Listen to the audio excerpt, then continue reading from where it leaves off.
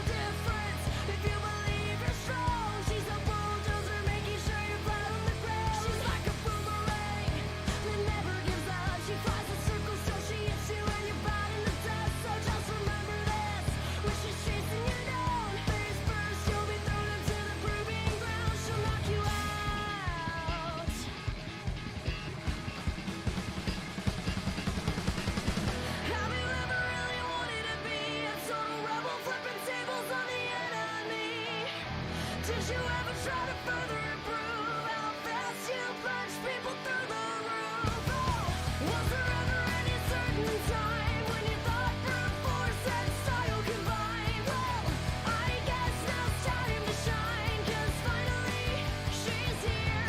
Here comes mine. As a matter of fact, the best bet one has is to quickly react to the first attack that's safe for the bullets. She'll never pull back, just resist.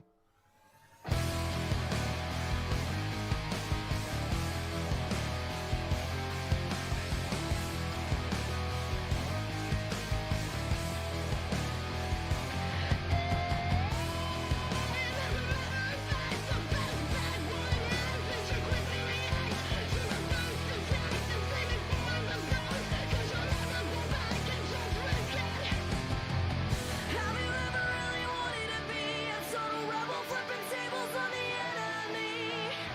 Did you ever try to further improve how fast you punch people through the roof? Oh, was there ever any certain time when you thought brute force and style combined? Well, I guess now's time to shine, 'cause finally she's here. Here comes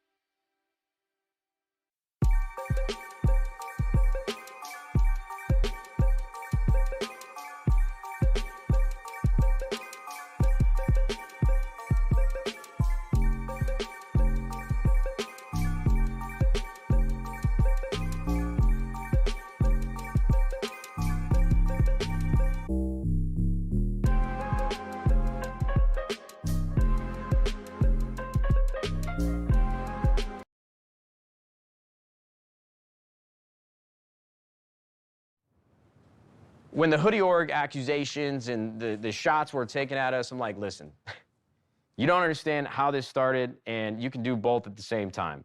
The problem was we weren't winning. And so if we're selling all this apparel and we're selling out and people are really excited about it, as long as we could just win, those things never would have came out of the woodwork, and those people would not have had those comments. But winning an LCS championship was like the perennial moment for us. Like, we just proved everybody wrong. And so, yeah, of course, man, I was vindicated. It was amazing. It was like bathing into tears of all the people that were calling us Hoodie Org for years.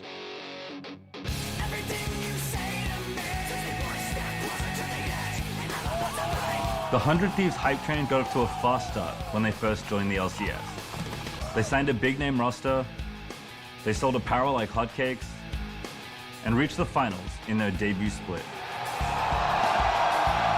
But a devastating sweep at the hands of Team Liquid, followed by 3 years of competitive drought, forced the Thieves to rethink what it would take to live up to their own hype. To their critics, 100 Thieves became known as an organization that was seemingly better at selling hoodies than winning titles. The 90s inspired tricolor. But inside the org, their championship goals never wavered. Step by step, 100 Thieves built the team that they felt would bring them that elusive first LCS trophy. New management, new coaches, and new players. And at the 2021 LCS Championship, the Thieves went from hype beasts to beasts.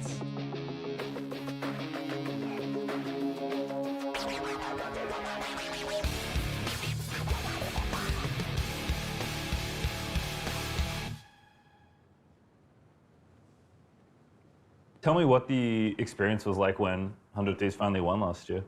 Man, it just felt like such an uphill battle with the LCS because we came in 2018 and we had such a prolific run. It almost felt too easy. I'm like, okay, we came in, we didn't really know much about management teams and agencies and player relationships and coaches, but we found our footing And then from there on out, you know, the pieces just never were put together at the right time. And so when we finally ended up winning 3 years later, with the roster that we had, even we did a podcast with them before the match, just so confident, oozing with just passion, and they want to win.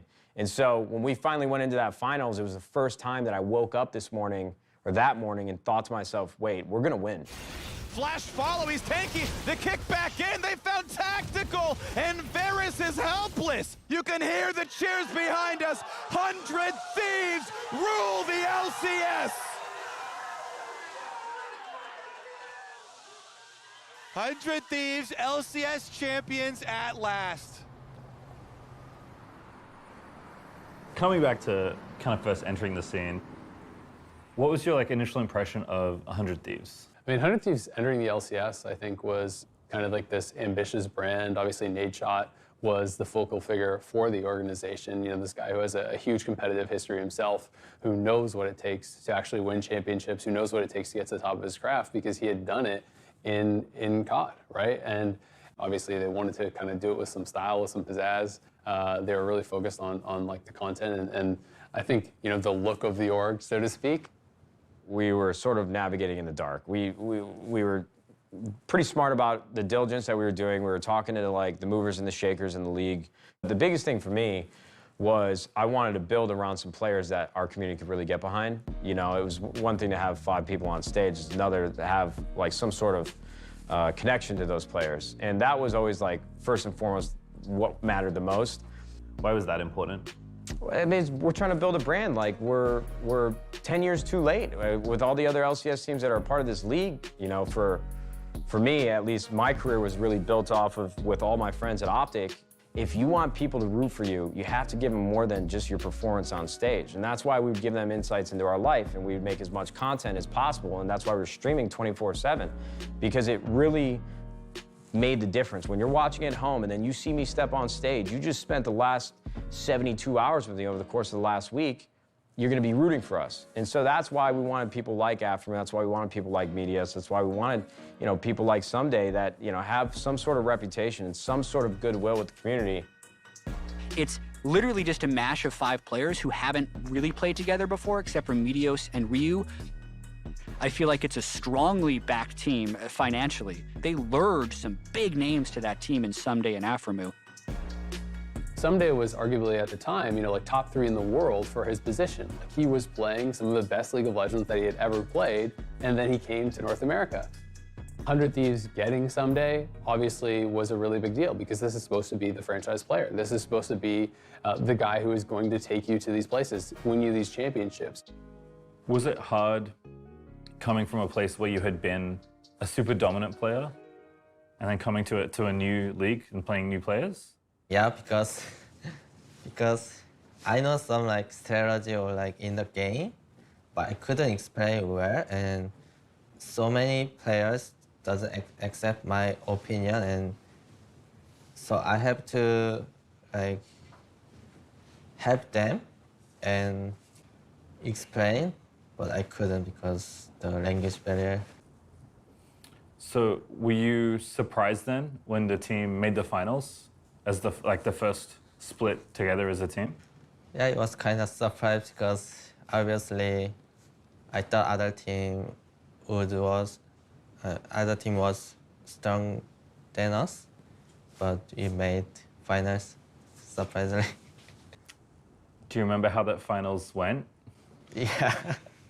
Yeah, it was fast. Yeah? Yeah. For you or for them? For us. But I was kind of satisfied that result, even if we lost, because I didn't expect that we're going that much higher, and it was just first split for us. I mean, to make it to the finals, it was just like, holy shit, how did we pull this off? And I wasn't sure if we were gonna win. I was hoping we'd win. We didn't, but I was still proud of that team. And they went through a lot of controversy as well. Like the community didn't even think they didn't even want us in the finals. Not a lot of people were really fans of expansion teams. It was all about TSM, CLG. Really, when you think of the LCS, you think of it's like, okay, well, it was CLG, it was TSM, it was C9, and those teams were kind of winning at the start, obviously. TL came in, they started winning, CLG stopped, but it's always kind of been, you know, centered around 3 teams. And it's been 3 teams that have been there from the very, very beginning. And 100 Thieves coming in and showing that, hey, it actually could be done, I think did surprise people.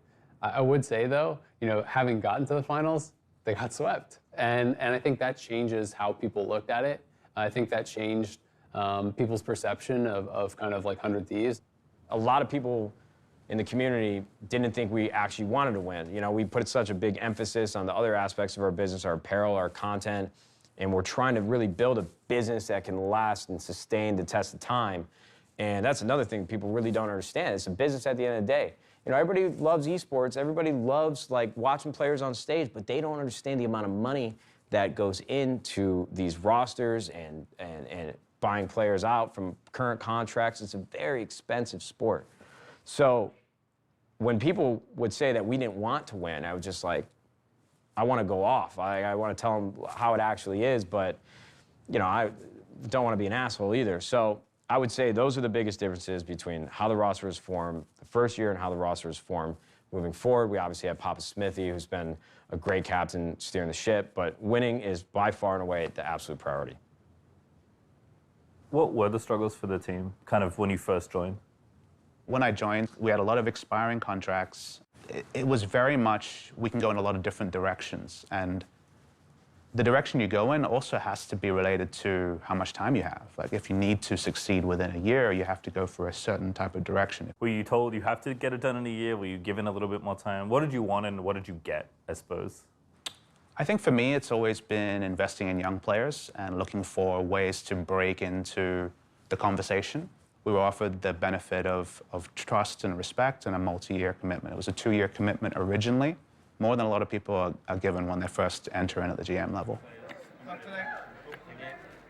We had this short list of 3, 4, 5 players in order to build a championship roster. We could tell leadership, with these players, we can contend for the title in 2021.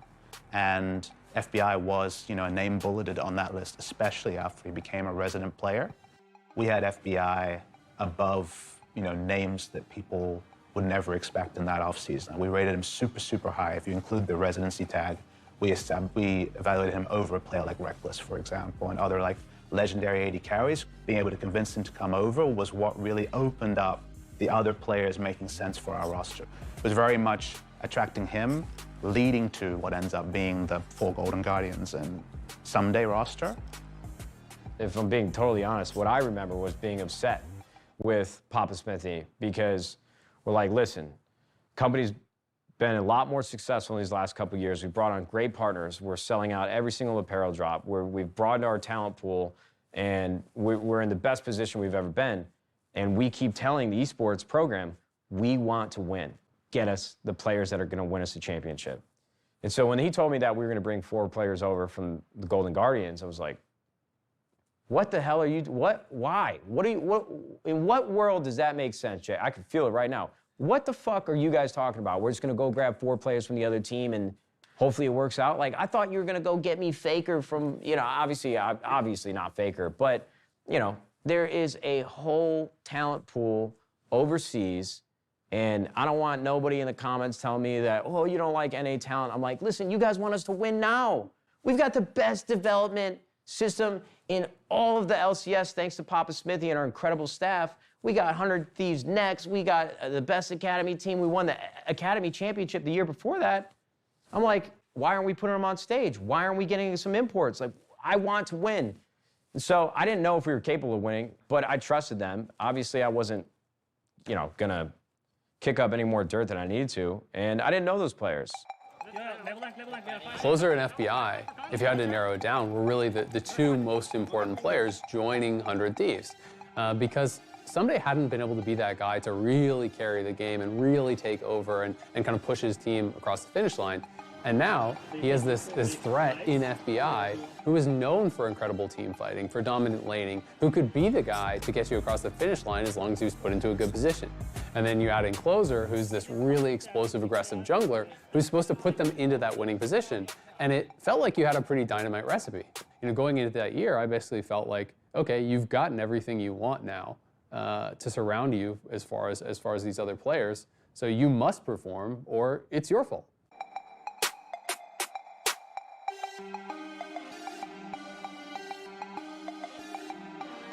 Before you joined the team, what was your impression of 100 Thieves? I mean, outside perspective, it looks like a pretty cool org. They have a really nice merch, and they look professional. But inside, I mean, when I'm winning, I felt like a family here. Like, I can see the hard work the organization is putting. So I kind of felt like I have to work hard to just win it for them as well. Not only for me, but for people that is working hard behind the scenes, basically. Because at the end of the day, if you don't win, it doesn't matter, right? Yeah, for sure. The winning is everything. Like, when I felt the sport, all this stuff, like I was like, okay, I know I'm gonna win for sure, and I know I wanna do it on this team. It was all about like, when is it going to happen? And in the summer split, it was the perfect time. What do you think changed between spring and summer? Like, what was the biggest change for you? Abedaya and Reaper coming in was the biggest change for sure. I felt like they bring like a different kind of perspective to the game. I didn't really understand what Closer was about till Reaper came in summer. Closer, at its core, is a proud carry player who wants to style on people and wants to show off. And I think his role in the team in spring was much more of a facilitator. He was given kind of a mind shift change where he understood what his role is on the team. And when that became clear, this guy Unleashed just wins you games. Like, he basically solo, I mean, it's strong to say, but he was the difference maker in playoffs. Oh, they're gonna take it. The kick is almost the flash. Nice. Oh my! Closer was on an absolute tear. He was finding so many early game skirmishes on Diego where he would just barely get that first kill, get the reset, take over the game, and it was just happening time and time and time again. I cannot take this anymore. Saying everything I've said before. I don't like watching our games with our staff and really anybody at all. I got to be in my own room because I am a lunatic. People will like gasp if we die or like, oh no. I'm like, shut the fuck up. We are neutral. If we get a kill, don't care. Don't make any expression, no noise, nothing. Just shut up.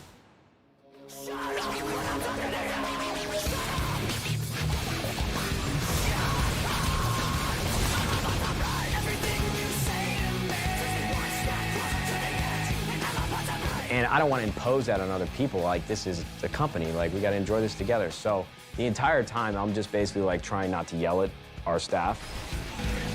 All these thoughts, they make no sense. I found this in ignorance. Nothing seems to go away over and over again. A couple of days before we played the semifinal against C9, it just dawned on me that we could just win, like, why don't you just win full head is kind of like the meme that everyone's going to feel before a stage match, but feeling that way about winning a championship is a different thing.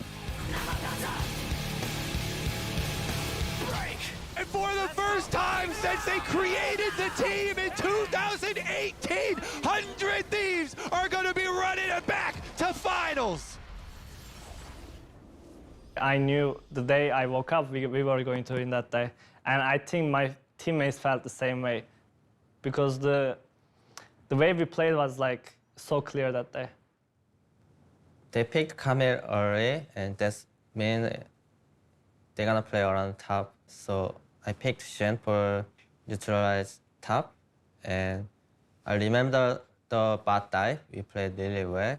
Who was calling the dive? Was it you? Is it Closer? Is it everyone? But they want to come in TP, guys. I can 10 seconds. You guys should do it. Yeah, Should be we 5. should do it. Yeah. I was kind of pushed it to dive because I saw the angle that we could kill everyone. I got Wait, we dive though. Yeah, you guys should. You guys should. Okay? We called like LPL dive and we were turret aggro ping pong really well. They didn't have chance to win after that point. But flash pulverized, Tactical getting low, Tactical will drop, but here comes Alfari, is it going to be enough? First reset comes super close, a low health for Core JJ, Jensen healthy though, as Rift Herald drops, the minion wave will be falling pretty rapidly, Heaven Pulse comes in, Roll tanks it up, kill number 1 and number 2, 100 Thieves play through the bot lane, and the bot lane rewards them, not only with 4 turret plates, but 4 kills as well! Good job, guys. Yeah. We failed that dive many times. I remember for sure. Like in the scrims, we got tilted. We were angry to each other probably because of that dive. Many times before that happened. So in the finals, it was just easy to do it.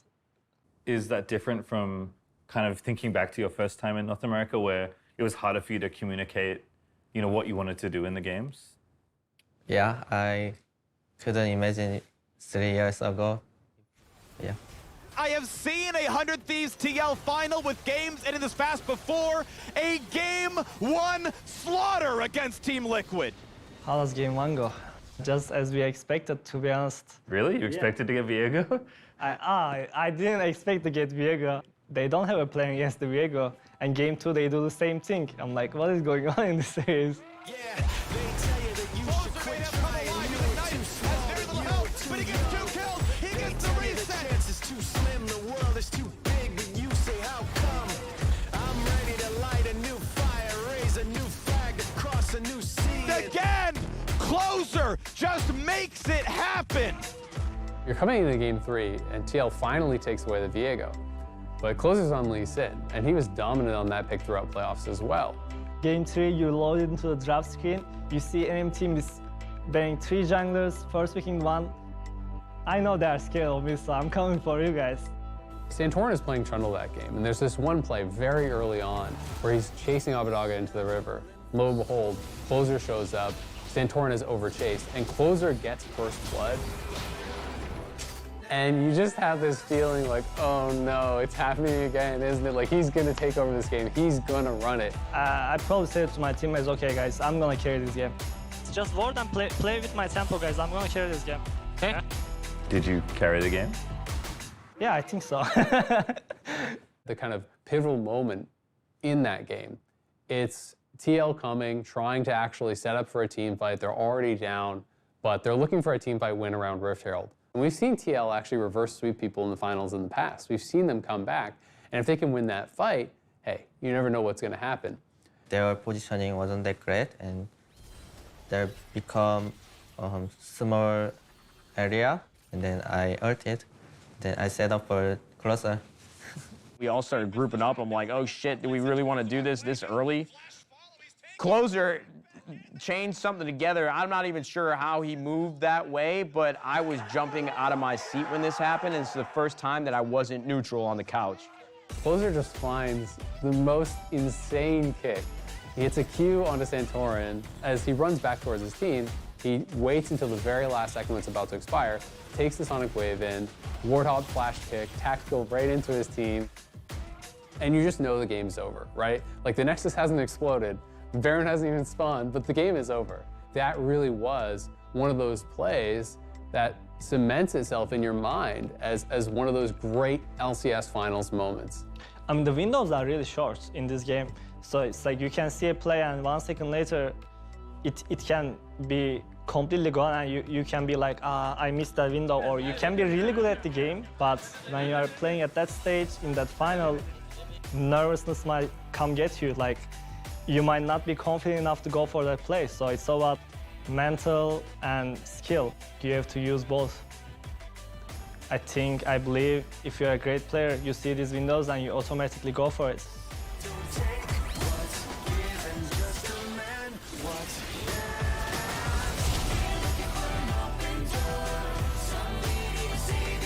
You can throw in 3 bans. He does not care. He's just better.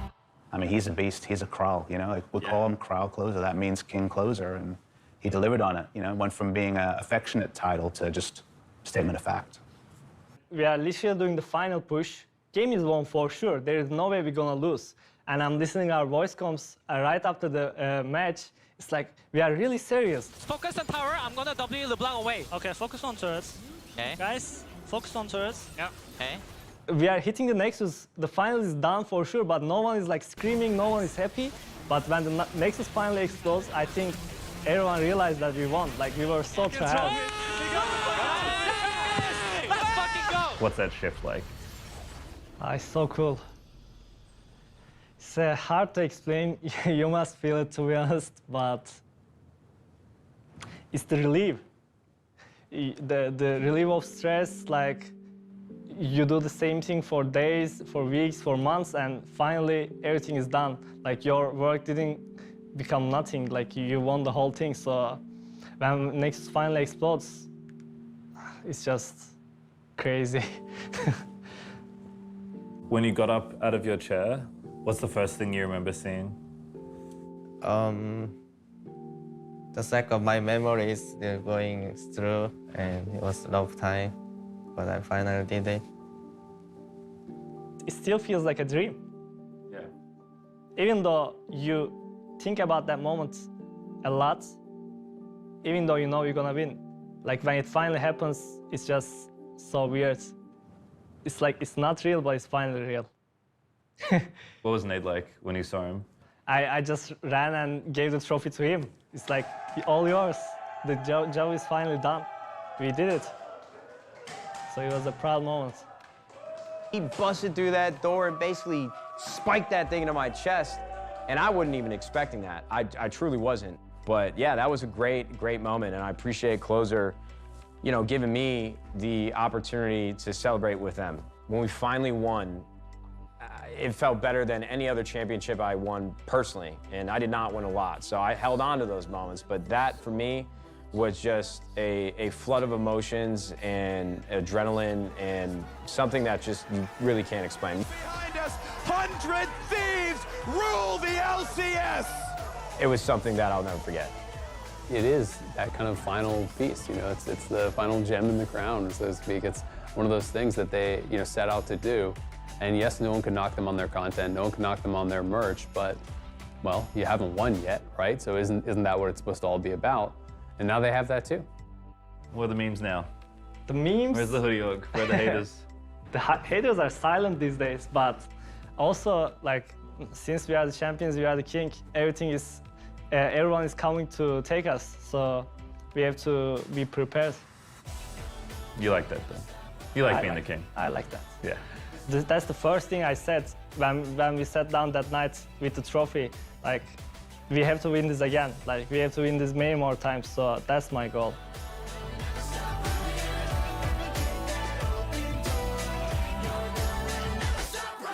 Yeah, I have nothing else to add besides please go buy our merch.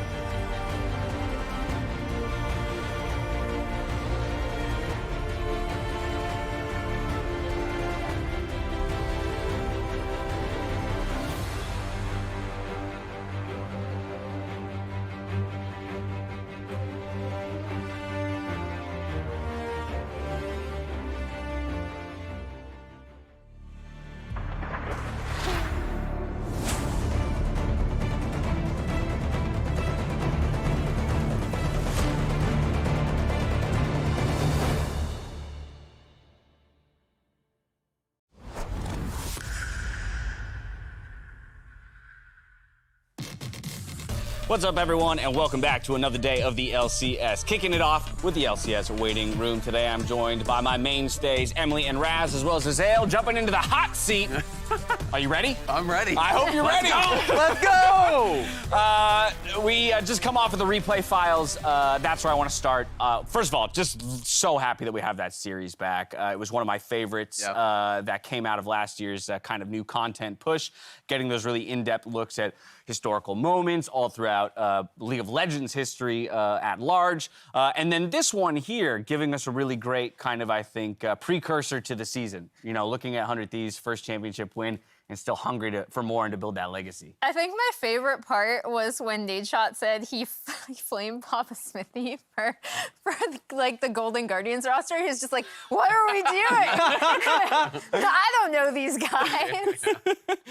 And that's credit to Papa Smithy, right? For, you know, for having a vision, following through on that. For 100 Thieves as an org, I think, in a number of ways, setting a bar that a lot of other orgs can look towards now in terms of that investment into talent, with everything from their LCS roster down to Academy, 100 Thieves Next. They were pretty big early adopters with going hard in that way. Exactly, and I remember it through the Papa Smithy interview when the banner was revealed, just the idea of how important it is to set goals, clear goals, and in what you want to achieve in the season. It reminded me when those three core members of FBI, Huhi, and Closer were on Golden Guardians, and everyone was saying 10th place team, but like hearing it from the players, they were just so innately confident, right? That they could be a championship team. But like the fact that they got there with Someday, who's been there waiting for so long, right? That new look in that roster is so important, especially for the legacy of the league. The fact that you can look at all the banners and you see that one red, bright red circle that's just sitting there, and the new organization and the new look. And I love you know what you're talking about with what Nadeshot's saying, because it peels back the curtain a little bit and shows that, hey, people don't always agree on what is the best move to make. Yeah. There's going to be a lot of debate around building a championship roster. What does that mean? Is building a championship roster, you know, getting a core of young players and then building around them and adding veterans when you're ready for a championship push? Is it just importing all people who have already won and hoping that they work together? You know, there's all these different approaches, and even people within the same organization can have completely different views on what the best way to do it is. And you've got to have faith in the people that you hire and put in those positions to be able to actually accomplish something like winning that championship. I'm glad you added that extra bit, right? Because it'd be so easy to be like, I don't know these guys, and as the top dog, exactly, right? And veto the whole situation. But he said, you know, I hired you for a reason. I hired you because you have that vision. I'm going to entrust it to you. Let's see how it goes. And hey, now there's a trophy in the trophy case. We'll see if they can put another one in there this year. That said, I kind of wanted to use that to begin to reflect on what we saw in day one yesterday, because they did come back out with a bit of a fire underneath them in their rematch there against Team Liquid, getting the victory, and I think assuaging a lot of concerns that people had with their unceremonious exit from lock-in. And I know Raz brought this up when we talked about it on Desk, but that interview where, you know, FBI was like, it was embarrassing to lose the way we did in lock-in, right? Like, we were expected to win, and they took that, they ran a comp that is quintessentially what this team wants to do. It's a little bit different in how they've played around bot lane this year thus far, but, you know, equally good. And yeah, there we see, this was the play of the game for sure, Yeah, and it was fun to see because it felt like every member on that team was bought in and was really focused. Even looking at the Ornn in the top lane there for Someday, who was doing everything he could to keep afloat and not get dove, right? Do his job. And then you look at those team fights, and they were just players who are on the same page. FBI had an insane game on his Aphelios, and it's games like those that remind you of what he could do. So that's really fun to see, and I hope we get to see a little bit more of it. I've seen all these tweets here and like Reddit comments for the first time. A couple that jump out to me. Who ate all the pies? First of all, great name. Nice. The story of 100 Thieves' demise were greatly exaggerated. I think so. I think I agree there. And then this one down here at the bottom, Damian Clark saying, love seeing the diversity and strategy and picks in the LCS tonight. Helps me to justify my questionable solo queue picks. Don't know about that second part. You had me in the first half. You had us in the first half. The second part, I don't know about that, Damien. You keep that Iver mid to yourself. Yeah, what elo are you in, Damian Clark? Tell me what time you play, and I can start dodging you in those evening hours or whatever. But yesterday was so much fun. And we Yeah. had Jaina top, we got the Zeri coming out with the pentakill. You know, we had so many different styles and strategies being brought out by teams. Some teams really heavy early game focus, some teams going full scaling like 100 Thieves. Yeah. It was this really broad spectrum of strategies, and we saw a variety of strategies succeeding. It wasn't like all the kind of weird swings failed. We saw a lot of them actually do very, very well. And ultimately, we've talked about, you know, what makes the LCS a better league. And I think it's, in order to be a better league, you need to have multiple teams with different play styles all pushing each other. I actually think our strategic diversity last year, like putting the execution aside, was like pretty underrated in terms of what LCS had. And it's really cool to see that already in day one with such a massive divergence in what people are bringing out. And it's good that we're seeing this in week 1 because you want to see the experimentation. You also want to be able to fail because like early on in your split, you want to be able to learn lessons, valuable lessons, so you can carry on to week 5, 6 later on in the season when you start to hunker down on a set few strategies, right? And so this is really great for teams to be able to grow. And so, like a great example is we're seeing how Cloud9 succeeded with their strategy, but also Golden Guardians came in with a fairly early game focus strategy with the Kiana. And so, like while they had a substantial early game lead, they made mistakes that they value because now they're going to be better for it going into the, hopefully later today, but later on in the split. And I think one of the things that's going to be so cool about the LCS this year, you know, you talked about, you know, how to make the league stronger, have different approaches and different styles on how to play the game. You get more practice against that. And as much as people have been joking about, like, oh, LCS is ref rivals now, we have, you know, the LPL team, the LCK team, we have the EU team, we have the NA team. It's kind of true. And I think that's one of the beautiful things about the North American League is that we have players coming from all around the world and coaches now coming from all around the world that are bringing different thought processes, different approaches to the game, different, you know, visions on how to actually correctly play the game. And I think it's kind of almost like this mini international competition that is really, really cool. It can help prepare people for what they may see later on in the year. Yeah. And on top of that, players are willing to make errors and willing to just go for it, right? The aggressiveness that I love to see that resulted in this pentakill from Danny. Sure, Zeri is an amazing champion. It was too strong of a champion, but the fact that he started out coming at a flank, right? He had ultimate confidence in his own mechanical ability to play out this Zoomer hands on the Zoomer champ. Boom. And we're seeing a lot more of that this split, and that's what I'm excited for. Yeah, that was a stellar play. Love that we got a pentakill on day 1. We saw all the new champions, everything we asked for very early on. Switching gears, though, this one coming from Haraj. He says, which player do you expect to shine the most frequently, even on a losing team? A la LeBron with a 35-12-8 in a loss, right? And so, good news for you. This year, we are introducing a new award, per se, per game. Everybody at home knows that we track a player of the game on the winning team. This year, we're introducing what is called the Rivals. So, in every single game, a player on the losing team that we felt was the top performer in that matchup, the rival to the MVP on the other side, that will also get awarded. So here are the 5 rivals from yesterday's games. We have Kaiduo, Jenkins, Whippo, Pride Stalker, and Revenge. I'm so excited that we're actually tracking this. I think, you know, not only for teams that are, you know, lower towards the standings, if you're on a losing team, this is a metric by which we can see, hey, who is really performing day in, day out in losses? And also, when you're talking about, you know, MVP and all-pro discussions, it's interesting to be able to track, okay, Bjergsen, well, he had 8 player of the games. Well, he also had 6 rivals, you know, where he's performing both win and loss. And I think that's really cool, and I'm going to be excited to see how it actually turns out. Yeah, and even pointing out, like, some of these players from yesterday, like Pride Stalker is a really good example, right? I know a lot of people didn't know what to expect from him coming in, and I'm glad that we can at least highlight that performance on broadcast and be like, hey, you know what? Their strategy didn't work out, but the way that they approached this early game and what they wanted to do, the Kiana jungle, we even saw, I believe, the Zed ban coming in. Yes.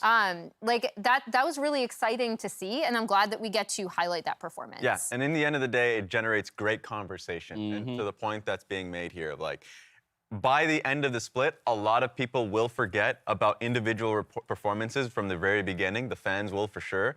And so being able to just take a look at that and challenge their own opinion on why they say one person is all pro, right? Or in saying that someone didn't play well just because they were on a losing team. We need to be able to evolve from that type of conversation, and so this is great. I love to see it. Yeah, exactly. So we'll be continuing to track that and calling them out as they come to us throughout the days, and at the end of the split, we'll have plenty of data to look at. Next up, who are the rookies to watch this season? This one coming from Ethan Lewis.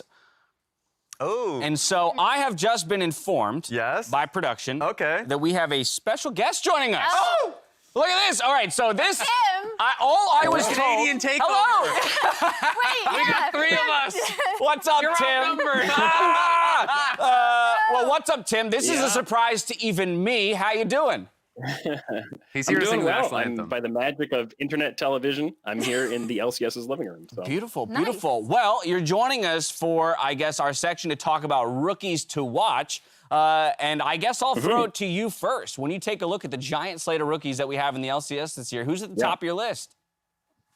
Yeah, I mean, there's such a long list of rookies to be really excited about this year. And I think it, to the points that you guys have already been talking about, coming from all different parts of the world. But the number one that is, the one I'm so excited about is Jojo Pion. I've been talking about this guy for an entire year. Yeah, I mean, he's Canadian. He's a mid laner, which is great. No, I mean, I've been saying throughout last year that this is the highest potential rookie we've seen in a very long time out of North America. I said in like August last year that this is a guy who had league MVP potential, but I didn't expect him to come in day one and be arguably the best mid laner in the league, which I think he has been so far. So he's just been blowing my expectations out of the water, and I've been like hyping him so hard for so long. But you go down the list, Berserker, super exciting. Kaidwo has been generating a lot of hype, and I think, hearing great things out of scrims even. Tenacity I'm really excited for. There's so many players. I mean, Kaido specifically already picking up one of our rival honors, right? Yesterday on the Victor was phenomenal to watch. A lot of what was talked about is so spectacular with him. The mechanics, number one, those hands, and the confidence, the willingness to take fights, look for plays, even in losing situations. That was an absolute treat to watch. Yeah, I mean, he really performed in that game. TSM were really interesting to watch, especially how they kind of like grouped around Spica. He was a standout. I know Tim also mentioned Berserker, who's someone who I watched a bit of in LCK Challengers. And, even though his team didn't perform particularly well in summer, he himself was incredibly individually skilled. So I'm very excited to see him in LCS. And a lot of people were loving just kind of the killer mindset he had, right? Yeah. The flash in, everyone's highlighting that one play where he's barely surviving, against Licorice, I believe it was. He's getting the Enchanter shields, he's kiting back. But, having that killer mindset is something that a lot of coaches will tell you can't teach. Being able to have the confidence to see an opportunity, see a window, and immediately go for it. And I think that's something that all 3 of these, rookies and all these rookies that we've been highlighting have. And it's something that Jojo Pion spoke about, I think, in his interview with you. Confidence is so valuable. And I think that's something that all these guys have. Tim? And I think to the point about Berserker, the great thing about seeing him play that way and play so aggressively yesterday is that when I did a lot of VOD review on him, I didn't always see that. I saw him. He has super awesome like sidestep mechanics, range management. You see all kinds of skill shots fizzle out like right in front of him. But it wasn't that common to see him have that aggressive, like, I'm going to jump in and blow them all up. So him doing that yesterday is like, oh, good. That's exactly what I wanted him to come out and do. No hesitation, no like timidity. He just jumped in there and said, I've got the mechanics and I'm going to use them. Yes, and that's the constant. And I like the new idea, basically, of just like, put in players that you have faith in their mechanics and that are confident, and the coaching staff will teach everything else. Like the concepts of the game, being able to reel in is much easier than being able to kind of give them insight on like, oh, this is an angle that you should flash in or take a fight. And it's nice to see. And hopefully this is the year for them to flourish. Tim, I want to get one final word from you before we let you go. I know we're going to see you a bit later in the day as well, but when you think rookies, I want to kind of take the other side of the coin. What are some pitfalls? What are some things that you are sometimes worried about might happen to a rookie as they step onto the big stage? Things you're looking for that rookie of the year to avoid? Yeah, it's the slumps, right? It's what happens when things start not going well. Every player is going to go through this. They're going to have a bad game. They're going to have social media turn on them. Things are not going to go that well. And how do they manage that? How well does their coaching staff manage that? Some of these rookies are going to come in and have wins right off the bat. Everybody's going to be singing their praises, jumping on the hype train. It's not going to keep going that way forever. So how well can they, adapt? As the meta changes too, something's going to happen to trip them up. and can they maintain kind of a strong mentality? Absolutely. And I always also think, when you have players that are super confident, the other side of that coin is sometimes ego. And being able to maintain that when you're all of a sudden, on a big stage, getting a lot of attention, getting a lot of praise, you can sometimes get a big head. And I think that can negatively affect team interactions. It's all about balance and then consistency. Well, Tim, thank you so much for the input. We'll welcome you back onto the show a bit later after we got some more rookie performances to evaluate. But very, very much a pleasure of ours to have you along for the ride. Woo. Yeah, glad to be here. All right, sweet. From here, I want to transition to a larger, more macro-oriented conversation, and this comes at the behest, to a degree, of Jat, from something that he said yesterday, right? He began that discussion of what is it going to look like when NA finally challenges for a world title.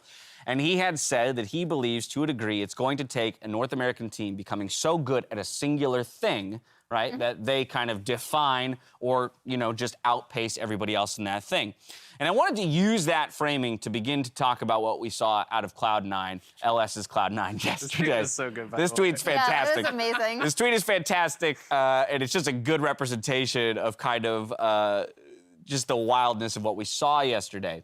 But very seriously, I want to talk about, and what to me is impressive about LS's debut here on the LCS stage, is that this is a person who has for quite some time had a very, very specific way of thinking about the game. And I wanted more than anything for him to step onto the stage and play to that, and prove it. Either get proven right or get proven wrong. I don't care. Stick to your guns and prove it. And he did that yesterday. Now, will it continue? We'll see. But is this the kind of thing? Is Nargwen, Ivern Mid, Aphelios Sona the kind of thing that's going to win North America Worlds eventually?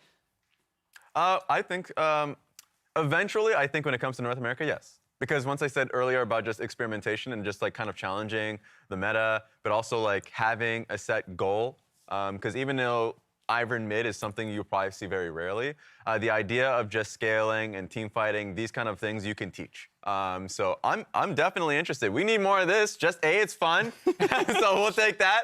And then B, I think you get larger lessons early, and then once we get closer to the playoffs, I'm sure we'll zero in to just a closer identity for this team. So for me, it depends on execution. Like actually massively depends on execution, because you can take that game, like slices of that early game, and you can talk about how these two comps match up to each other, what you can do in the early game to mitigate some of that scaling, to keep some of these picks down, to get your, like, especially in this case, kind of the Kiana-Yumi combination ahead.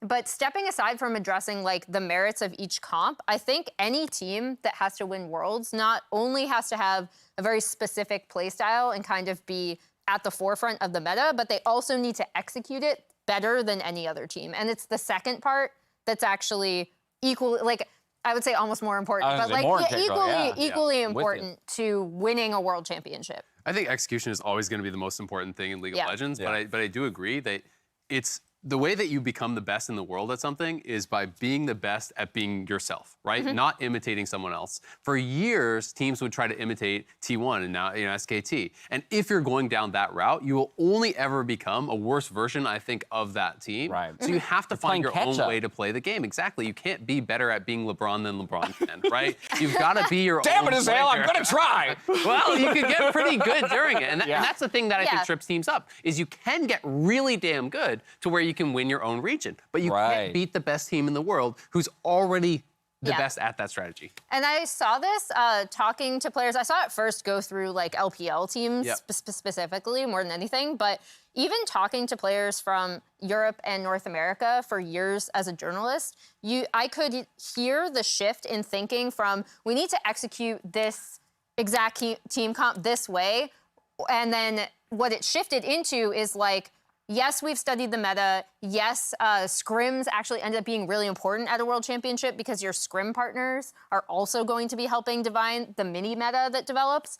But more than anything else, you're focusing on your own team, how well you're communicating, and execution. Sweet. Now, switching gears one final time, I'm going to hand things over to Raz here, who's going to show us a little bit about how Evil Geniuses turn their own mistakes into winning moments in this edition of State Farm Neighborhood Tactics. But I love it because, Raz, to me, this is another team. Oh, get up and go over there. You get in position. I'm interested. All right, yeah. The reason why I'm excited we're talking about EG is because this is another team that gives me that same kind of feeling like Cloud9. They know their identity. They're all bought in to their identity as a team. So I love the conversation of just what makes a team great and what puts them in a position to win championships. Because for Evil Geniuses, when we talk about this team, it's how they get a lead and blow it up to turn it into a win. In this situation, they make mistakes. So let's play this one through. Because in this case, really early on in this game, Danny and Vulcan made a mistake. It costed them a 2v2 fight here going up against TSM. He dies here. But what makes a great team is once you make that mistake, it's the problem solving to be able to recover from it, but not just doing that. Pause. It's to be able to turn that into a weapon. Because if I blow up the minimap here, here's the thing. TSM wants to be able to get that wave in, right? So if I'm able to show this here, TSM wants to be able to get this wave in. Problem is, he's not going to be able to let you do that. Jojo Pyun actually leans as he gets mid-priority. He has the vision to be able to say, no, if you get this wave in, if you try, I'm going to look to kill you. You guys are incredibly low. So understanding this, TSM says, God, we can't get this wave in. That's going to be a problem. They need to base. So it's going to be interesting for Evil Geniuses where they're able to protect that. So now, as you see here, even though before that play ends up happening, Zeri is even with Senna. Senna is able to get the assist from that goal, so she is ahead. They're not able to deny the experience, deny the gold. And so TSM now, with this wave being frozen here, needs to be able to secure mid-wave here for Kaido. Also, as I play this through, get control of the river. Basically, Spica is trying to help out their duo lane. And so as I speed this one up a little bit more, there is still going to be a problem for them because now with Inspired hovering in this tri-bush, and if I open up the mini map, Jojo Pyun with ulti was looking for an angle. They're actively problem solving, finding ways to now turn this stacked wave into an opportunity, and they eventually do. They're not gonna have Inspired because he's gonna be pathing up topside, but once again, if you look into the mini map, Jojo Pyun is on it. They see him on the wave, but that's completely fine because now, with this stacked wave, you need to back away. Shenyi and Tactical do a good enough job to be able to back away. Vulcan's not going to be able to, as he flashes forward, get the pick onto Tactical, but he's denied this entire wave. And so now, he's actually incredibly behind here, as you can see here. 20 minions behind. And this started with a kill, a 2v2 kill for TSM, but with proper problem solving there, a good vision of the map from Jojo Pyun. They not only recover from the play, but they turn it into a weapon. And that's what makes a team great. It's not just being able to get the early goal immediately. It's when you make a mistake, being able to find yourself back into the game. Right, so Azael, at least what I glean from this is kind of the idea that nothing is gotten without something being given to a degree, right? But what makes a great team is recognizing that, because you did just come out of the losing end of a situation, and sometimes it can be hard to immediately identify, okay, what did they spend though to get that? And what are we positioned to now take advantage of as a result? Yeah, absolutely. I mean, it really highlights the importance of the wave state. If you can't actually reset that wave, the kill went to the support, not the marksman. So Tactical is actually down gold and experience off of that play. And you also have to give credit to Jojo, because not only did he have the intelligence to make that play, but he was winning his lane and had push, which allowed him to spend his advantage to put his bot lane ahead. And I just think that is creative problem solving. You know, it's good teamwork and coordination. Well, EG, spectacular team to watch. Very fun, always explosive. We'll see if they come up with some interesting stuff today. That's going to be a wrap on Waiting Room. It's time for us to dig into our first matchup of the day in just a moment.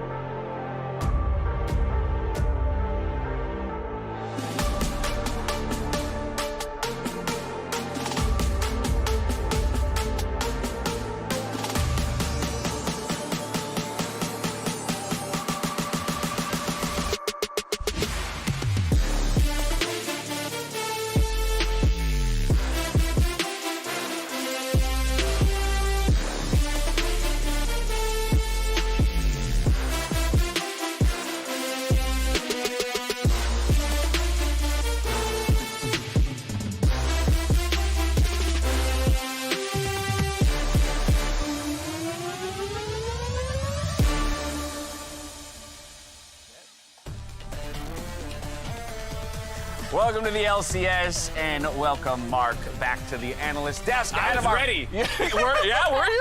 I didn't sit down 2 seconds ago. My phone's not directly under the... No, I was ready this whole time. Let's dive straight in because we've only got a few minutes to go before our first matchup of the day, 100 Thieves versus CLG. Let's take a look at the schedule to get a picture of all of the action ahead of us today. As I said, we kick things off with that 100 Thieves CLG matchup. TSM, Dignitas, Quantum Pay to follow. A big one smack dab in the middle with Cloud9 going up against Evil Geniuses before FlyQuest versus Golden Guardians and Immortals Progressive against Team Liquid to close out the day. Diving straight into that first matchup, though, as we only have about 4 minutes before they dive into Champions Select. 100 Thieves feels like maybe they can take a breath after the recovery that they had yesterday. At least I would say so, but I'm curious where everyone else lands on that. It felt like, I think it was in the interview, Closer said that it was a wake-up call what happened in lock-in tournament. So that was clear, I think, in this game that they realized, you know, hey, we want to come back, and they did exactly that. I think they also still do feel the weight of expectations a bit, especially since, like, they are, like, as it's been established, they are a returning roster. They decided to keep their entire championship roster. And the expectation is, when you do that, another championship. Right. Yeah, and they do it through their bot lane. You know, 100 Thieves has always just had the best bot lane in North America, and FBI and Huhi. And in the last game, FBI was able to get player of the game off of just insane Aphelios play. Now, the whole team was damn good. So, you got to feel happy as you can see them already going for the next matchup, just because Abidaga was able to get that sweep on the end of that one, the scoop. The scoopity whoop. You got the scoop into the flash ultimate for Aphelios there, so the whole team is online. The whole team is online. They're a team that should be feared, and rightfully so, for what they did last split, but also what they showed us just yesterday. CLG, the team charged with trying to take them down today. With that formidable bot side team, though, that's, I think, where I have some questions around how CLG is going to ultimately deal with it. Yeah, I think I'm excited to see what they do. They had to deal with the roaming Janna in their first game, which feels pretty bad. I was excited to see Puma and Luger take the stage, and then it's like, they got a Janna in their lane 24/7. That was a little disappointing, but I think it is still the key matchup for this particular game, how they're going to deal with FBI Huhi, because they want to establish themselves as the up-and-coming bot lane that everyone has to fear. Yeah, and so I'm interested to see how they're able to do that. I mean, they're, as you said, under constant threat of just a 4v5 dive at all time, but we know what Luger and Poom have to offer. They've done it consistently in Academy. They did it when they were in lock-in. They're a formidable team with contracts constantly looming over them, so it's going to be a battle in the bot lane. Following the biggest slugfest battle of the day yesterday, right? I mean, they have already been run through the ringer and having to try and deal with the Smite Janna top. They almost did it, Emily. But I feel like if you've been forged in the fires of the Smite Janna top, then you're probably feeling pretty good coming into today. Yeah, I mean, so it's a rough game to deal with. They did actually, off of a bunch of FlyQuest mistakes, almost come back. And if I'm looking at this game, I'm just like, yes, we didn't win. I do think, again, especially Jenkins, as we're looking at here, they did recognize, like, we are going to have this Graves who is just massively ahead in gold, right? So the way that you can try to mitigate a thing like Smite Janna top is just be like, we're going to put Graves in the side lane, and he's just going to chew through turrets. And CLG did recognize that. I definitely think we have seen consistently through CLG some recognition of how they do need to respond, how they do need to play out their team compositions. It's just shoring up a lot of their execution. Yeah, and so, like, as you kind of already mentioned, how Jenkins was able to give him a win condition. I mean, sure, naturally it's going to be the case when he's dealing in a 1v0 lane for the majority of the game, but the fact that they were able to take Inhib down, constantly force that threat. He also, in a 1v3 scenario, got a kill on towards Janna. He was making the game livable for his team, so maybe we see a little bit more of that, so they have a different angle for that squad. And as long as they don't have that Janna Smite top, I'm actually excited to see Contracts have a game where maybe he feels like he can have some agency in it. But beyond that, we already talked about Luger as a top performer for CLG. Mark, I'm, of course, having my eyes on both him and Closer in a matchup. It's a meeting of the minds, two guys who were longtime friends out of the Turkish region. It was really funny. I was getting my makeup done before the show, and I had Luger in the room, and then Closer also came in. And I got to see them, like, you know, shoot the shit a little bit. It was just funny seeing, like, you know, two people who are obviously get along very well, but are going to be going up against each other. That kind of like in between trash talking, but being friends. It's just really cool to be back in studio and get to see all these players interacting in person. Yeah, I mean, and also just constantly tweets between both of them. Yeah. When Luger was in Academy killing it, Closer's the one calling him Kral, which is king in Turkish, and just like bigging him up, and the same goes the other way. There we go. Throw him up, right? So now they're going up against each other in the LCS, which seems like a dream for both of these players. Yeah, it was really funny going through a lot of these tweets to come in because Closer doesn't tweet all that much except to tweet at like Broken Blade and like hell yeah. And it is nice to see, like, even going back all the way through last year to show how supportive they've been of each other. I mean, even Luger on Twitter you should just follow because he tweeted out a picture of FBI napping earlier today before the game. He's like, dude, are you gonna wake up for this? I love it. Mutual respect, but also some jibs and some jabs between the players. They're about ready to dive into Champion Select, so we're gonna hand it off to our casters to get into game 1 of the day.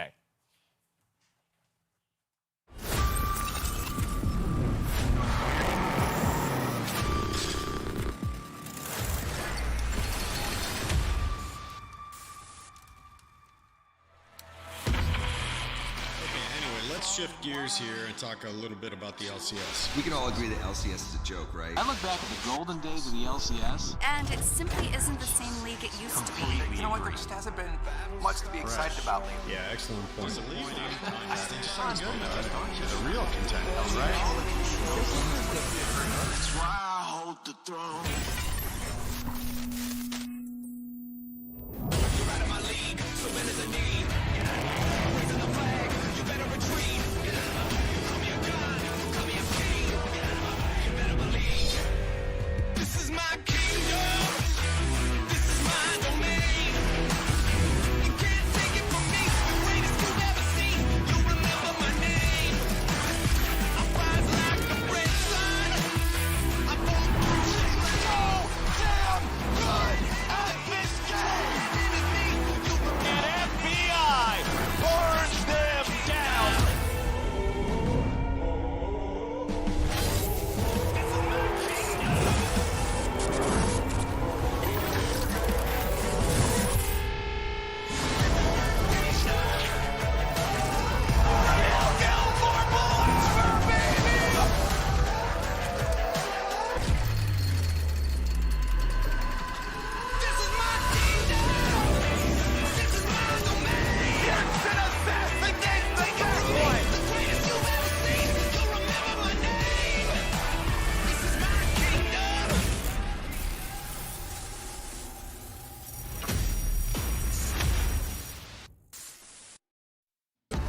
Welcome to game 1 of the LCS, day 2, and I will say from personal experience, FBI wears those shades in real life walking around indoors.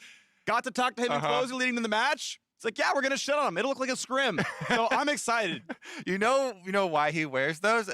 Because Luger actually tweeted a picture of him sleeping in the lounge that we have over here in the LCS. So maybe it has something to do with dimming the lights. Yeah. So he can get these quick naps in right before the game. So he'll be supercharged for this game. Wow. Jan is banned already. Looks like CLG don't have to worry about a repeat from yesterday. Yeah, Zeri gonna be gone there as well. So you know, she got her one and only game. It looked pretty good, and now off the table already. Caitlyn gone as well. Karma highly prized. Finally, this is how I think the ban should be. A couple weeks ago, I tweeted about Zeri and Janna should be your bans in solo queue. The third one I had on there on the list, though, is Kiana.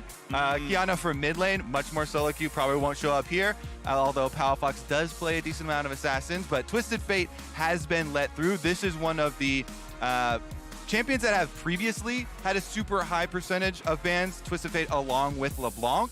And as we started talking about Palafox and his assassin play, that very well could be an angle to go for. Try and put kill pressure on it. See if CLG want to do a combination, though, on red side. Diana Yasuo is also available, and Yasuo win wall is quite nice for playing against Twisted Fate. It is. We'll see if they pick it on 2 or 3. I actually like the TF pickup here for 100 Thieves. It's going to be his first pick of the champion on the year. I was talking with Hai earlier today. He was watching the games really closely. He said it felt like Abbedagge was frustrated with how slow the game was going. Like, he's doing these flash engages, but, like, there's no kills. Like, they're winning, but nothing's going on. And so now he's got the tools to say, we're starting it off, right? I'm going to the bot lane, we're finding the pick off, and it's going to give him a lot more agency in starting these fights out and getting things rolling, so could feel comfortable there as Jinx is locked in for CLG. So I like how CLG did not expend their second early ban here, or second early pick on the Yasuo quite yet. As you said, they can just pick it on 3 before the bans come in if they really want this combination, which generally you do if you're early picking Diana. And they instead early picked up Luger's Jinx. This is something we highlighted super heavily yesterday. Didn't come to fruition because the Caitlyn was left unbanned. But this champion has been so successful for this CLG bottom lane, and they are the powerhouse of this lineup. Will say that becomes more difficult when you're facing into a Twisted Fate. And that's why I really like, 100 Thieves. They put immediate priority on trying to get a mid lane champion that can affect that bottom lane. So Abba can get some early plays off the ground. Gwen locked in. You mentioned Diana Yasuo as a possibility. Could look good in a Twisted Fate. And as it's going to be locked in, Diana Yasuo in for CLG. And that's because it is a great, team fighting combo, but it's also a great matchup into Twisted Fate. Because of the win wall, Yasuo can trade very effectively. So let's take a look at the progression here, because top lane, you're already most probably dealing with some days Gwen. He has always been the one on this team to play it. It's definitely a super comfortable champion for him, and they're saving closer's jungle pick. Yes, it can be flexed into jungle, but I think that's very unlikely with 100 Thieves. Alrighty, second round of bans come across. Not fully mirrored roles here, so yeah, expecting to see more jungle bans at a CLG, top lane bans to cover. If they need anything to help out the Gwen, keep in mind, Gwen is a flexible pick, of course. We saw the Cloud9 look with the mid-Ivern, not going to be happening here with TF, but I really do like Gwen jungle a lot if you're willing to put a lot of resources into her to get her fed.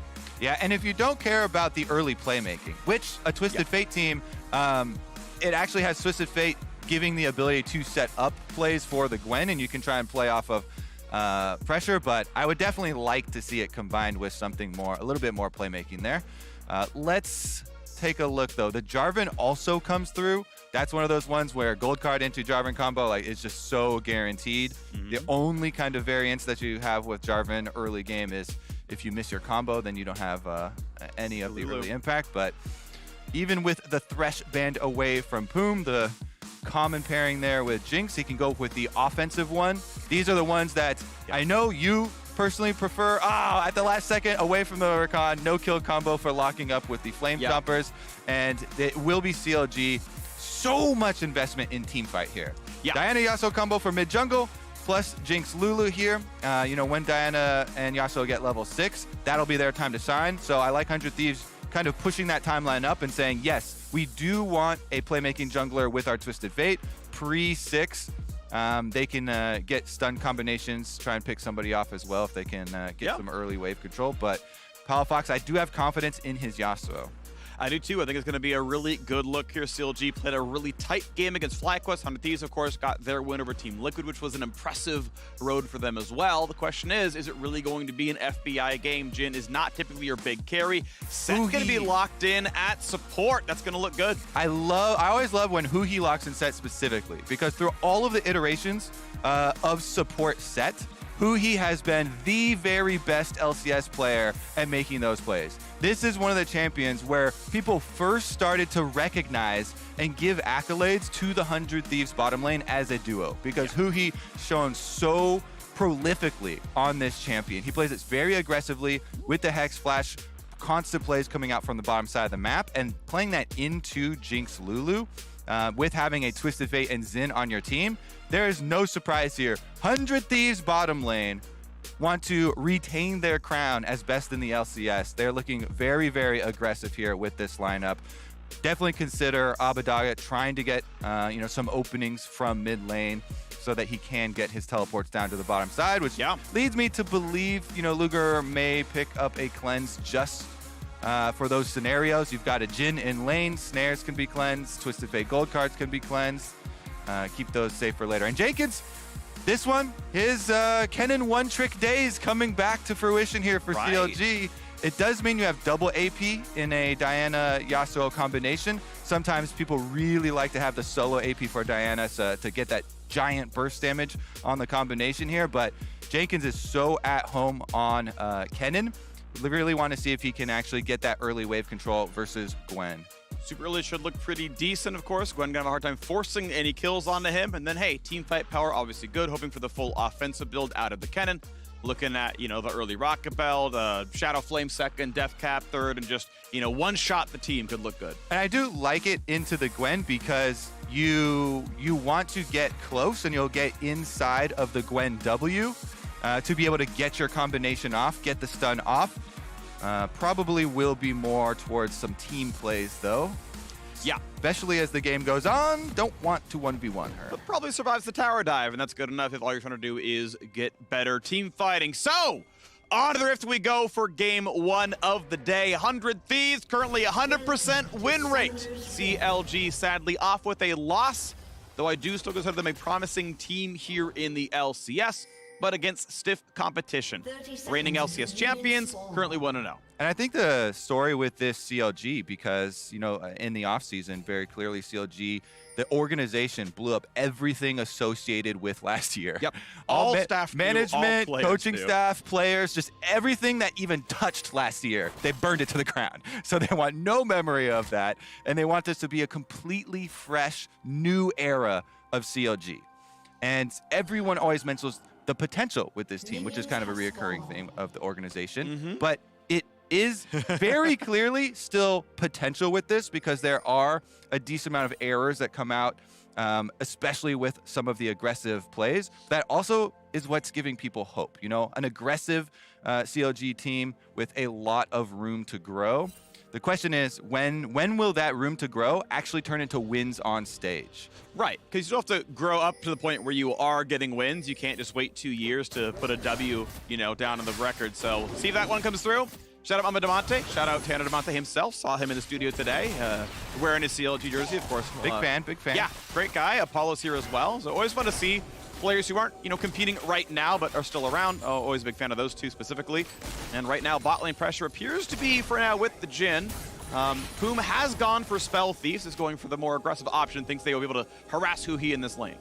And Huhi tries to position aggressively here up through the brush, allowing FBI the push on the wave. You can see them trying to deal with it here, but it will be the early level 2 for 100 Thieves as they push forward. And it is top side start for both junglers. Contracts actually skipped Krug. So Diana very commonly does full clears, but you can tell Contracts wants to be down around to protect bottom side once again. This was also true in game number 1 for CLG, trying to spend some early resources in this position. Jenkins won that by a lot, by the way. He was like, I'm ready for you to jump and EQ me someday, and says, I've got Lightning Rush already on. There's the W auto. Yeah, thanks very much. That's 400 damage down. Guess I won the lane already. As Palafox in a fight with Abadaga holds the wind wall, and looks like he will not quite block CS. Cannon will drop. I think this is the most interesting matchup of the game, is the Yasuo into Twisted Fate. As we mentioned, the wind wall is one of the best tools for Yasuo in the early stages. You want to get control of the minion wave. Palafox uses it aggressively for those trades with the E, and then gets it pushing, but it requires jungle attention. And so in the earlier stages, before your level 6s, the Diana-Yasuo combination is a lot about controlling the mid wave and the vision. Post 6, obviously, it's about combining the ultimates for the kill, but it looks like they will be able to finish the crab before bottom lane pressure actually leaks up the river. Yeah. So the timing window's working out quite nicely for the CLG duo thus far. Now you can have the Diana get back into the jungle, finish up on the Krugs, go for the first reset, and you kind of bridge the early gap here. Top lane already being pushed in too, should definitely mean Closer gets the top side Scuttle Crab. And actually, believe he saw the, he did not see the ward get placed down, so is not going to correctly Scryer's Bloom over it. Recalls on a ward. Palafox might get his third Q up and maybe can stop the recall. Not going to happen. Now doesn't have it charged up. So, safely back to the base. Jungler's getting pretty soon. That's farm. Although Diana does get to grab her full Krugs on the way out. So, Contracts well farming here. Diana, one of the junglers who scales pretty well throughout the game. So can be worth putting resources into. Certainly, in a lot of cases, is the bigger threat than the Yasuo in these team comps. And because of the route, red Raptors down to blue side, and traversing all the way back for the reverse clear there after the crab, he can finish off second clear before basing for the first time, and getting decently close to his breakpoints. Actually, he did Gromp first down there, so it's going to be the early pickup for Blasting Wand. This is a pretty good, early pickup for Diana because it does help out on your clear with the pure AP rather than the Alternator, which has a decent amount of health on it and isn't going to help you clear faster to your level 6 breakpoint. Yeah, and might have free boots there, so not a lot of things you can buy to go for, like boots, amp tome or something, which, also has its own level of value. So off we go, clearing bot to top, and then no camps up for the Diana. Xin Zhao gonna go back through his side of the map. Looks like waiting for the Raptors to come back up with the Krugs waiting in the wing. Pretty nice scenario from the Diana perspective. We're just looking at jungle matchup here. For a Xin Zhao to be slightly down in CS and not having gotten any effective ganks off, no summoners blown, no skirmishes over the crab where they were punished. But it's really going to be telling the next few minutes because that's when mid laners are going to get their level 6s, and we're going to have possibility for the Twisted Fate play towards bottom side that we've been hyping up for 100 Thieves, and the reverse of the Diana Yasuo combination. They'd love to skirmish the 2v2 around mid lane at that point. Yes, indeed. Zat takes a 14 CS cast in. Wave going to be collected in front of the turret, but you got to point out the fact that you've got still about a 10 CS lead for FBI in the bottom lane. Yeah, 100 Thieves bottom lane have been pushing quite nicely. Let's see, there's 6 here, including the cannon. Doesn't get the cannon. Yeah. So that one burns a little. And bottom lane, again, this is where 100 Thieves' eyes are. It is cleanse taken as we thought it would be from champion select here, so definitely the safety is there, but it still means you're going to get pushed in, you're going to give up the dragon. Got to point out the phase rush on Huhi as well, which means probably if he goes for a flash stun combo, triggers phase rush, it gets behind the target and ults him back into the squad. Flash not needed on the back half of that one. So he can be a big playmaker. Will be a bit squishy, but that's okay. He's going for the big plays. And we know Huhi is great at this champion. Closer gonna go ahead, convert his smite, grab the first dragon of the game. Thank you for the extra stats. Armor, MR on the board. Yeah, going to be an interesting setup here with 100 Thieves to see how they can actually leverage this bottom lane advantage because Luger and Puma have been playing so safe, saving both summoner spells, not giving the opening here for Abbedagge. It would have to be a really big setup play from FBI and Huhi to give him an opening since they're so far back and he's got double summoners. So should continue pretty smoothly from the point of view of CLG. The other team has a lot of river vision. You can see how far back CLG is actually playing. They don't think they have a hope in the 2-on-2. I don't know if it's, obviously Abbedagge now 7, but he's under his tower right now, so it's not TF right away, but if they're afraid of Closer maybe being there, if they're afraid of the 2-on-2 being just too good, it's going to be CLG dropping CS in this bottom lane for a while. Yeah, and it looks like it's at the mid dive combination. Good flash, gets away from the Dialty and a flashback to safety. I think afraid of being gold carded in front of the tower, but no one was there yet for an answer. Flash for flash, end of the day. Does now mean that the Abbedagge could try to ult to a fight. It'd be hard to answer for contracts. We'll see if it happens.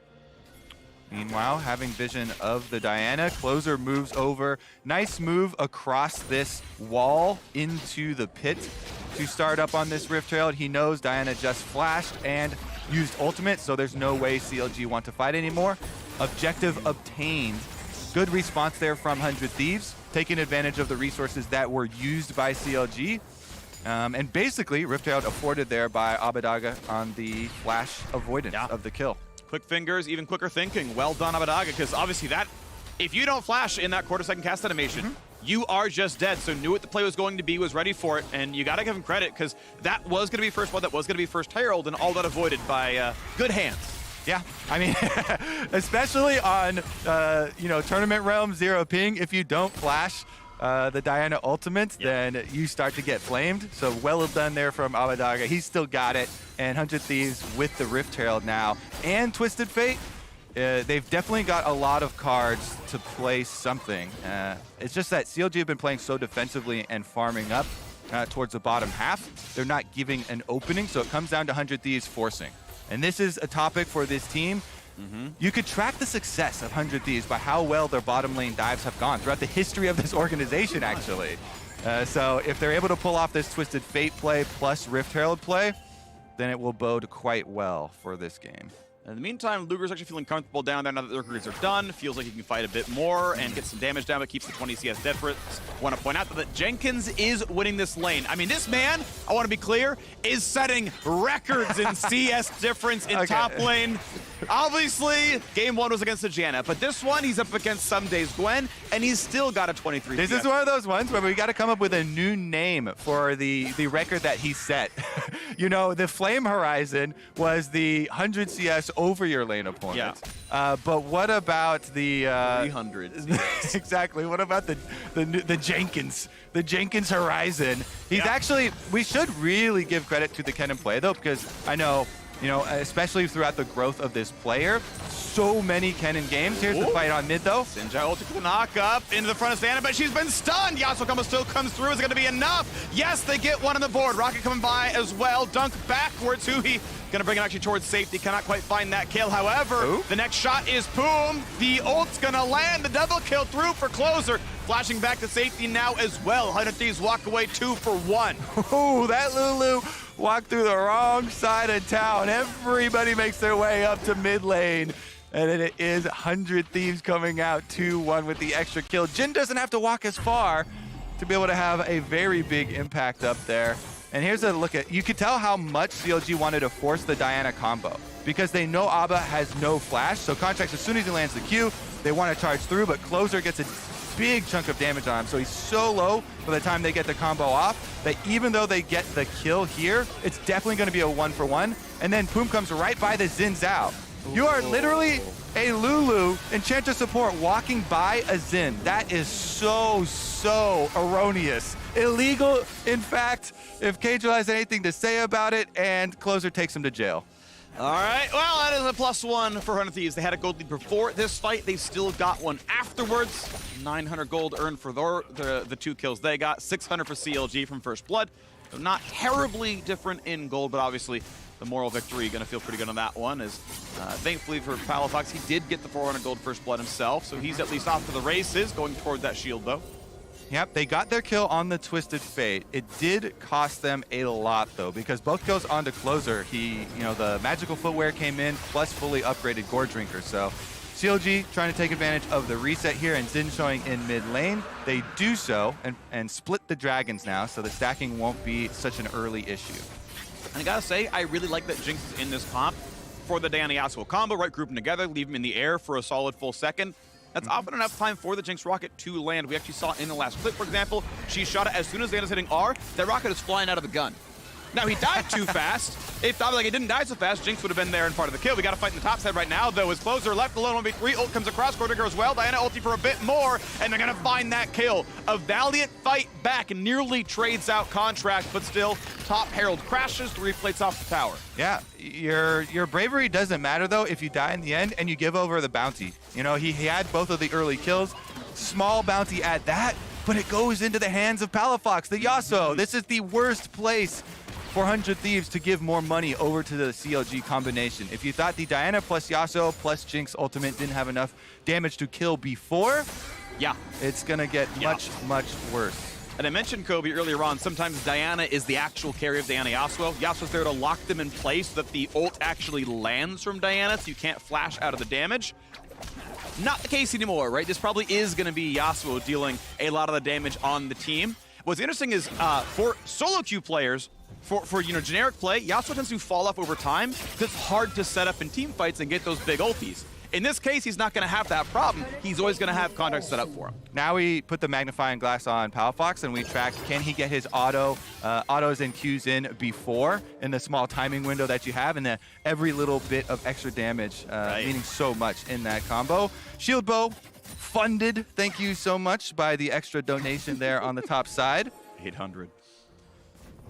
Yeah, Zerkreeves and a Shield Bow. Gonna feel good. Does not go Merc Treads even though he's against TF. Going for maximal damage as the Everfrost and a Stopwatch are in for Abadaga. Head over the Raptors, going to 100 Thieves. Contracts waiting on that cooldown. They've got the Palafox GoFundMe ready. Tornado ready. Uheed, not gonna immune much of it. Puts the shield out, decent damage. Barely sticks it out and lives. That's a big shield, he walks away. Now this time, the roam up here from Poom provides plenty of safety, not walking past any of the melee carries, and it is just going to be a pressure positive play for CLG, pushing them out once again. Contracts looking for the Diana ultimate there to finish off the extra kill. They didn't use it, so they still can go with this invade. So I'm gonna get his recall stopped. Board goes down, a little bit of damage, not quite blocked as partial reset, but yeah, they still want to play for this one as Contracts goes in yet again. 900 health is the mark for the smite, claims it. And a blast plant to safety is gonna be no problem at all. Uh-oh.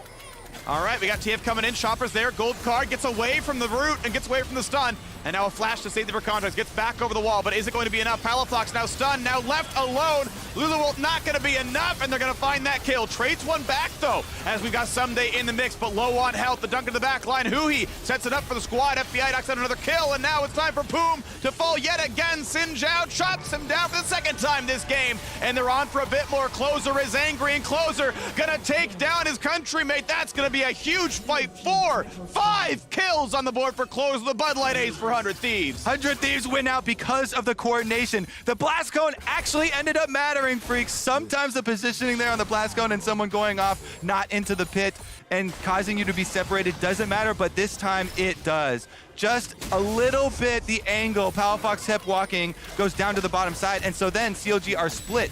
Poom is so far away from Luger, even though they get the cleanse into Flame Chompers. Abadage still has flash to get away, and CLG are completely split. Deep teleport from Jenkins. He tries to follow up on the damage here from Palafox, but look at the top side of the map. In the river, they murder Contracts 3-on-1, and then Poom walks over to try and get a slow onto Someday, not giving any credence to Closer once again, who just annihilates him, flashing over the wall to set up the other 2 kills here. Jin bullets coming through, and Closer gets paid once again. Freak, this has been the success story for so many 100 Thieves games. 5-1 now on the Xin. Yeah, he is gigantic. To lift up the Viego that took away the Diana. Goes with Xin Zhao, still on the hard carry performance. Well done to the 100 Thieves jungler. Question is, does CLG find a way to turn it around? Because it's a 3,000 gold deficit.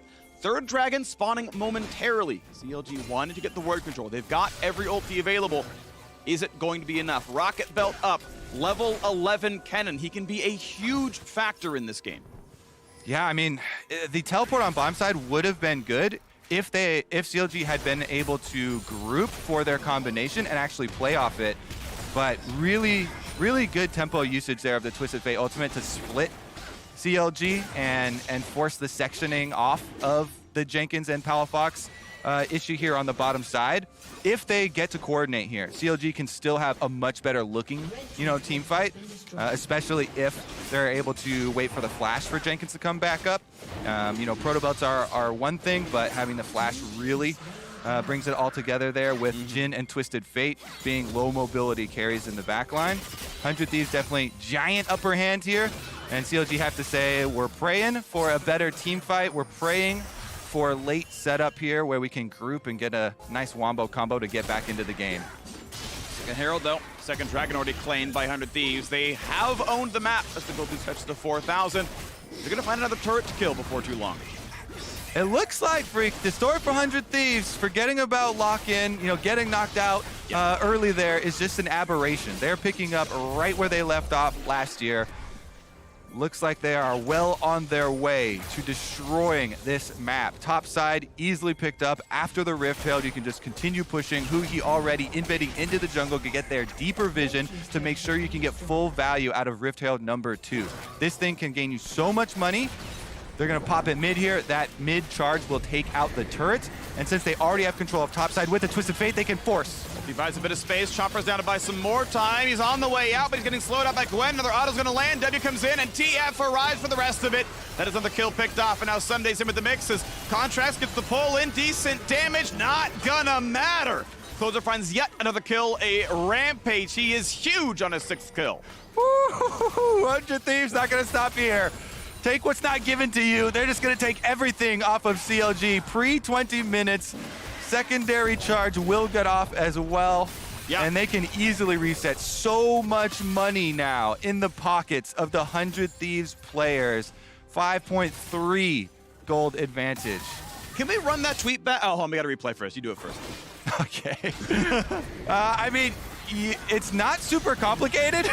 Yeah. As we said, you've got Riptail at mid one-shotting the turret, and you have Twisted Fate. So Closer knows all he has to do is run his face into anyone he sees. And guess what? For the third time in this game, he sees Poom, the best target. He hits the W, he charges forward, Abed pops the Twisted Fate ultimate, he joins from the split push on top side. 100 Thieves know how to leverage this giant advantage when you've got the global here and a super fed jungler. Anywhere Xin goes has to be respected by CLG. They can no longer play this map so recklessly. They have to group up as 5. You literally have to tell your team, we need to group as 5 on Vision. It's our only hope is to get a massive wombo play. Closer's better. Yeah, Is this the second time that we've seen another Closer is better tweet? I feel like I just saw that. We might have. I wanted to bring up the tweet from the very beginning where someone said, so sub 25 minutes? Because we're almost on pace for that one. We're like, this Baron could be a Baron winning push if it happens. So, you know, I want that person to get their vindication for calling it pregame. Yeah. Pregame Smack Talk is best Smack Talk. If you call the timer, good on you. Yeah, is it still pregame if we're like halfway through and they're getting demolished? Sub 25, there you go, See? freak. That's what I'm looking for. That's what I'm bringing back up. Thank you very much. Yeah, Matt, you're almost right. Let's also queue up another Closer is better tweet for the next kill that he gets. Yes, because he will continue to probably be better. 6-1 and 3, 100% KP. Xin Zhao, pretty strong. Turns out 100 Thieves also pretty good jungle team. Yeah, it's very difficult to deal with because when a champion like this gets fed, that has the ultimate for an easy opening of immunity, Gwen plus Xin front lines don't actually even have to soak damage. Rocket belts to safety. That feels bad.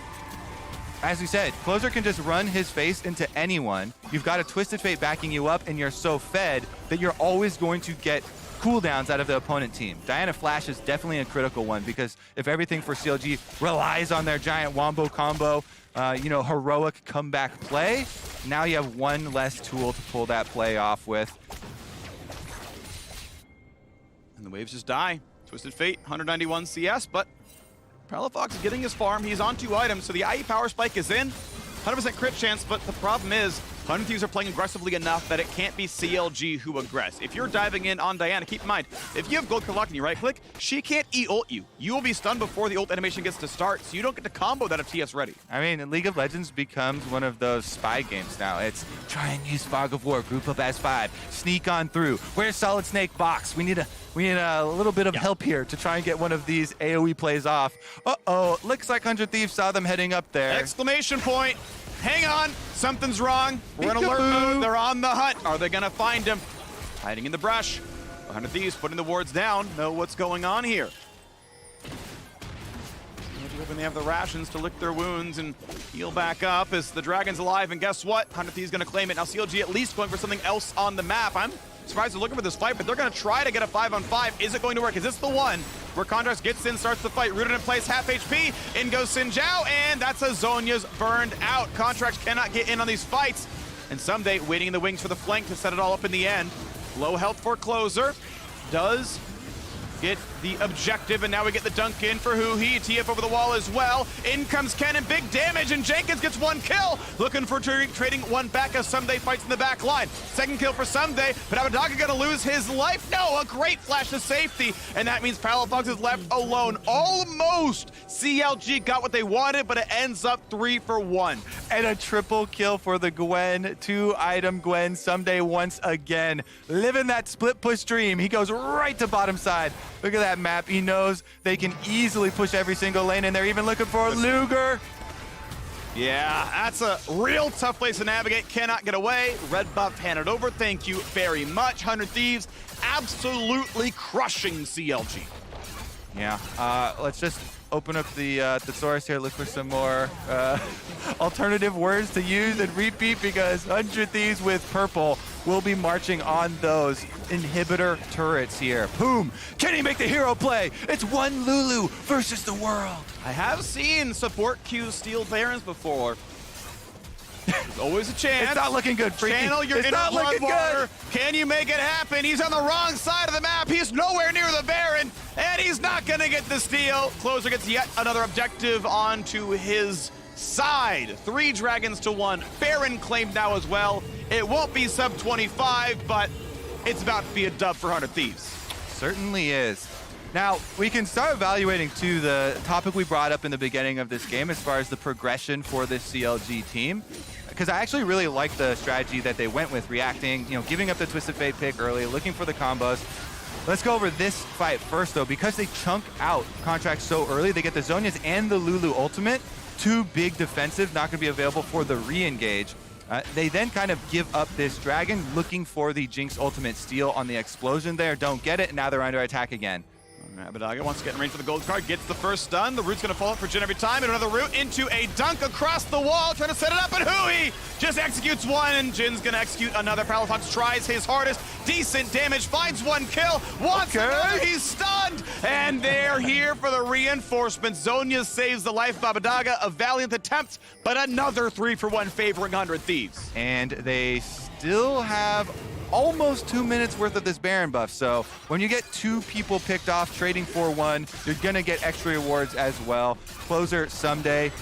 The Bash Brothers, rich as usual, continuing to inflate that economy for 100 Thieves as well. 25-30, 2 minutes till Ocean Soul. Still a minute and a half of this Baron buff. You have to imagine they probably crack at least an inhibitor. You missed the cannon. Abadaga, no longer MVP. Sorry. Ooh, I like the double stopwatch picked up here for Someday as well. Yeah, me Gwen already is so insanely difficult for this CLG squad to try and navigate around. And Someday's approaching that level 16 with double immunities, triple immunities, actually, if you count the W as well. Then, honestly, I feel like he's worth probably 3 members of the opponent team. I would take that bet. Wow. Someday versus any 3 on CLG? I just take Diana Yasuo cannon and it kills I take it. I take it. He's Onya's. He's Onya's. I mean, he'll immune some damage unless, you combo them together in the CC layers forever. I want to see it. How do I get an all chat? Yo, meet me at Baron Pit. I wish we could actually leverage this in games like this where you're getting smashed so hard.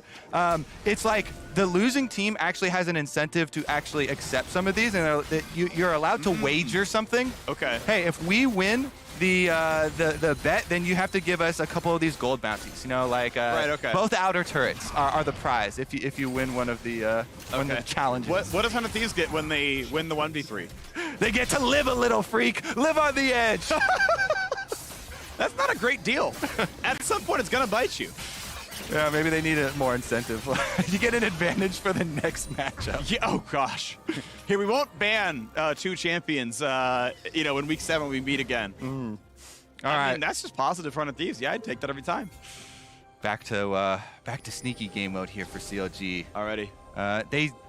Maybe you can try and leech a level 16 try. somewhere, looking Knock for the up. pick. Good's well-timed stun. He needed to windwall that one, but they still got the Diana combo, but the Zhonya's comes across. He was still stunned and couldn't ulti across. Diana finds one. Down goes Twisted Fate. Are we going to find more is the question. Rooted in place. Now Pum going to block some shots.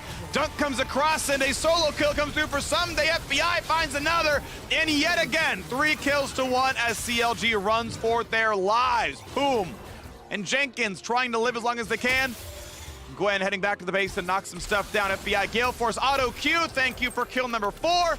And Jenkins just running for his life. Lightning rushing away, trying to stay alive. There's a tower in his stead, and that means Jenkins will fall. It will be yet another ace. Another kill goes to FBI. And guess what? It's time for the inhibitors to fall. It's time for the inhibitors to fall. It's time for the Ocean Soul to be acquired by 100 Thieves as well. All this being said, with the advantage that 100 Thieves have, CLG have no choice but to try and force on an early opening for a play, right? You're hoping, okay, we've got everybody grouped. Maybe we can pick them off. Maybe 100 Thieves have, someone straggling behind and you can try and snowball back in. Those are the types of risks, even though it has a very low chance of you winning and actually performing in that team fight. You have to actually take the chance to have any hope of coming back into the game. So much better than just waiting at your turrets and slowly dying, because 100 Thieves are just going to march on in if you don't try and attack them. We'll be like next time. Your comp is always trying to do one-shots, so you can try to kill him before the regen really kicks in and does much for you. Death's Dance now in for Palafox, so sustains some of the physical damage a little bit better. It is double AD. Pretty reasonable there, and can delay his death. Of course, we are still on 12.2, by the way. It is the really OP Sterix. Death Stance does not yet delay magic damage. That's going to be next week, which I'm excited for because I feel like we will see a pretty big meta shift over the course of a couple of weeks once those changes hit, because you don't have the same kind of front line from fighters with Core Drinker Sterix. Yeah, my initial thoughts was I was also excited because I love trying stuff like that in solo queue. Yeah. Luker into root, into Q, finally gets away with the Gale Force. Question is there another pick afterwards? Good sidestep by Poom. Gold card not quite in range. It's interesting, yeah, because I think Death Stance, the new version, being working on magic damage as well, is going to be OP for solo queue, especially for junglers with the dream of hard carrying. Yeah. But for pro, that stuff always has such a lower chance of working out. So maybe it is more of a top laner type of carry issue. Especially with the possibilities of top laners now getting so much gold. Right. On an island, getting farm, right? And then showing up for the team fights. Rocket going to be blocked. Well done by Huhi. And this Baron isn't even dealing damage back. Goodbye. Yes, deleted. Contracts and the duration of the gold card stun goes from full to dead. Just the two of them knock him down. Sometimes you gotta admire, the willingness here of the CLG players, knowing that they're gonna die, walking head first into it, try and make the play, gets locked up, and there's another one. Looks like Windwall was down, has nothing to block, and that's another kill picked up, 2-0. Baron on the board already, and it's time to end the game. 31 minutes on the map, and CLG running away, killing some wards. Where's TF going? To the bottom side. Hello, Jenkins gets out of range. Gaston just in case. Gwen shows up now as well. Good damage. I mean, he forces the zone as he sidesteps the ulti. Nearly has the kill, but it's not going to happen. A valiant effort for the CLG top lane. 100 Thieves are just too much for them. Back into the fountain they go. Luger tries to get some damage across, but the Nexus will fall. 30 minutes in the game. 100 Thieves 2-0, taking down CLG. A perfect weekend to start the 2022 season. Certainly that. Can they pull off the tower dive, though? Get one more? No! They kill the Nexus. GG, 100 Thieves. Top of the LCS once again. Well done. They always play the first game of the day. I know. So they have been first place for more time than any other team. That's true, and if I recall correctly, actually no, because the Dignitas series, they got 2-0'd, right? So in that one, they were the first game, I think, of that day, and they dropped it. So what does it mean? I was trying to see if there was a pattern, right? And correct me if I'm wrong, because, gosh, were quarterfinals, were they back-to-back? Like, were they stacked up BO3s? If it was the first BO3 or second BO3, that matters. Hey, I like the celebration. This gives me, I mean, they're carrying Abadaga. It's the gameplay is the same off drift as it is on. Good job. Nice flash, by the way, at level 6. That was good. You lived through Diana. Good job. He might have heard me. I don't know. He did. He waved his hand. I saw him. All right, that's great. He turned back around. It was a good flash. Like, that was a good moment because, that is a moment where, look, pro players have missed that before, right? Like, pro players miss Leona with flash, right? Like, that is a mistake that we can see from the top level. And if that goes differently, right? Yeah. First blood on Yasuo. First Herald comes out of the kill, right? That game looks very different for the next 5 minutes off of a quarter-second mechanical play, and that could have looked very different if it snowballed. And I will also say, the Diana is split into two, so the damage is more delayed, but the knockback, the knock-up is instant. So you have to do it as you see the Diana charging in. Well done. And then Yasuo combos, and you're guaranteed to take both sets of damage, and it's just too late, right? If you flash out, you're at 20 HP, they flash follow, and everything happens. So what did we learn today? We learned Abadaga has good hands. Right? Like, I do not want to, I don't think I can overstate how important that play was. I think the game looks very different if he's a little bit slower on that play. He looks good, aggressive, right? He was ulting off cooldown, and the FBI Jhin had so much damage because he was always in range to land some 2500 range W to follow up. And that looked really, really good. They're still incredibly dominant 2-on-2. This game wasn't about the bot lane dives. They won a heads up. Yeah, at some point Closer showed, at some point TF showed, but the 2-on-2 already won for 100 Thieves, so they're really impressive still. Also, be very careful if you're in the current meta and you're playing these Enchanter supports when you're roaming mid. You are a very big target because you're so squishy, so you have to give proper safety, positioning, distance, any threats. Yeah.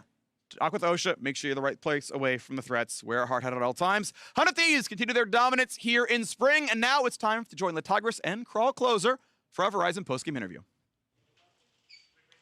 Thank you, Freak. I welcome Crawl Closer to the stage after that victory against CLG. First things first, how heavy is Abadaga? Actually, we trolled. We should have carried him a bit better, but he's pretty heavy, so it was hard to carry. You didn't drop him, so you should feel good about that. Yeah, it's fine. I know Freak had mentioned running into you and FBI in the makeup room and both of you saying that you were going to stomp CLG like it was a scrim. How did this compare to what your expectations were? Yeah, I think just as expected. I think actually in scrims we were not this clean maybe, so it was good. I think we only had like one mistake where I died top. I think that was like the main mistake of this game. Other than that, we played pretty well. Yeah, you did earn player of the game for this one, so feeling pretty good about that? Yeah, not bad. I know that you were talking to Luger a lot prior to this game as well. For the fans that don't know, can you tell me a bit about the history between you two? Oh yeah, I mean, he was in our academy team and he's my friend from Turkey. So it's always good to play against your friend and beat him. So you can like just shit talk him after the game, basically. So it feels pretty good. Is it fun for 100 Thieves overall, knowing that Luger and Poom as well, the entirety of that bot lane came from 100 Thieves just last year? Yeah, I mean, we were pretty close with our academy team last year. So it was fun to play against them. A lot of fun being had by you and the rest of the team here at the start of Spring Split. So you feeling pretty invigorated, getting a couple dubs going into the rest of the regular season? Yeah, I mean, definitely after the locking performance, we had to wake up. Like our practice was much better than before, and we were feeling ready. And we beat Team Liquid yesterday, so I mean, feels good so far. But we have a long way to go. But right now, I feel like we are just on a different level than other teams. As long as we don't troll, we will probably win. A little trolling ain't too bad, though, once in a not bad. while. Closer, thank you so much for stopping by for the interview, and congrats on all the fire that you'll bring into the stage right at the start. Thank you. More on this game. Let's head on over to the State Farm Analyst Desk. Thank you so much, the Tigers. 100 Thieves, another victory for them to close out the weekend in 2-0 fashion. Looking clean this time around. Closer picking up player of the game for himself, as was revealed in the interview. Taking a look at compositions, I'd say to some degree fairly stock standard for the 100 Thieves side of things. And so more so, I wanted to take a look at CLG, what they came to the table with and how they chose to execute, particularly in the early game. So for CLG's players, I actually really like this composition. Obviously, we have Luger's Jinx, we have the Contracts Palafox bringing out the Diana Yasuo. Lulu is insane with Jinx and just insane kind of in general in a teamfight composition like this. And then since they picked the Gwen blind, which is fine, I'm not criticizing it, but we had talked previously about Jenkins. Kennen he was known as a Kennen one trick previously, but also last year, he was one of the people who workshopped a lot of counters to Gwen when everyone thought she was OP, and I know Kennen was one of them, so GP was another. So I really like this composition for CLG for these set players specifically. Yeah, and I mean, I completely agree on the CLG side. For the 100 Thief side, they got a pretty good set of comfort, specifically who he's set play. Yeah. He's always glad to see that back. It's good to see it back. Yeah. And so it worked really well for him. The team fights were, I'm trying my hardest to not say it, set up properly. It was good. I walk right into those every time there's a player named Impact. I'm gonna say Impact. Every need a more creative word. Yes, it worked perfectly for them. All right, so here's what we're gonna do. We're gonna roll through a couple of clips here, kind of taking the CLG perspective, because as Emily mentioned, we like the composition as per the the champions per player in this situation. And Mark, again here, good looks. However, not getting the advantages they were looking for. Yeah, this is the right idea. You want to dive here at 6. Abadog has a nice flash away, and the gold lock-in means that, okay, I have to flash out now. The tornado timed out. And then here it is. 100 Thieves know they have to play around mid lane to protect this flashless TF, and they're playing around it, and CLG still try to brute force through multiple members of 100 Thieves, despite the fact that, they know that this is coming. Yeah, and I mean, I think this is what we're talking about when we're like, okay, right idea for CLG, but then just execution and like individual mistakes. Here's another fight again that we're going to see that the TF is able to come in and separate them, right? So CLG have a good plan of like, we want to execute this wombo combo, but it ends up being really, really difficult. Yeah, coordination, especially when it comes to taking the blast cone, incredibly important because they split themselves up. Yep. And so you're right, when the TF port comes through, then 100 Thieves actually just focus on just rallying the rest of them so they can get a clean-up fight. Leave They leave their top laner someday alone with 2 members that also get them killed because they're like, okay, we can come back to them later. They're in a bad spot. We can get the rest of them that are running away.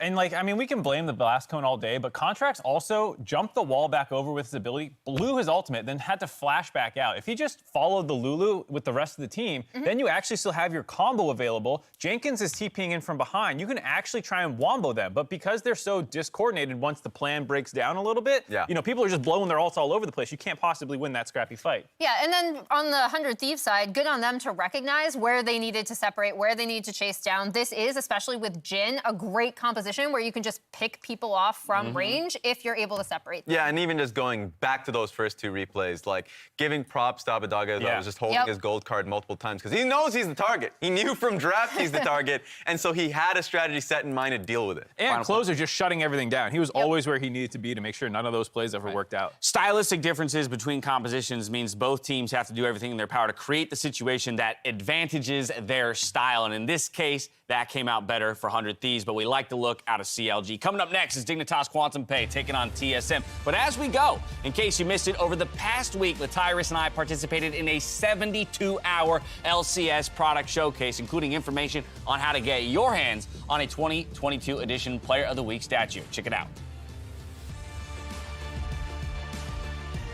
Now, it is hour 63 of our LCS product showcase, and I, for one, at this point, I think my veins are just filled with carbonated sugar and caffeine. Hey, it just makes it that much easier to recognize the wonderful color in our new limited edition player statues. Now, that is right, Gabby. These are truly one of a kind. You know what I love, though, Dash? I love someone that's fashionable. And the nice thing about these new edition of the player statues in 2022 is you can say goodbye to the old colors. Black, gray, nobody needs them. Say hello to that smoke and onyx of the new TSM jersey that Speaker's rocking. Wow. So give it to me, Gabby. Help me out. Help me understand. How much can I expect one of these to run me? 5K, 6K, somewhere in that ballpark? Here's the kicker. We here love to give the best deals to the fans out there. So these are not 5,000. These are not 6,000. These are absolutely free. Okay, all right. Tell me, what's the catch? I'm ready. Lay it on me. All you need to do is tweet at MasterCard Nexus with your LCS Player of the Week prediction using hashtag LCSPOTW sweepstakes for a chance to win one of these fabulous bad boys. 15 lucky viewers will win each week, and every week has a new player to win. Get your tweets in now because they sell out soon, and if they don't, we can't go home. Wait, I'm sorry, what?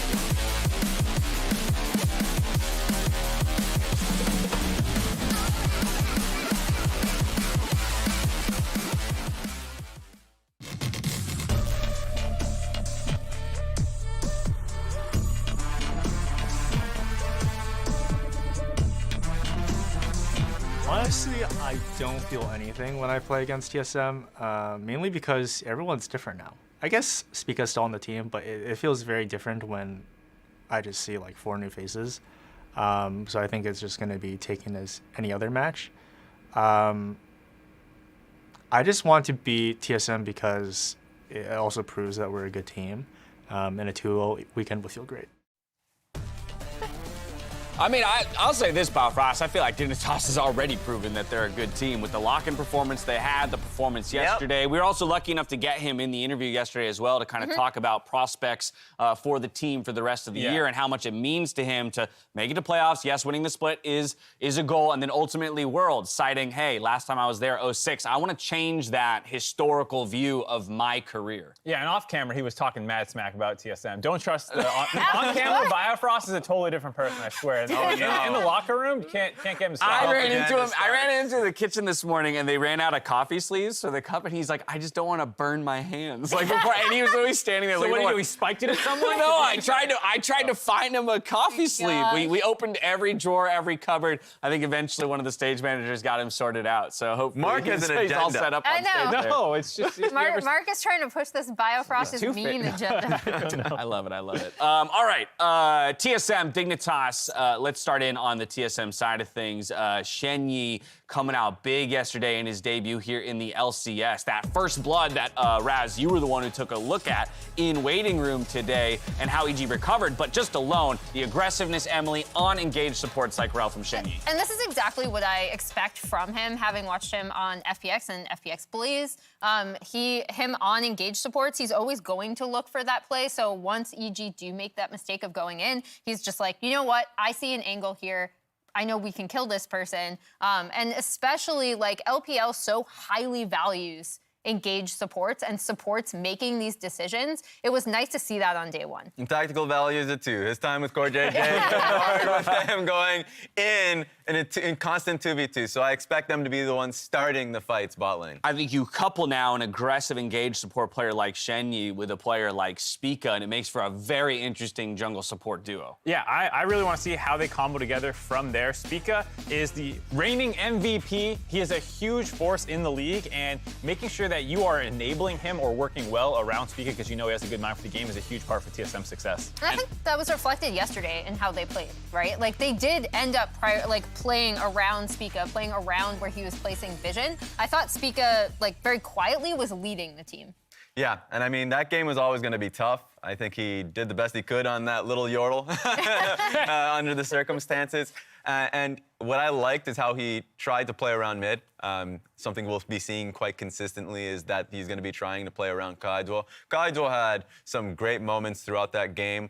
And so, like, if we can see him maybe not just stuck on a Victor, immobile as he is. Well, I enjoyed watching his Victor, though. I was going to say, the thing about Kaido that was hyped up a lot, even from Spica himself, is that like he's mechanically really good. I think if you watch these plays, you can see it. Here, he moves to the exact edge of the Gwen range so that he can still deal damage without needing to be in auto range. Then when he repositions, he actually sidesteps the snip to win that 1v1. I think there's a lot of really small things that if you're watching Kaido closely, you'll see that he is an incredible player. It's just about the rest of what comes with the pro game, like the things that you can't just learn in solo queue and grinding up experience that way. Exactly, and something we'll see is just more consistently from him is just great farming throughout, right? In losing situations, when we were seeing him in the LDL, a lot of that was that, okay, your team is behind, wasn't your fault. You're still in the game, though. You're still farming, like, perfectly, and so now in the next team fight, it's going to be on you to carry those fights. So even though I look at the Victor and I'm like, I want to see more of your champion cool, because I've seen him on Silas. I've seen him on more mobile picks. He's a fun player on those more aggressive types. Kaido, Shen Yi, two of the most exciting players to join the LCS, and what a debut for them, even in a loss yesterday for that game for TSM. But with many new exciting faces this year, their franchise player, Spica, is actually looking forward to going toe-to-toe with Dignitas Quantum Pace jungler River. Let's listen in. I only play against River a bit in scrims, but I wasn't really impressed. But he actually did very, very well in lock-in, so I assume he had like issues gelling with the team. So I'm actually excited to play him again since it's been, you know, a few weeks since we scrimmed Dig. He performed very well in PCS, so I'm excited to see how he does. Hello. and welcome to where I'm going to talk about River. So we can roll the clip as I talk.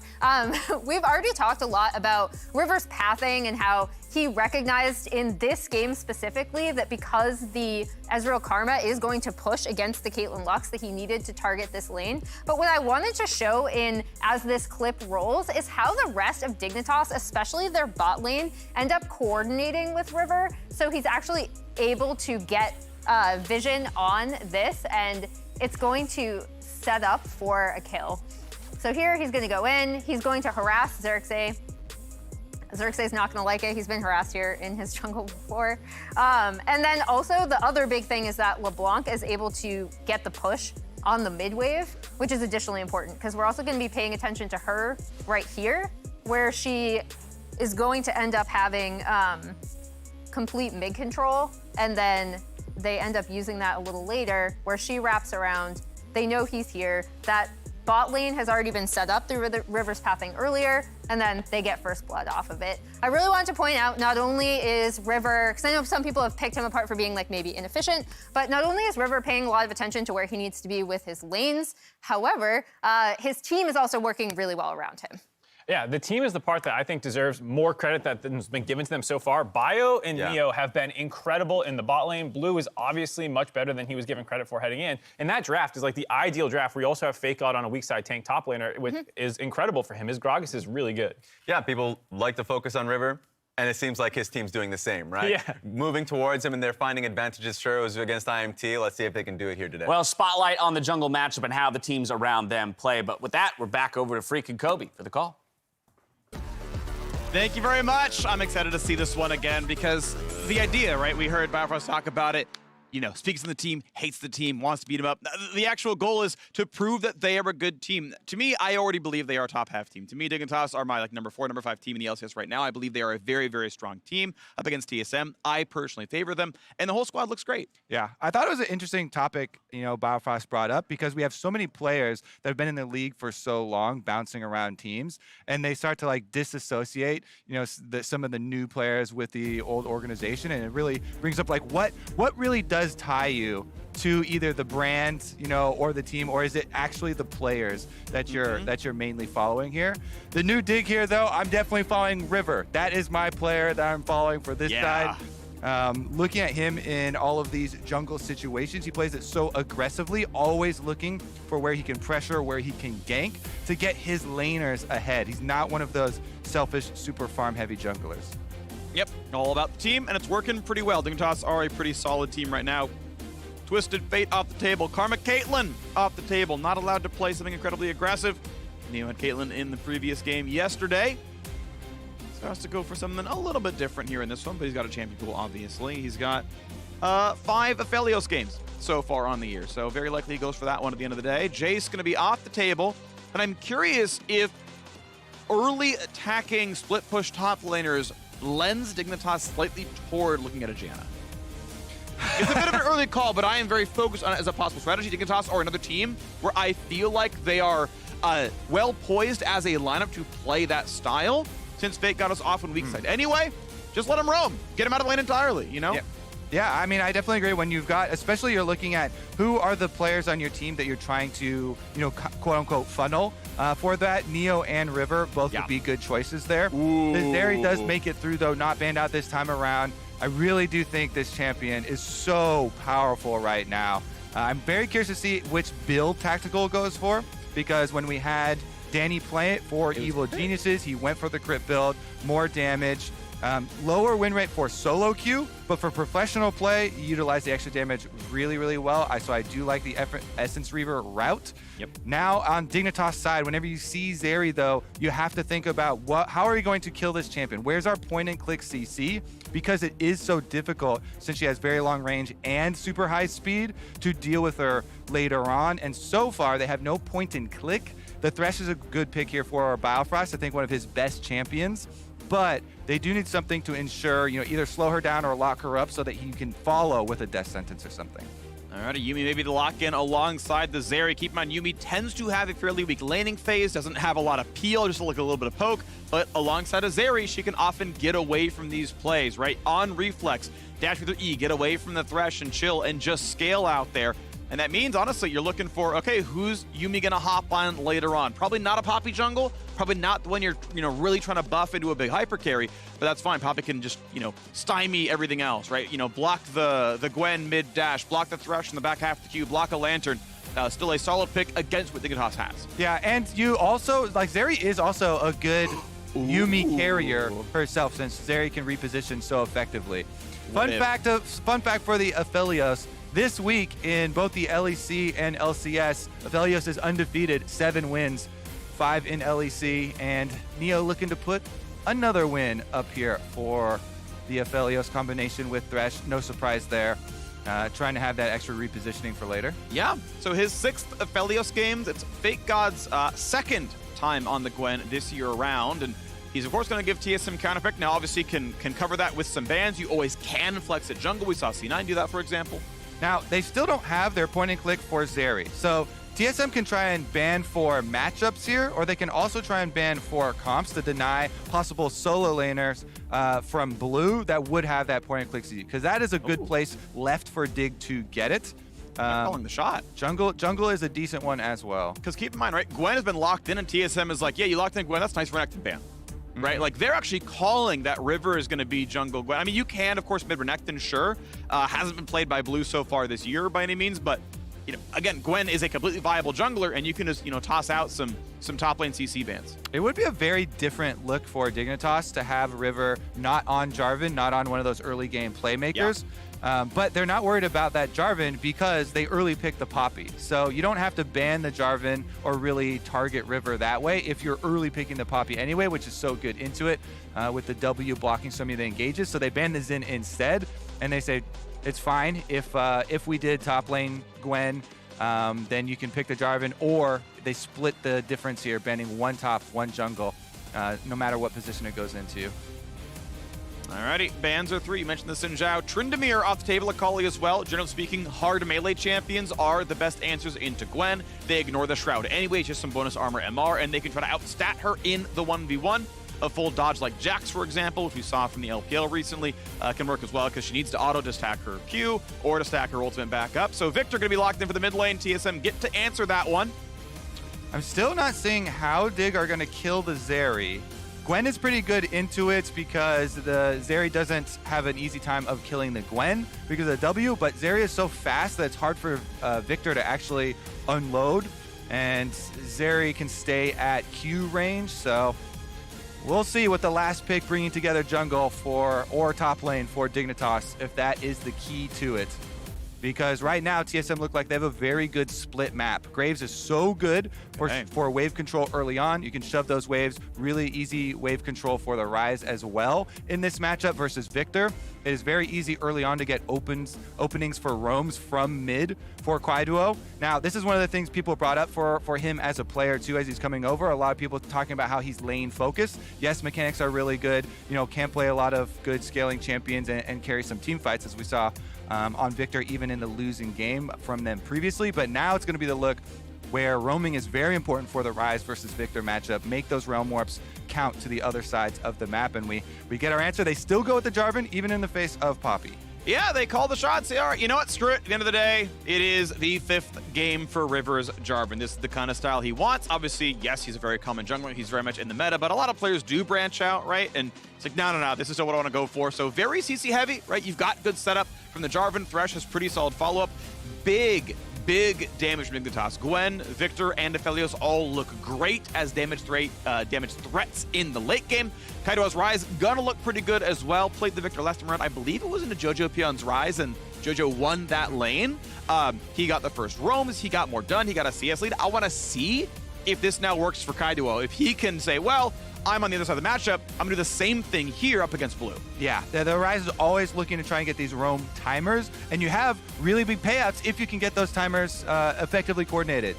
Yes, Azeri Yuumi by themselves on bottom lane. We'll see how this lane actually goes into the Thresh possibilities and how good Biofrost is with the Flays. if he can get some of these flash plays set up for Dig. But if that is allowed some early money, there's definitely some good spread map play in the future of TSM.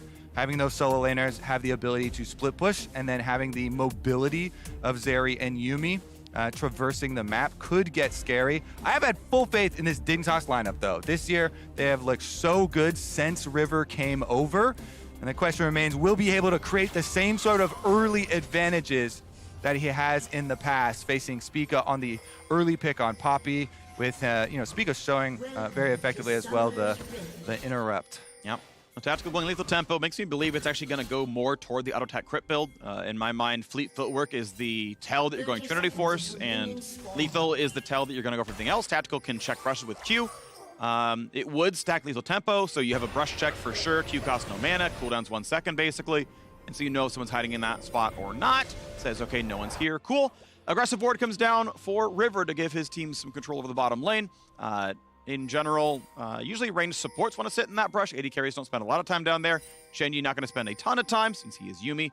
Can auto sum, of course, but a flash flay can kill you. So has to respect that from kind of level 2 onwards. Flash flay and a hook is often just lethal damage.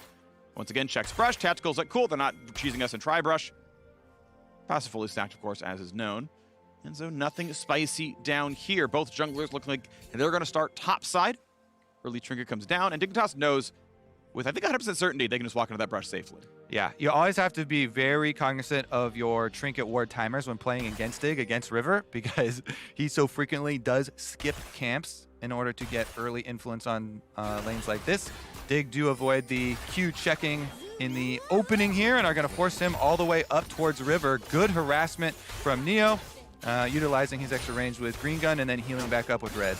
Press the attack. Battlefighter did not quite go in for, I don't know if it was a hook or a flay if he's holding the skill point right now, but he could have maybe tried to cheat the rest of the way up and look for tactical. Doesn't go for it. Doesn't really matter. First wave shoved in. Neo dropping only 1 CS.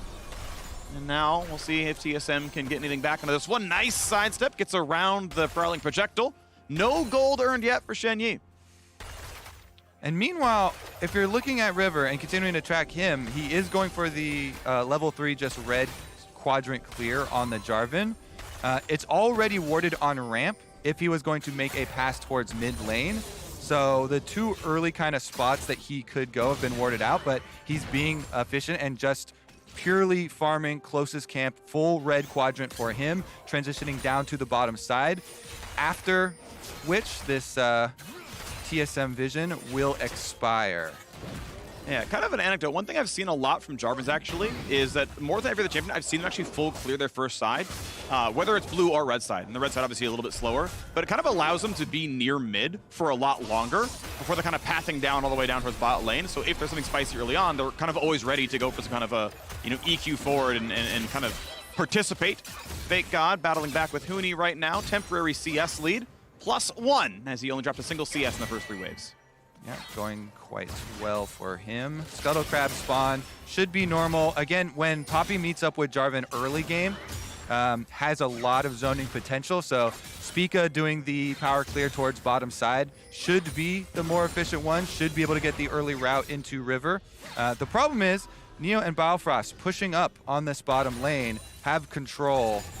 So it gets a little bit dicey there, and Spica goes for the early recall to reset up to the top side, giving up bottom side Scuttle Crab to River. He'll have the bottom side Scuttle Crab vision, no problem, and look to trade for the top one. A little bit of poke towards Bifrost, but it is still the bot lane with pressure hook. Nice attempt, but as is correct, you kite toward your minions. You juke towards the minions. They could never hit you through them, so dodge the hook that way, no problem. Nice attempt, but not going to land for Bifrost as the first recall's coming through. Small gold lead, Dignitas up 200. And right now it is Kaiduo with a small farm lead in mid, but nothing massive just yet.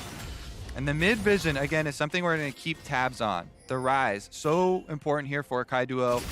See if they can keep mid vision and allow him to push out these waves to find these timings, to work with Spica on some of these invades. Spica gets the early ward there, down onto Raptors for the second spawn of Raptors. This is one of the most contested points on the map for junglers when you have a mid matchup that you want to influence. Being able to do your Raptors and possibly stealing your opponent Raptors is one of the biggest ones. It's so efficient when you're trying to play around a matchup like this where Ryze does want some presence. to be able to influence the rest of the map as well. So he sees the second spawn, he will see River, no problem. Huni forced to teleport back to his lane as Fake God was holding a freeze in front of his tower. Huni just gets the purchase off, gets his Vamp Thrower, gets his long sword, and moves back into the lane. Top lane's still pretty close between these two. Jarvan killing his camp on the ward. So information gained, but nothing to steal. Yep, and he does suss it out, has the sweeper, but that's all that you need because you know he's transitioning down to the bottom side, so Kaido takes advantage of it. He's got the move speed, he's got River to half HP now as well. Pickaxe in inventory, no tank stats, walks away. Such good coordination. It's just a little bit of communication goes a long way for TSM. They escape the support roam, they get a good harassment onto the jungler, and can zone Fake God off of a couple minions while they're doing it. Looks like denied gold from 2 or 3 of them. XP, I believe, earned for every single one. Anything lost in mid, looks like not much. I actually like the ulti from Blue. Like, if you're gonna go for a full dive, you will lose an entire wave ASAP. But Spica's there in time to grab the wave, and 0 XP, 0 gold lost as they make that roam. Deny a bit of money, nothing lost on the other side. Well played by TSM. And it's one of the things that you have to think about when you are picking Yuumi, and you're giving up the kind of difference in support roams. You have to work around these timers. You get Biofrost, gets his roam time off towards mid, very well evaded by TSM with the communication and just kind of swinging up to the top side of the map.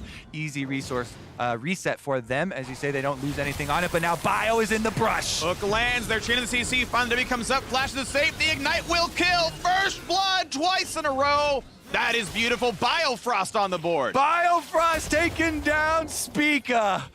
TSM former support player taking out the current jungler. The team was rebuilt around Spica. He's waiting in the brush ahead of time on a control ward as Spica goes for another one of the shallow wards in the jungle here, trying to regain the information on River.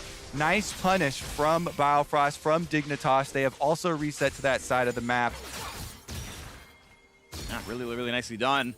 Top lane is farming back and forth. Fake God just keeping up with Huni. Nothing special going on between these two right now. They're just kind of earning gold. Spica will get top scuttle for the second time in a row. So some nice bits of money earned. Dignitas holding on to the exact gold lead they would get from a first blood. So laning's been really equal. You can see, 2 CS differences. Plus 14 for Kaido in mid. So he is starting to really crush the matchup. Doing the exact same thing that Joji did to him in this lane. And so, yeah, it turns out Rice just got to collapse this one. Yeah, I mean, and again, the big thing is going to be how he can influence here to the side lanes. I mean, with 1 kill going over onto jungler is not the biggest issue because it went into the hands of Biofrost, the support, on bottom side of the map. And Bio currently, again, getting pushed in by this Zeri Yuumi matchup, utilizing that really annoying poke that you have multiple levels now in Prowling Projectile, and Yuumi constantly spamming with the Q. So another Zeri game in the hands of another Zoomer here for Tactical, and pretty smooth opening. Not sure if it's Triforce or Essence Reaver first. Same build path so far, but we'll keep checking in on which way he's going for. Crit build scale better, Triforce a better power spike.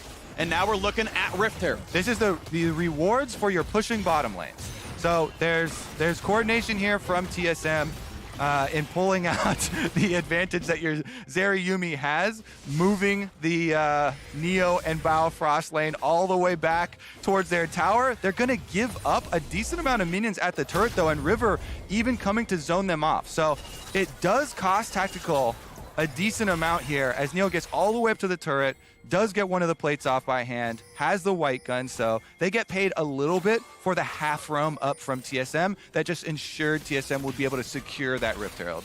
Will they get the Dragon as the cross map? They get the red buff steal as it's going to be autoed down. River going to, I believe he's actually letting it still recharge, but his big smite is up, and can they Dragon? Of course, bot lane was shoved in, and looks like indeed this is going to be their prize. So we have to recap what was earned. Well, on the one side, TSM roamed up, they got Rift Herald. That's going to be high value. However, on the other side, a full wave, a turret plate, and a dragon. Does Dignitas get more out of this play?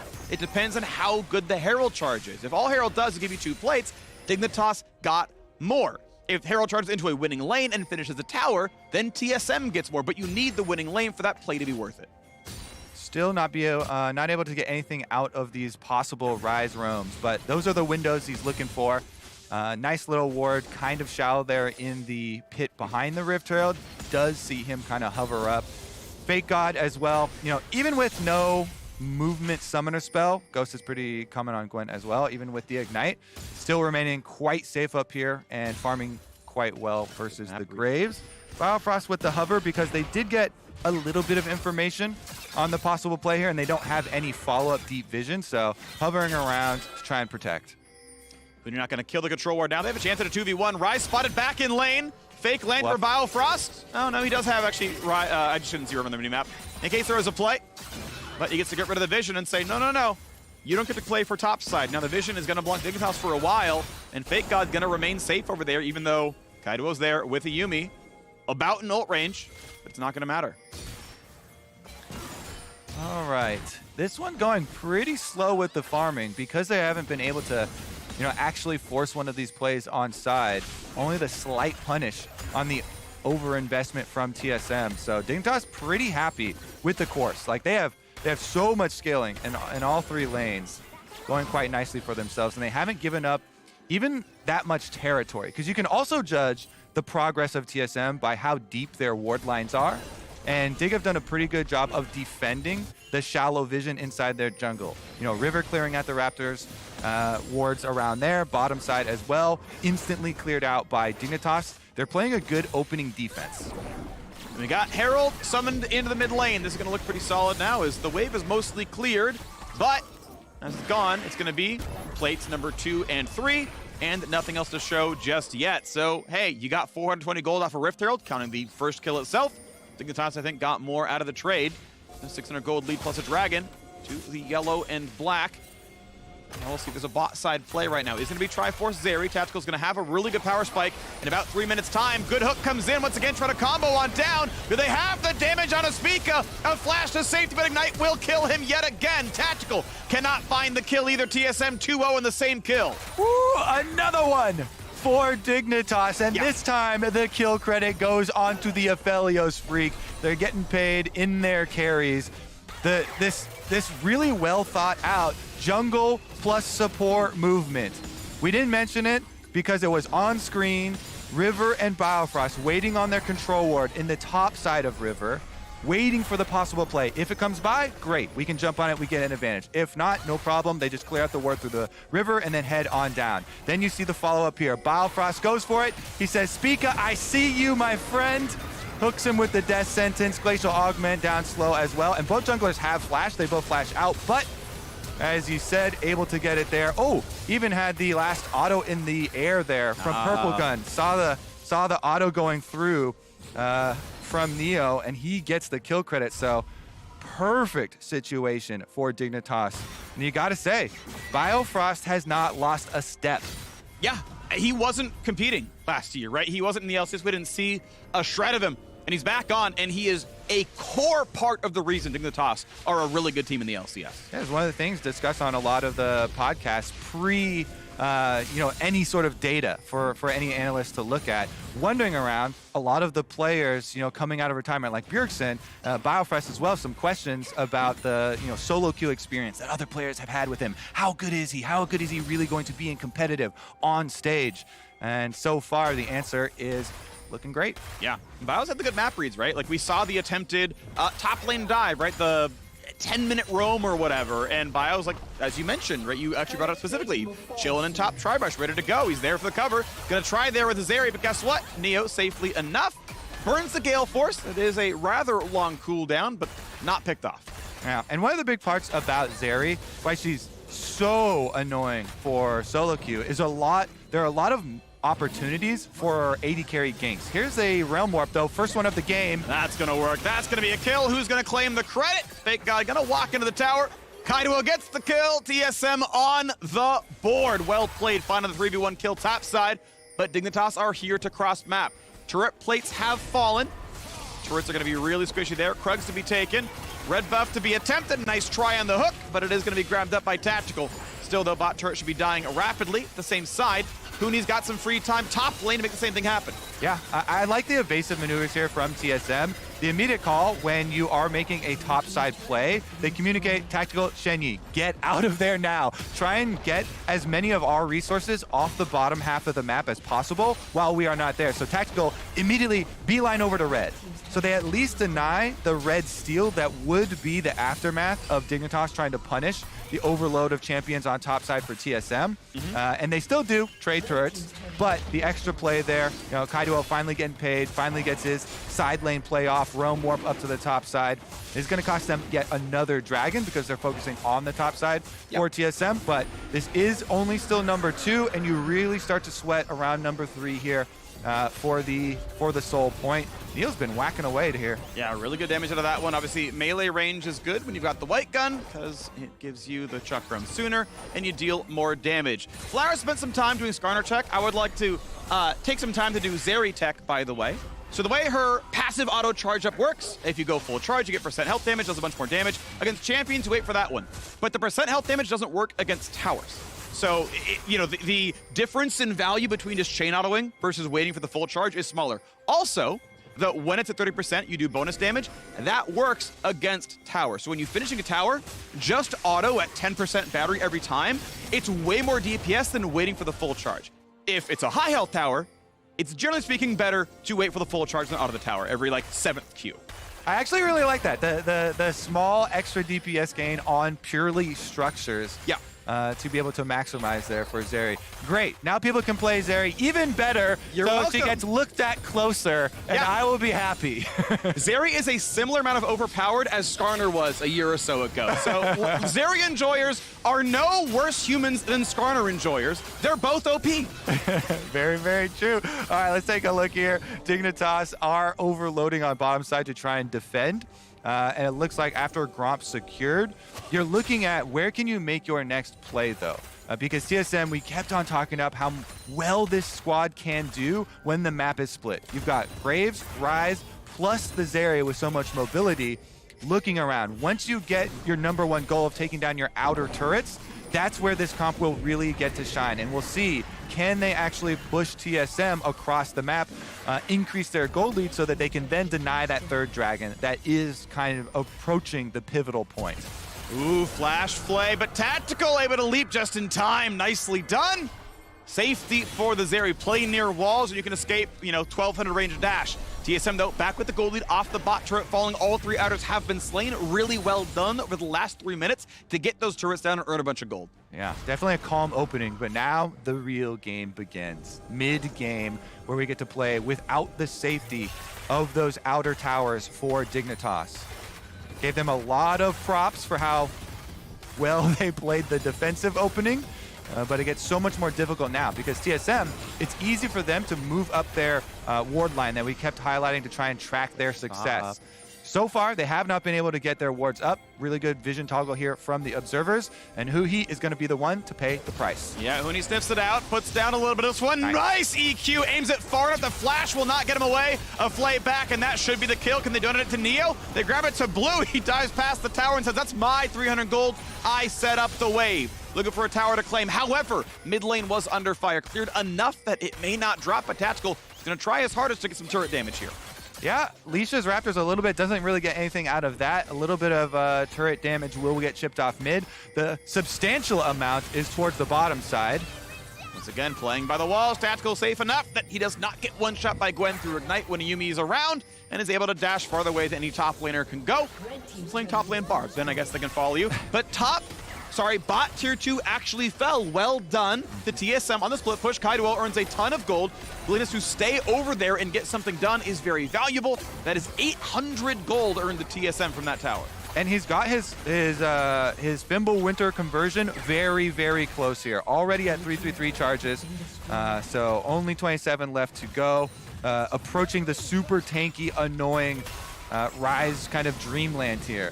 Champion scales off mana, so it got really popular. LPL, LCK, the tankier build. Now, you get a kind of a branch in decision-making after you get to the core 2 items, though. Never mind. Big damage. Thankfully has Merc Treads for 25 more MR. Next, he's going to do some decent damage. Flash forward! Almost sidesteps into it. Barely living Uni with a sliver of health. Nice try. Blue does not quite finalize the kill. Yeah, don't walk across that line. Close one there. Line in the sand. Huni is going to be able to survive this time around, but these sorts of mobility summoners are going to be really big, as this is going to be the point that we approach with Dragon. 25 seconds. No flash on Blue. So Victor will be very vulnerable, and you've got a lot of playmaking ability here as far as TSM on the setup. So they'll definitely have their eyes on Blue, teleporting right back out here. So here we go. Dragon set up in 10 seconds. Dignitas want their third. Flashless Blue. Huni back on the map. And if the ulti comes back up, Dignitas are going to be worse at team fighting. So I actually kind of want to delay 30 more seconds, but I'm not sure they're going to get the chance to. A brush camp. They go onto Poppy, but the reinforcements are here. Knocks up one in the back line. There's a dunk towards the back. A stopwatch for River. Is it going to be enough? A great lantern to safety. Fake got here as well. All 5 available. The ultis are running out fast from the Dignitas side. Blue has the ulti back up in 1 second. Has a decent amount of power here. 1.5 items. Will it happen? Taps to go for some pokes. Blue drink it down. 3k health on the Baron. Is it going to happen for Dig? River waiting in the wings. No stopwatch goes in. Claimed by Spica. 1 dragon on the board for TSM. Rest of the team fight might begin here. Fake out on the front line. Has to be careful though, as he disengages back through his W. Blue gets some poke, and that's going to be it. Mid lane tower can be attacked, and that's all Dignitas get. Yeah, TSM trying to reset through the bottom side of the map. Graves heading over, but the payments will be had. Dig gonna get their last outer turret down, so now evening up a little bit here. 2-1 on Dragons, but gold quite even. Still a very close game between these two teams. Dignitas looking pretty solid across the year. TSM, the goal they said kind of from the beginning was, hey, this is a building year, right? We're grabbing players out of, LDL, out of Functionally Academy. We're going to grow up into it, and a decent look here in the second game. Yeah, as far as that growth, you can even look at the last Dragon fight. They had good setup by the River. Oh, never mind, we've got face check. A ton of damage, and Biofrost will fall as TSM were invading the jungle and getting a big play. Now Neo's going to be careful. This is a one-shot. Tactical finds another champion to play in melee range on and gets deleted. Victor loves popping 80 carries, freak. Yep. Just fully unload on Tactical.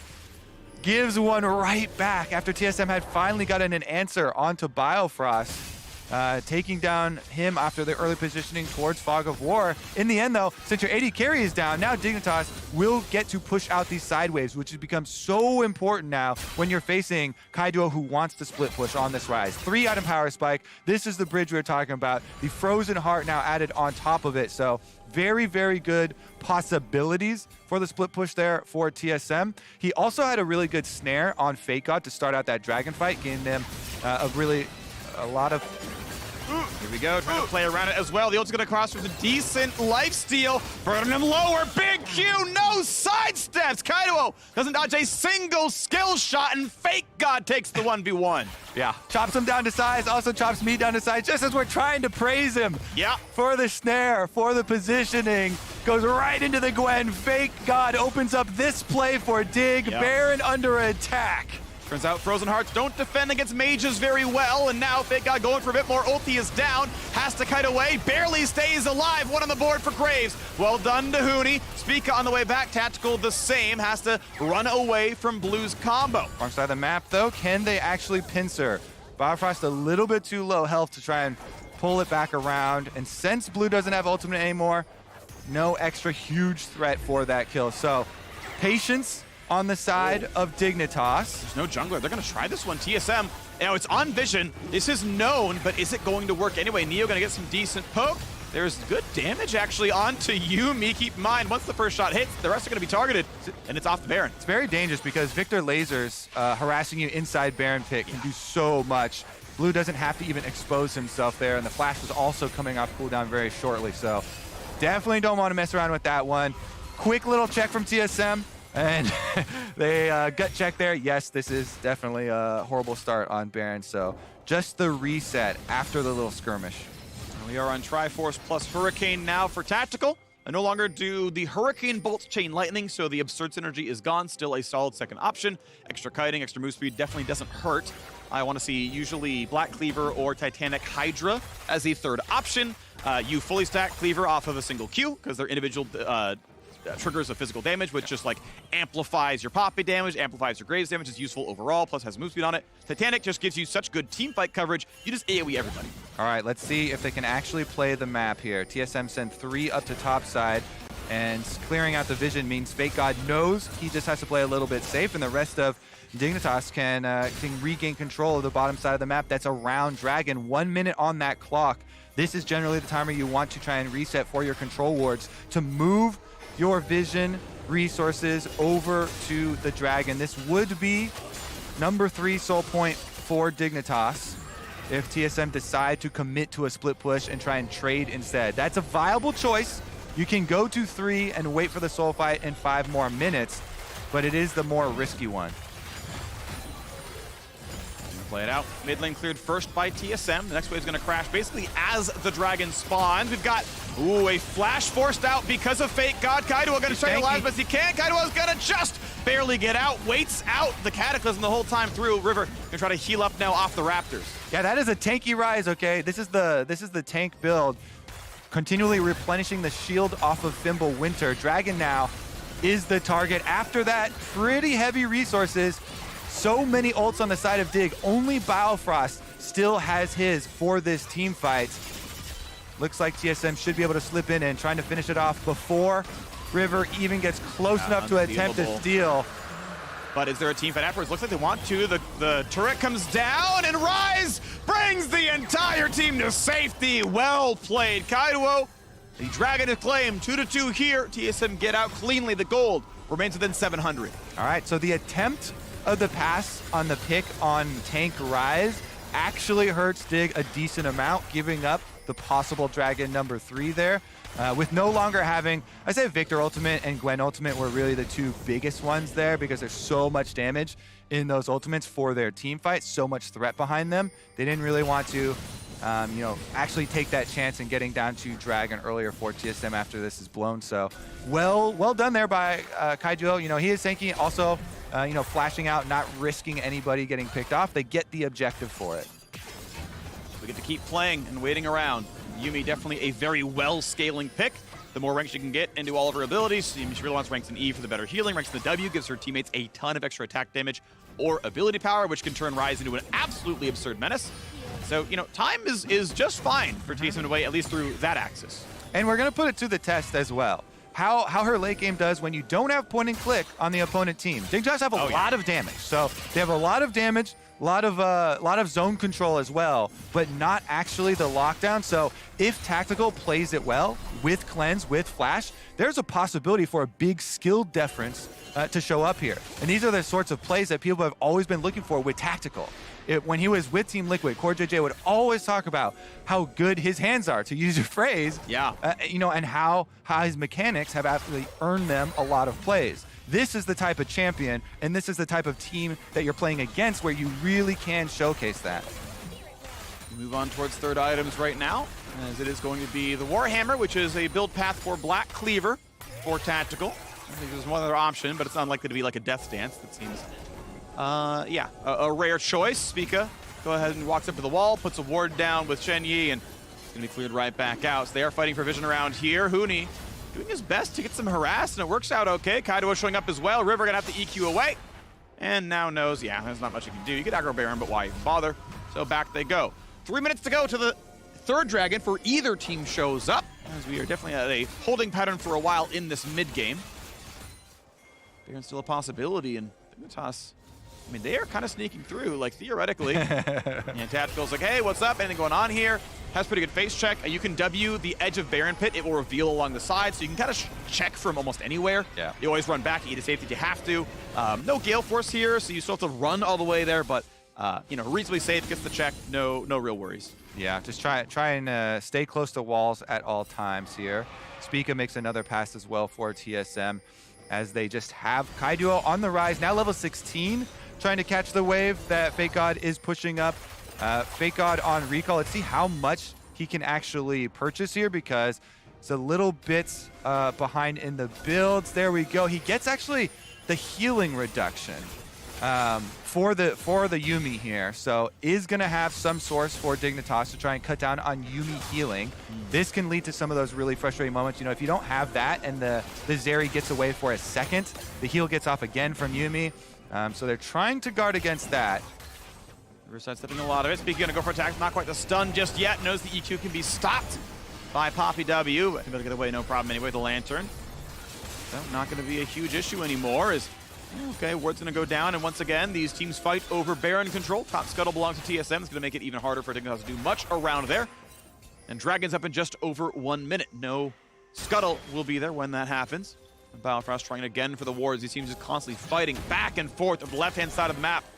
And until that Dragon comes up, all you can do is play around this river. Yeah, they've actually allocated all 5 members for Dig towards mid. So this, again, should be both side lanes push out here for TSM.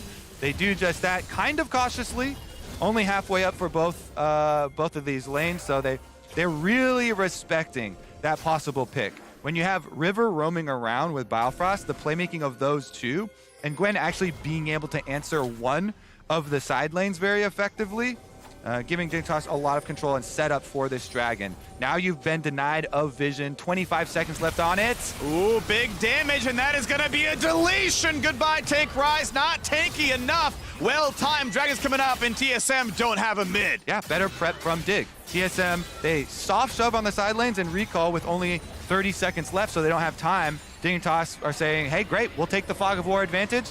Set up here in the brush, and now the question of how does TSM actually draw them across the map, and the answer is they don't. Yeah, it's like, well, you can try the 4v5, but, you know, Blue has teleport, so they can show up in time, and you're not rushing that down quickly enough. So third Dragon goes to Dignitas. TSM gets some minion waves. Yeah, and the main thing is that death timer, because, yeah, Kaijuo has teleport, but 25 seconds left on that death timer, you wouldn't really be able to answer. So the only payment is a Dragon. TSM waiting, though, with their entire squad. If Dignitas come with too few, this could be a good fight. Biofrost got to be careful. They don't have Rise. They don't yet have Aphelios, or Victor, I should say, and now Kaidoa has Summoner TP. He's going to show up for the whole 5v5 team fight. Neo is blinded, has to flash to safety. Be careful. He's rooted in place, staying alive. Dunk comes in, but a flash back to safety. Rise is going to be all right. Slow's going to land in a fake. Got ulti, nearly kills off Neo. Huni almost deletes the backline.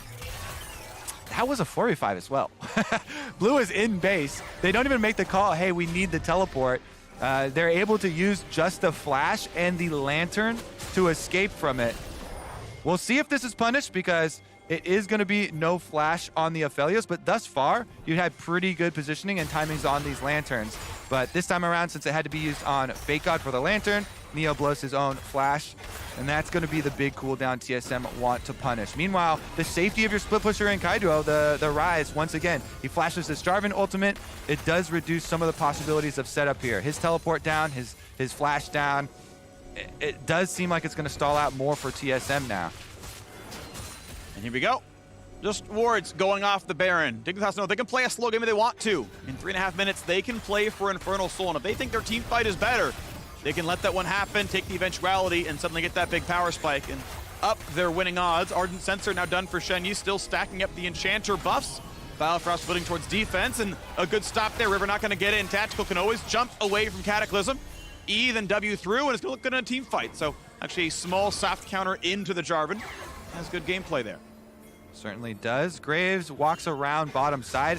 Would want to try and hard shove quickly here, but since mid control has been taken over by Dig, they can easily send Fake God once again. Level 17 now on this Gwen to answer, since he has teleport ready. Just start up the Baron, hit it once again, draw TSM over. TP up for both. Blue Trinket burned, and it's going to go back into the Fog of War now that the information's been denied. Quick face check, and that's a good prowling predictor to see someone is indeed in that brush. Wouldn't know who, but they walk away and get it anyway. Control down, hook's gonna land. Is that the play? Yes, the dunk into the backline, into the tackle, but it's gonna be River who's going to fall. Zeri finds the first kill. Into the backline is Huni. Deletes one, trades his life back out, but the 80 carry is dead. It's just up to Blue now. Decent damage coming across. Fake God in the backline. A jump over the wall. Tactical still cut down to size. Fake God now shoved into the wall, and he's gonna be shoved into the locker. Gonna beat him up, take his lunch money, and down he goes. Dignitas lose 3. Only 2 kills for their side. TSM rule the map. And now the heroics are up to Blue. The Victor with flash. Harass them with the laser.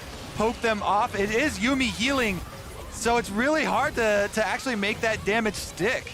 The Rise only does so much damage. Obviously, infinite mana, sure, but does the blue poke do enough here? Has to be careful. Poppy nearly in range. Holds the lantern for a while. Doesn't take it. Flay backwards. They're going to stay alive. That is a disengage onto Baron. They get out. They stop the play. TSM win the fight, but get nothing more than one extra kill. Exactly. It's just going to be a full reset, Freak. And we're going to fight the Vision Wars. The great Vision Wars of the 34-minute TSM dig game will reign once again. This is going to be, when we get back to live, the respawn for Dragon coming up soon too. So once again, Jarvan wall used against him. River ults in with the Cataclysm, so it's a quick early kill. And then the trade there in the back line with Huni going 1-for-1 with Aphelios. If it wasn't for Fake Out actually chasing down Tactical, completely different scenario here, but it's yet another 1v1 or 1-4-1. And since you've got such long range on Victor Laser, that harassment means the extra kill doesn't actually move the game state. The Tactical most damage in that team fight. I want to point out, if he aimed that E a little bit better, he gets farther along that wall, and he doesn't get caught by the Gwen at the end, right? He took kind of a short route through, so there was a world where Tactical lives. It's 4v2, and that's Baron. A very, very small play right there, you know, two degrees off to the right, and suddenly that is Baron as TSM with a huge lead in this game. We're going to see now the attempt towards this Dragon. You have to believe 30 seconds till Infernal Soul for Dignitas, but they have to be able to get onto the map to do so. They are hemmed in toward their base. Mid being sieged up. Tactical, the red buff, is going to be really threatening. Yeah, and any early poke here onto Fake God actually helps a lot too. W cooldown burned as well, so TSM get the tower, and they can retreat back to the objective.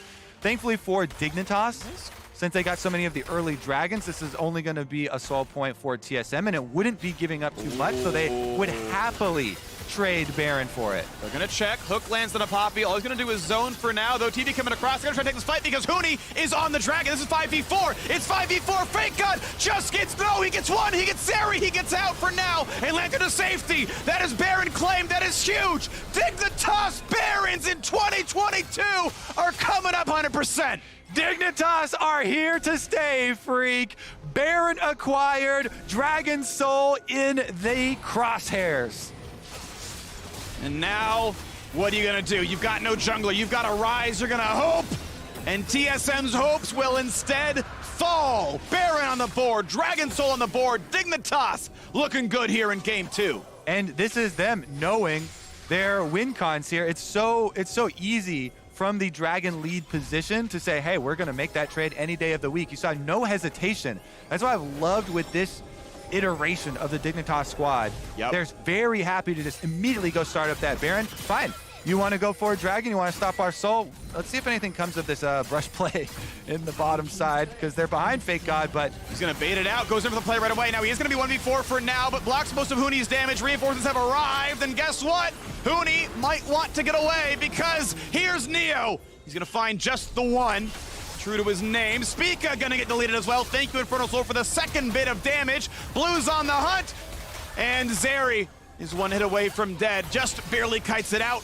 2 HP left on that champion. Mid lane now under fire. 5v3 to push this one home. It's at least the inhibitor, but Dignitas want the entire base. Yeah, and TSM gonna have a hard time stopping them from getting what they want. Nice hook's gonna land. That should be a kill. Goodbye to Rise. And the rest of the kills will soon follow. River to safety. Will not burn down. Thank you, Triumph. The white flag comes out. The Bud Light Ace and Dignitas have a perfect weekend to open the 2022 season.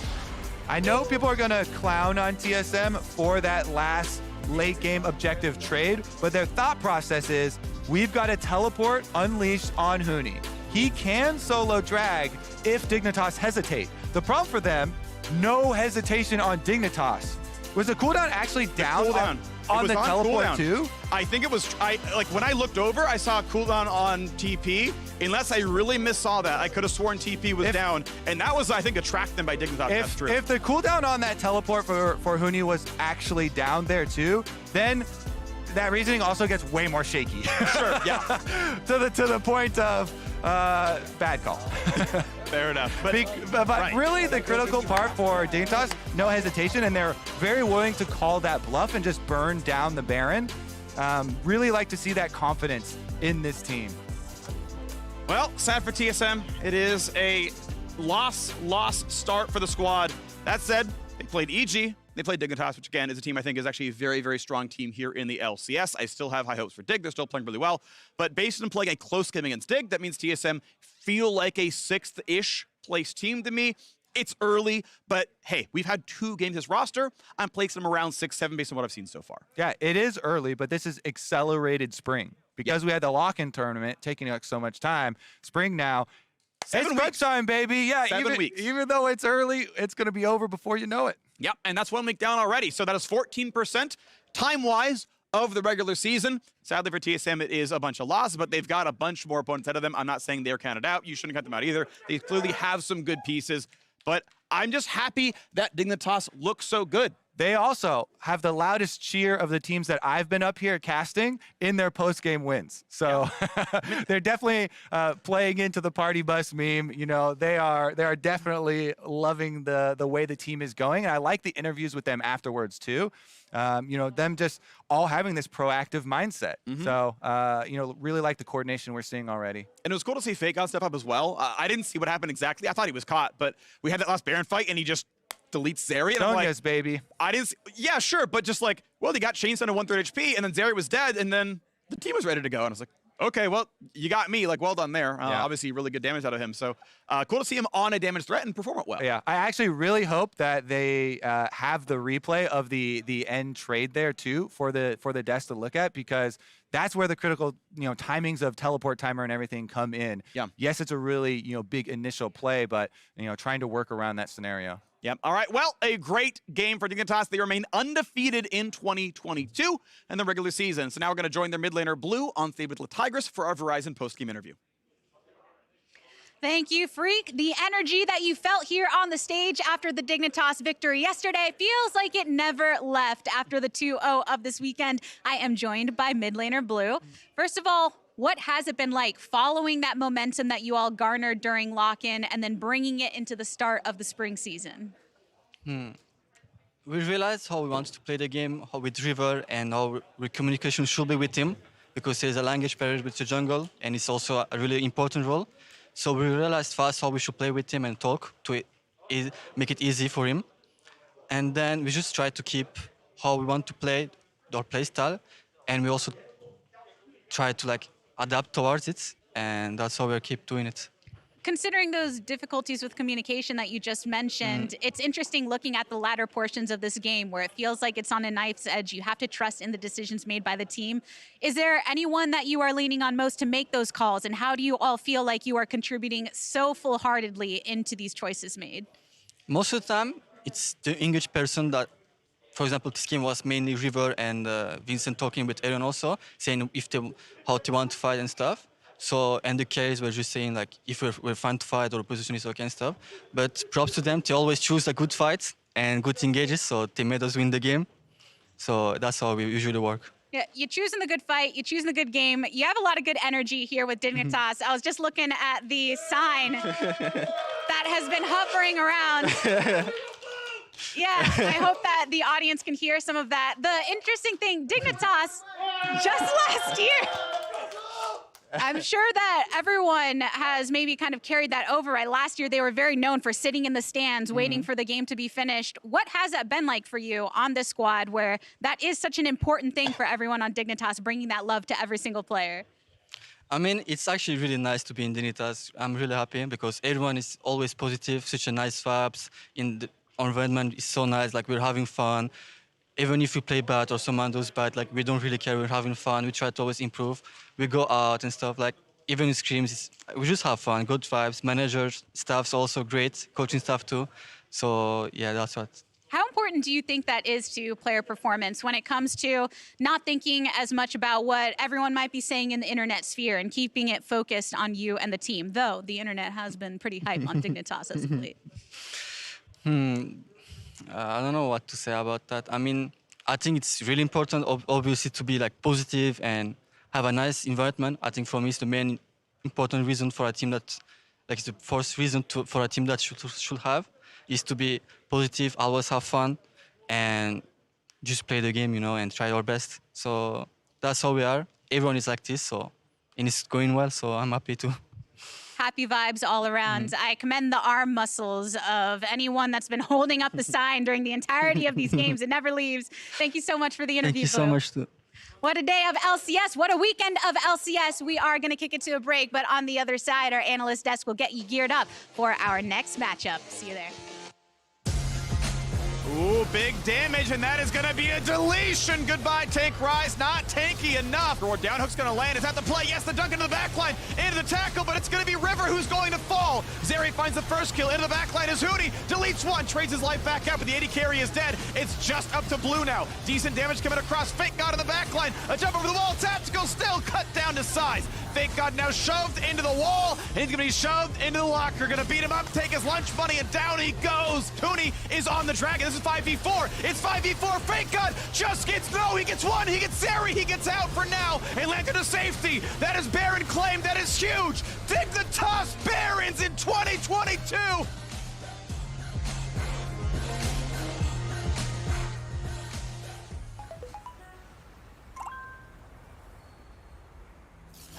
Initializing legendary moments. Take a look while you can, because if you blink, you'll miss it. I'm sure you've heard the news. Gold, gold, and more gold. Here comes the big play. Oh, that's perfect timing. You can see this one coming. They get what they need. They got the mid. They got the support. They got the top. Are they going to give you some fun League of Legends? Yes, sir. Yeah. Welcome to the LCS. FTX, official cryptocurrency exchange partner of the LCS. Sequence complete. What's going on? Jake from State Farm, the perp just confessed. I think. I don't know. What? Oh, can't afford streaming anymore, so here we are. Oh, don't give up what you love. State Farm has options to personalize your policy so you get a rate that fits your budget. Oh, that's great. The subtitles would be nice. For surprisingly great rates that fit any budget, like a good neighbor, State Farm is there. Call or click to get a quote today.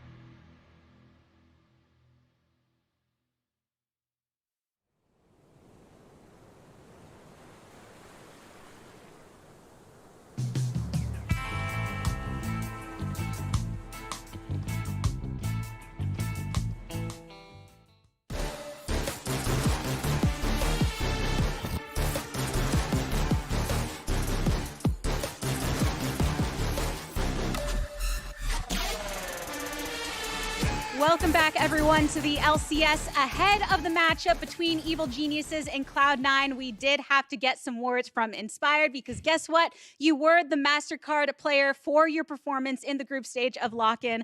First, I just want to ask you, how do you feel that you performed in Lock-In compared to your expectations when you would first be taking to the Rift? I think during the Lock-In group stage, I played pretty well. I expected the teams to be a bit better, though. I thought this will be like tough competition, even from the bottom teams, but it kind of wasn't. It was kind of easy. So the problems only started when we started playing like best of fives against better teams, like the final against TL. But before that, I performed like I expected to. So.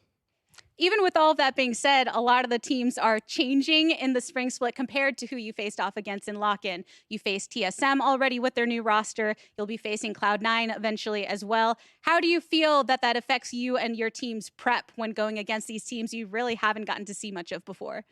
You can't really expect much, right? It's like I didn't know how TSM will play because I didn't know their players before they joined TSM. So I didn't know how they play, what do they like, what champs they like to play. Same for Cloud9. I don't really expect anything, to be honest. I will see when the champion select will start and they will start looking in their champs. Then maybe I'll have some idea what they want to do. But before that, it's like very hard to prepare against those teams. So it will be interesting. I know a lot of people had an idea of what they wanted to expect from you coming into this because of your previous MVP accolades and then having such a strong start now. Many junglers have talked about the fact that they feel the pool is pretty strong when it comes to that position here in the LCS this year. How do you feel about the rest of the competition within the jungler role? That's what I was thinking as well. When I came here, I felt like in LEC you had like top junglers that were good and there was like a gap between the bottom junglers. And here there is a lot of good players in the jungle that are similar skill level. So the competition is very close to each other.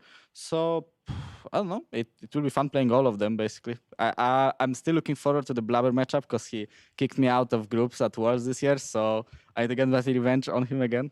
A little bit of heat there. Do you think it's going to be a dub against Cloud9 though? I hope so. I mean, I'm looking forward to win against them. All right, we look forward to watching the matchup. Congratulations on the victory and getting to do your own special pose there. We'll get to catch the action in the EGC9 game. Let's head on over to the analyst desk. Thank you so much, the Tigress. Hoping for a win versus Cloud9, and we'll know soon enough whether or not that will come to Inspired. Congratulations to him on receiving the first MasterCard Player of the Week, that is, for his performance in Lock-In. We're also re-welcoming Tim Seven Houston to the broadcast to help us preview this third matchup of the day. It's Evil Geniuses versus Cloud9. Tigress asked him a question about preparation, and that's where I kind of want to go to you first, Tim. This contrast in play styles, and I have it in my head that if you watched yesterday's Cloud9 game, it didn't make it any easier to identify how to go up against this team. Yeah, no kidding. You can prepare certain things in a very general way because I think, you know, the really fascinating thing about LS coming in, coaching a team, he has all these kind of certain ways he likes to view the game. You know that he likes to focus on scaling up his team, like winning in the draft. And, you know, you've got to beat us. Otherwise, if you don't beat us early, we are going to win because that's what we drafted. But the specifics of how they do it, like that draft, I mean, who does that? Who plays those kinds of things? Who does that? LS does that. You know, from the EG side, yeah. Like, what are you going to do? Yeah, and I think, so you already kind of outlined, like, what you would do, right? Which is kind of similar to how we saw the Sona TK get countered when SK Telecom brought it to MSI. IG just dove it like constantly. But to Golden Guardian's credit, they had drafted a composition that they were like, we have the Yuumi, we have the Kiana, we're really going to focus on this this pick to try to like dismantle them early. But once you get one team fight that goes wrong and they didn't pressure their early advantages much as they could have, it just goes all C9's way because they capitalize on that one mistake and suddenly it's over. Yeah, you see the adaptation with Serpent's Fang going in there for Kiana, you know, but the problem was at that point, You bursted him. This is the team fight. You bursted him down to 30%, and then guess what happens? Here comes the enchanters, basically, to heal him right back to full. It was disgusting to watch, but it's one of those things where it gives your team direction, whereas when they went up against CLG in lock-in, and they had that Game 2 draft, where there was no direction, right? Right. It's nice to still see it. It's basically them looking to scale pretty consistently. I want to see, different colors within their drafts, different looks. Right. But this one had a clear idea in how they want to counter their going up against Golden Guardians. Now back to you on this one, Tim. To Emily's point around the style of composition that Golden Guardians brought out, it definitely was built in a sense to dismantle what Cloud9 was trying to do in the early game and maybe get that snowball advantage. Now in the hands of a team like EG that I think most people will look at as a better team than Golden Guardians, I gotta wonder if they're gonna have that explosiveness that you're talking about to actually take it to Cloud9 early and capitalize. And in that, who is the player that you're identifying as having to be the catalyst to make that happen for EG? Yeah, I think there are a couple of things. I think you need I think Golden Guardians had some of the right ingredients, but one of the things they needed is more priority out of the mid lane. I think more pressure so that they can attack the bot lane harder. You might go for top, but I think bot lane is going to be the focal point. I think Jojo Pyun gives them that mid pressure. He's generating it like almost every single game, and they'll probably draft a little bit for that. But then it also comes down to Vulcan and his ability to engage. He pulls the trigger so frequently and so hard, and I think the execution on the engages and their approaches to the team fights is going to be able to kind of take that burden of execution and run with it a little bit better than we saw from Golden Guardians. 100%. That's what Jojo Pyun was able to do in his previous game when he had constant move, and it really punished TSM. And then on top of that, hearing the interview, it was a Travis Gafford interview with Vulcan. He was talking about the fact that that's just how Vulcan wants to play. He wants to constantly have move, and so having priority through bot lane so he can be a lot more aggressive, work with Inspired, that's the goal, and I think we'll see a little bit more of that today. And Emily, I'm curious, as Tim said, he maybe expects this matchup to be a little bit more bot lane focused. I'm excited to still watch those two top laners go against each other because of the fact that they generally don't give a lot. They're the kinds of players who can do a lot with a little, can play that weak side, and not give a ton of advantages over. I'd say Impact, yes. Summit, not really. But the funny thing about these two players, I think, is like we know Impact for like Renekton, Gnar, like these are comfort picks he'll go to. Well, guess what Summit likes? Also Renekton, and then we saw the Gnar coming out yesterday, and he was just outside of that one kill that they were able to get on him. He was just kind of chilling. So sorry, let me push you on that. You don't think Summit is good at weak side? I mean, I think he received a lot of jungle attention in the LCK from Krakow and also from Effort's support rooms. So I do think that he has played a lot more strong side, as in they have played around him and he's been on carries. Gotcha. Yeah, I remember when he first came into the LCK and he was dominant, mostly through that weak side. So like he has different looks, and I'm interested to see what his identity is going to be on Cloud9 because it's very clear just on the outset. You have Berserker and win some of the bot side of the map. You want to play towards a really aggressive 2v2 lane, and also that's the name of the game this meta, right? With TP changes. So, and just yesterday, when he was on that Gnar, he actually did some disgusting things to Golden Guardians that they just could not hit him. So he had a pretty damn monstrous game in that one.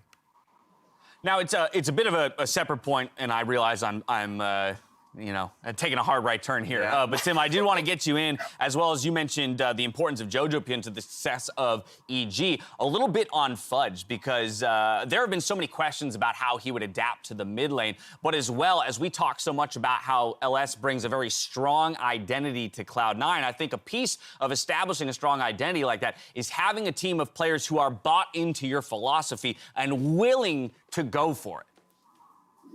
Yeah, absolutely. I think Fudge has shown throughout the last couple of years that he believes very strongly in himself, but just because he moved into mid lane and believes that he can become the best mid laner doesn't mean that he thinks that from day one he's going to be able to lane, and win lanes against all the best mid laners in the league. And I think his willingness to pick up, not only to buy into LS's mindset and be creative with the Ivern mid, but also to use it as a way to kind of bridge his learning process of learning how to lane and kind of the standard matchups. It's one where it doesn't really matter if you can play a standard laning matchup and win it or not, because you're playing for scaling, you're playing for something that they're not going to be comfortable with.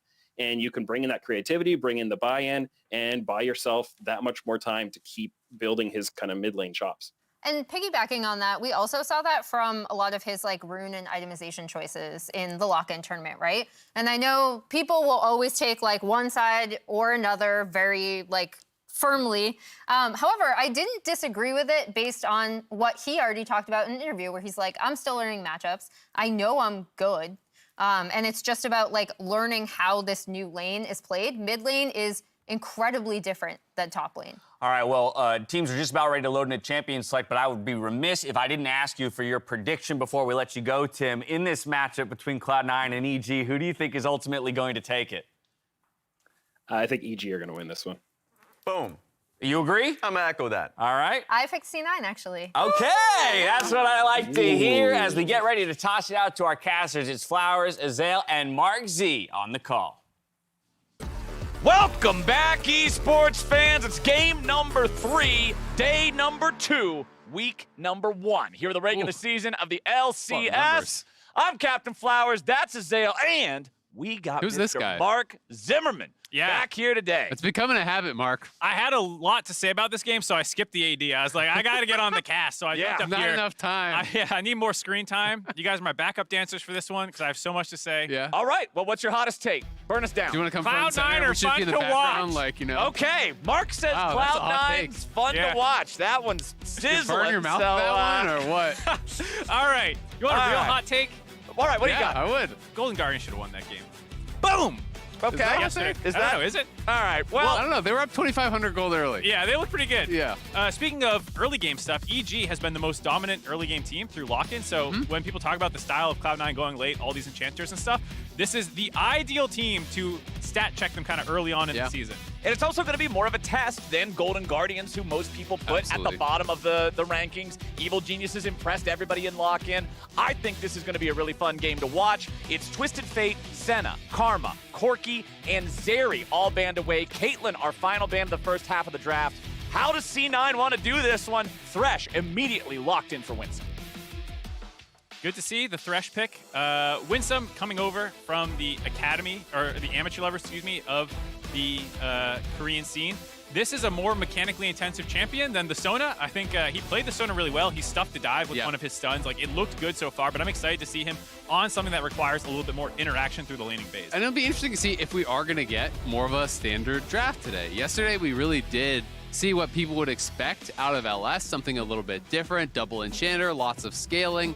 You know, the Gnar was maybe the one thing that people would say, that's not a pick that you would normally like, but it was playing weak side, and it's one of Summit's best champions, if not his best. So going to be really interested to kind of follow that. You know, was that something that they're just saying, hey, we can do this against Golden Guardians, or is that the kind of stuff that they want to bring out against the top teams in the league? Yeah, and on the Summit point, his most plays last split in LCK were Gnar and Renekton, which are two things that, you know, LS calls sinners all the time. But in his AMA leading up to the season, people were like, are you going to pick sinner champions? And LS's kind of philosophy they shared was, there's an Olaf. His philosophy was, as long as I'm sinning less than my opponent, you know, like you can take, you know, Gnar is a little bit better late game than Renekton, so as long as it's less. Yeah, just trying to let them know they're aware of what might go down here. But Cloud9, they get Blabber on his classic Olaf. They've got the Aphelios Thresh combination that we see picked together so often in the bottom lane. Response from EG. Roles will be matched. So Xin Zhao versus Olaf there in the jungle, and Jinx Leona for the bottom lane of Evil Genius. I'm always such a fan of champion player combos that might not necessarily be the meta, but it's always in season for a player like Blabber to bring out the Olaf. Even when no one else is playing Olaf, he will catch Olaf bans against him because he has been so dominant over the last couple of years in the LCS with this pick. A large portion of him winning MVP was him running over teams day in, day out with the Olaf. And it feels like, other than the Xin Zhao, the jungle pool is relatively open. We've seen Poppies, we've seen Trundles, we've seen J4s. Like, whatever your signature is in the jungle, it feels like people can kind of just go to. And I like what we're seeing in the bans here, paying respect already to what we saw from Cloud9 yesterday. The fact that they're willing to play the Enchanters mid, do this type of style, even though they've already got the Thresh locked in. They actually banned Lulu Ivern. is banned Wow. away. Ivern is banned away. Two different champions that could play a supportive style mid lane to back up that Olaf. That's what EG is going to target. So one thing I will say, you know, even if you're EG and you're thinking, okay, well, Ivern isn't actually that good, it still makes sense to ban picks that you have no practice against, right? If you think that C9 may do this, and you are not really comfortable playing against it. Now we're going to get Soraka. Oh my god, this is the quintessential LS champion. He's put this thing in S tier and solo lanes every patch. You know, like, this is the champ. I ran into LS behind the scenes before the games today. I said, hey, man, I really liked what we got to see yesterday, spicing up the draft a little bit. I was like, I hope you got some more deviations in store for us. He said, oh, yeah, I do. I was like, all right, I'm ready to see the cells. He's like, oh, there's no cells. So apparently, the Soraka was the play the entire time here. This is what they're going for. I'm excited to see how this works out because Tryndamere will be locked in along with Victor here for the side of EG. Really interesting to see the Tryndamere come out to actually answer the Camille. You know, I'm assuming they're not going to get too crazy. I mean, JoJo has actually been the guy to play the Tryndamere, so theoretically it could be Victor top and Tryndamere, you know, being played, by JoJo, but yeah, I wouldn't think so. Yeah, I assume that's going to end up being Tryndamere top there. It just feels like so not an impact champion, you know, because it's not a champion that is really adept at grouping. Even when he plays side lane champions like Gwen, it's side lane champions that can actually group in 5v5. Tryndamere can function in 5v5, but generally only with flash, and it's really not your strength. And this is something, I want to go to a point that you and I were talking about behind the scenes yesterday. Because we were talking about how when you're playing these side laners that are carries, when you're playing these split pushers, Gwen was the example before, now we're looking at a Tryndamere, you've got to be able to play selfishly enough. We generally talk about selfish play in a negative light, but when you're playing a champion like this, you've got to be able to be selfish. You need to get rich on a Tryndamere to have value. You are only the damage you're putting out. There's no utility from this champion whatsoever, so that's going to be a really interesting one. And Impact is not playing TP. It is Ghost Flash, solo queue style. This is really exciting.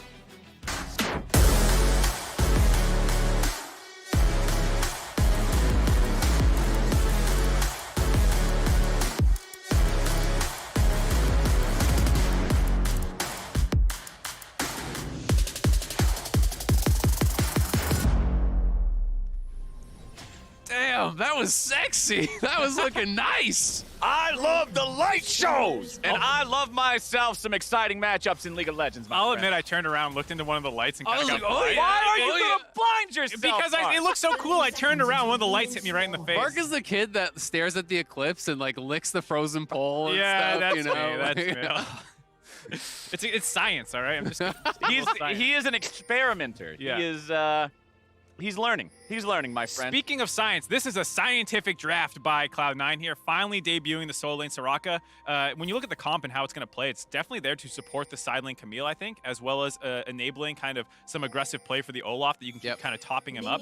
Fulfilling a bit of an enchanter role, but less about enabling, whereas a lot of enchanters speed you up, provide extra CC, buff up your stats. Soraka is a lot about just healing over the top, as well as the global healing. Yeah, and the healing can actually be really, really effective with Olaf. You know, if Olaf can get aggressive, can get in the face, you know, of the Xin, you can have that cross-map presence with your ultimate to really sway any of these duels. The same thing can be said of top lane. You know, if Summit is able to actually kite out the Tryndamere ultimate, you know, with the help of that Soraka ult, it'll be pretty interesting. But I'm excited to see how this mid lane matchup actually goes, because yesterday it was the Ivern into the Victor.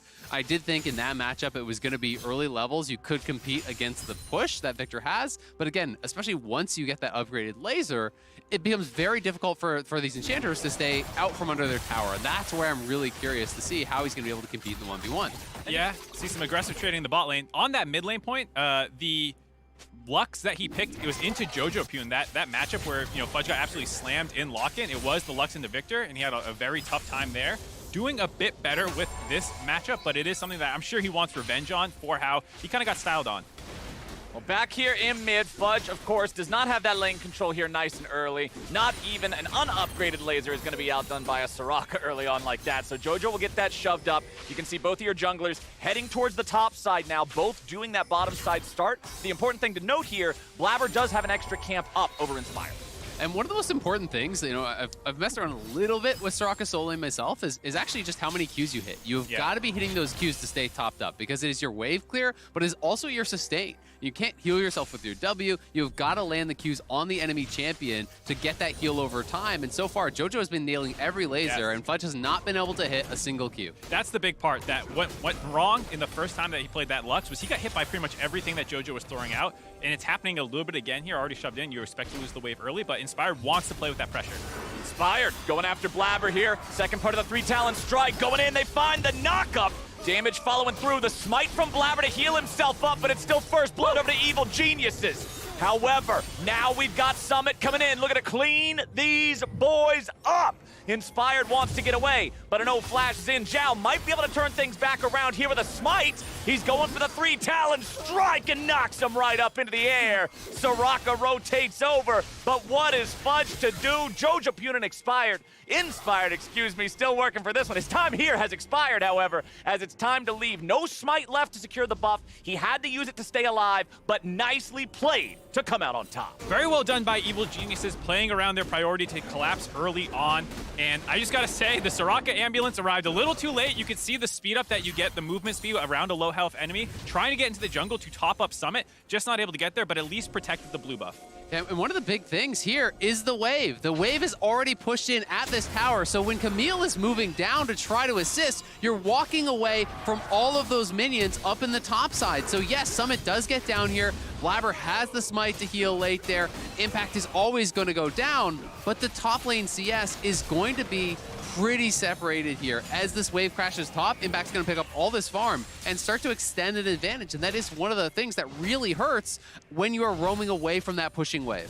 In mid lane, you saw Vulcan rotating over to mid, looking to make some sort of a collapse here. Fudge flashed before the Zenith blade, but Vulcan missed on the follow-up, so they were not able to chase after the Cloud9 mid laner. Fudge escapes that one, but now as a half HP Soraka with no flash, he has to be very mindful about return visits. And this is already such a great illustration of some of the debates that people get into philosophically when discussing early game versus late game. You know, we saw it yesterday a little bit in the Golden Guardians time where they got an early advantage against Cloud9. They were able to get a lead, but then once all the item power spikes started coming online, you start fighting 5v5s, this Enchanter-focused late game kind of comp outscales it. Yep. Here, it's a similar story early on. EG has made a lot of good plays, forcing the flash, you know, this invade. Can they keep snowballing? And EG is usually so good at this, but it is very punishing because one mistake can flip the entire game. The other thing that's really interesting is one of my answers that I always love when I'm playing against Enchanter comps, and to be fair, this is only one Enchanter. It is Thresh bot, you know, it's not Lulu, Soraka, whatever. Right, yeah. Is split push, and Tryndamere can do that because generally these types of comps, Soraka succeeds when she's going to be grouping later on. Summit will have the hook shot out, but a couple crits there does start to hurt. And if he has eyes on Inspired, you're not too worried, but if you haven't seen the jungler and the wave is stacking top, you do start to get a little bit nervous. But anyway, to go back to the point, you can avoid the 5v5 a little bit as the Tryndamere by just refusing to group, by running down sides, by drawing people to you, and trying to create a difficult situation for Cloud9. And with this wave crashing into the top lane here against Summit, Impact isn't worried at all about walking past the turret, Summit getting a bit of free trade damage onto him there. It doesn't matter. The ability of Tryndamere to sustain, to heal back up, and to continue exerting this pressure is massive. Impact is 51 farm versus 26. Yes, there are quite a few minions here for Summit to pick up, but you absolutely do not want to be down this much against Tryndamere in the early game. And hey, props to EG for putting Summit in a spot where he had to lose so much to help his team.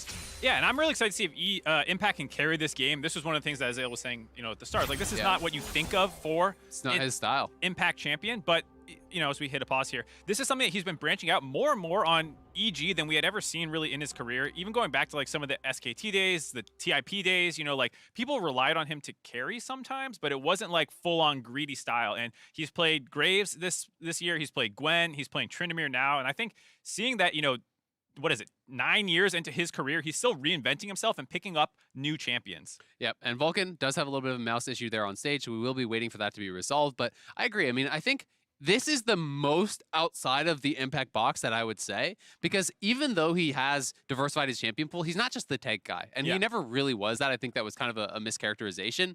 But everything else that you kind of mentioned, when he played Gnar, and when he would play Kennen, and when he would play Gwen, and when he plays even Graves, like Morgana top and stuff. Like he would do these things, but he would use them for side lane pressure to then come in 5v5 with an advantage. Tryndamere generally is not that. Maybe he'll still try to play it that way, but generally when you think of Tryndamere, Tryndamere wins games through sides, wins games through pushing and moving. You know, it's about kind of more the skirmishes and less the 5v5, and almost every champion he plays generally ends up 5v5.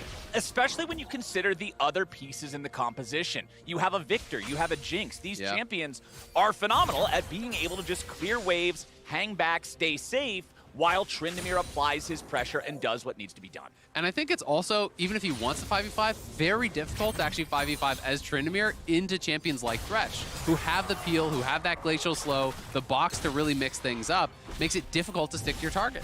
Yeah, we see an all-in Look here. at the dive. Oh, okay. All right. They're going to trade Ignite for Ghost here in the top lane. As soon as he sees that summoner dropped, Impact says, okay, good enough. I'll trade that. Backs off. Yeah, and so we talk about the 4-1 for EG here. I think it's interesting if they actually want to use the Tryndamere to split, because you're talking about this kind of Thresh peel, and it is annoying for a Tryndamere by himself, but if you can force those skills out, there's really nothing else to peel for the side of C9. It's a straight shot onto the Soraka and the Aphelios if you can get around the box. Oh, we're ready to go for a smite fight. It will go over the way of Cloud9, but what about the rest of the fight thereafter? Vulcan having to get away. Inspired shut down. Massive heals end up coming out from Fudge, and it keeps people alive. Double kill back over to Blabber. That is exactly what Soraka was picked for. It's a repeat of yesterday. They bait the enemy team into coming around these objectives, the dragons, and the people cannot stay away. You take these 4v4s, the enchanters come in, and those low health targets get topped up. I mean, the biggest issue for me is that it's so split. I mean, look at Danny. Danny's way behind the play here over on the side. They go in for what they think is a 2v2, but Berserker is much closer, and you have Danny way over here. The fight is already decided before the Jinx can really enter. And even though Jojo Pyun gets in there first, Fudge contributed with the ultimate from Soraka. You don't actually need to be first to play if you have the global. And then he shows up a little bit late, in air quotes, but is still able to get the heals onto Blabber, keep him topped up. And if there's one person who knows how to play the line, it's Blabber. He knows exactly how far he can push Olaf. Man, oh man, Cloud9 and these early and mid-game dragon fights with enchanters, it seems to be a recipe for success, my friend. Yeah, people have got to pay respect to it. You know, grouping is where these champions really, really shine. It was the downfall yesterday of Golden Guardians. You know, in this 4v5 getting ace, this one is not nearly as bad for EG, and they are still slightly ahead, but that is a big deal, putting Blabber in a position that he can carry from. Also going to be interesting to see who invests in early Grievous wounds and how quickly they bring it out. Because if you want to fight, if you want a 5v5, you absolutely must have Grievous wounds against Olaf plus Soraka. I think you still have the option of starting to invest in Impact a little bit more. Yep. You can look at that play and be like, okay, why have we not been on these stacked waves? There's been a couple times where Impact has gotten pressure. The Rift Herald's up. I think you want to find an opportunity to get that without it becoming a 5v5, and then hopefully snowball his lane, because he's already got a nice CS advantage in the 1v1 for the most part. You can hopefully find a way to blow the game open through him if these 5v5s keep going bad. And you can see Cloud9 continuing to play the neutral objective game here. It is Blabber starting up the Rift Herald. No, he doesn't have anybody else near him right now, but Berserker and Winsome have both rotated up from bottom lane. They'll continue shoving in the wave in mid. Fudge is nearby as well, ready to go. Does not quite have the cooldown up for Wish just yet. But considering nobody from Evil Geniuses is anywhere nearby to contest this, that's free Herald for Cloud9. Still like C9, kind of doing a half roam. You show up mid lane to say, hey, we're moving for this. EG abandons it, and then you don't actually have to commit those resources. You do lose a couple waves, minions having to move back down, but it's not like you lost 3 waves like we sometimes see. And they didn't even lose a plate, so not a big deal at all, but I kind of tend to agree with what you were talking about earlier, Mark. You know, especially because it is a flashless Camille, I do think there is the opportunity to actually pressure Summit here.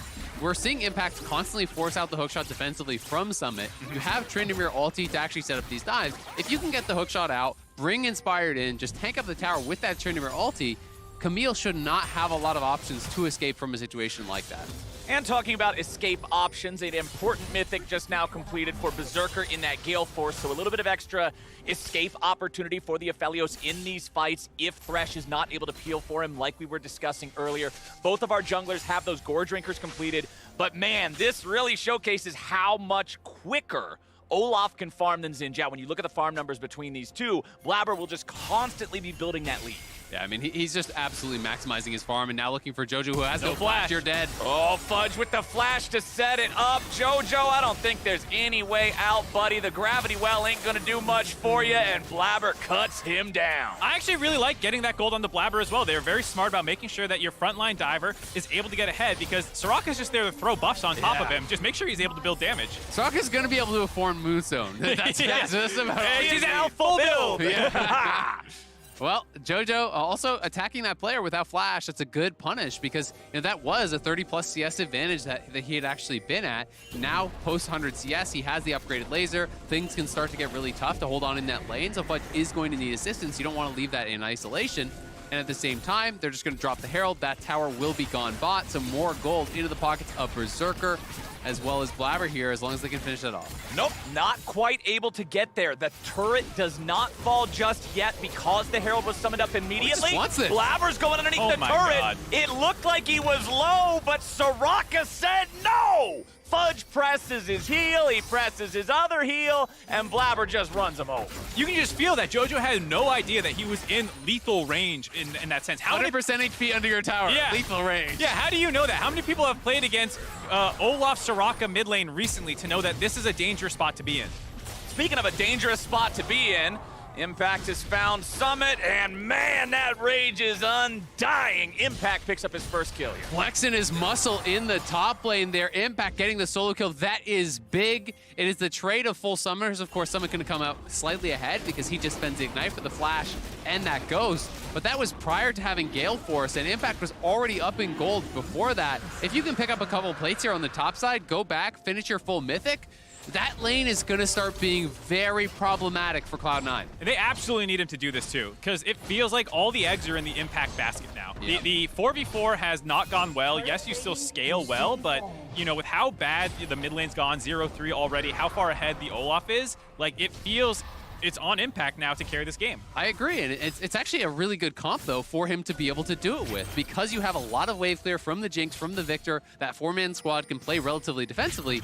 The trick, though, is that Cloud9 has taken all the neutrals early. Yeah. So the third dragon is going to draw you to a team fight. Maybe they say, okay, we'll just give up the third dragon, but then you are always one mistake away from losing Soul, and very likely one mistake away from losing the game, which becomes very, very scary. But Impact, of course, did have a big buy. He gets the Gale Force. He has the Grievous Wounds, so that's going to be feeling really, really good. But I still just don't have a lot of confidence in their 5v5 at this point in the game. And I like how Cloud9 makes sure they're always focusing on these Drakes nice and early when they're running these types of compositions. They're guaranteeing that they have that chance here in 4 minutes or so, 18 minutes into the game, to say, oh no, you have to fight us now, otherwise we're going to be on Soul Point for the rest of the game. You don't get that if you're waiting till 11 or 12 minutes to take the first dragon. C9 knows exactly what they should be playing around when they're playing these types of comps, and I'm looking forward to seeing how EG answers here when that spawns. I think that's the big question now, because you're going to really have a tough time if you're just 4v4 standoff in the river against C9's comp.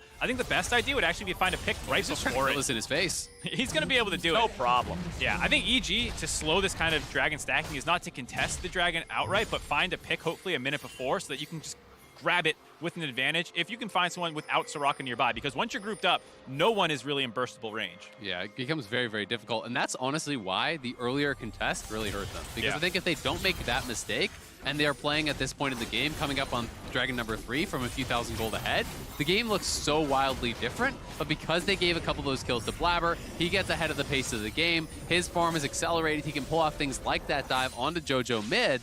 They can take that Herald bot. That's cracked for Berserker, who gets absolutely rich here as well. And the important thing is, Impact is a large part of why this game is even. But he does not want to be 4v4. So if you just look at the 4 red members below Impact, they are substantially behind Berserker and Blabber, who will actually be there for the team fight.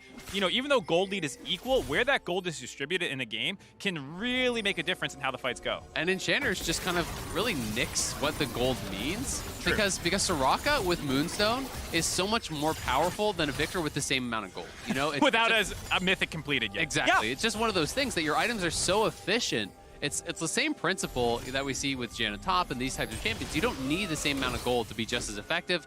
But now, focusing up towards that top side, Impact's going to roam, and they're going to try to punch Cloud9. Evil Geniuses are not getting the fight they wanted. Berserker has already killed Danny, but Impact claims Fudge. He's now in the middle with Inspired looking to help him here. As Summit goes right back in. Impact's able to stay alive. They burst down the enemy player there. And that's going to be both solo laners down, but traded away for jungler and AD carry. Vulcan, sure to not survive this one, you would think. Winsome keeps on chasing, brings Berserker back in here with a lantern, wants to give the money to the AD carry, and they got it 3 for 2. The fight favors Cloud9. The story is this, though. JoJo pushing on that bottom side, so they are down in kills in that play, but they're going to be able to trade back a tower here. It's going to be a lot of gold for JoJo, plus multiple waves lost from Cloud9 to that tower, so all things considered, it stays relatively even. Yeah, and the Trinity is going to be able to pick up that farm at the end. I like the idea from here, EG. You have Fudge in a bit of an awkward spot where he's pincered. Danny got roasted. Yeah, Danny blew up. He also got pincered on a little bit. But the fact that you killed the Soraka early in the fight means that like no one's going to be getting topped up. We talked about how it being a single enchanter comp this one time. If you blow up that one enchanter, you can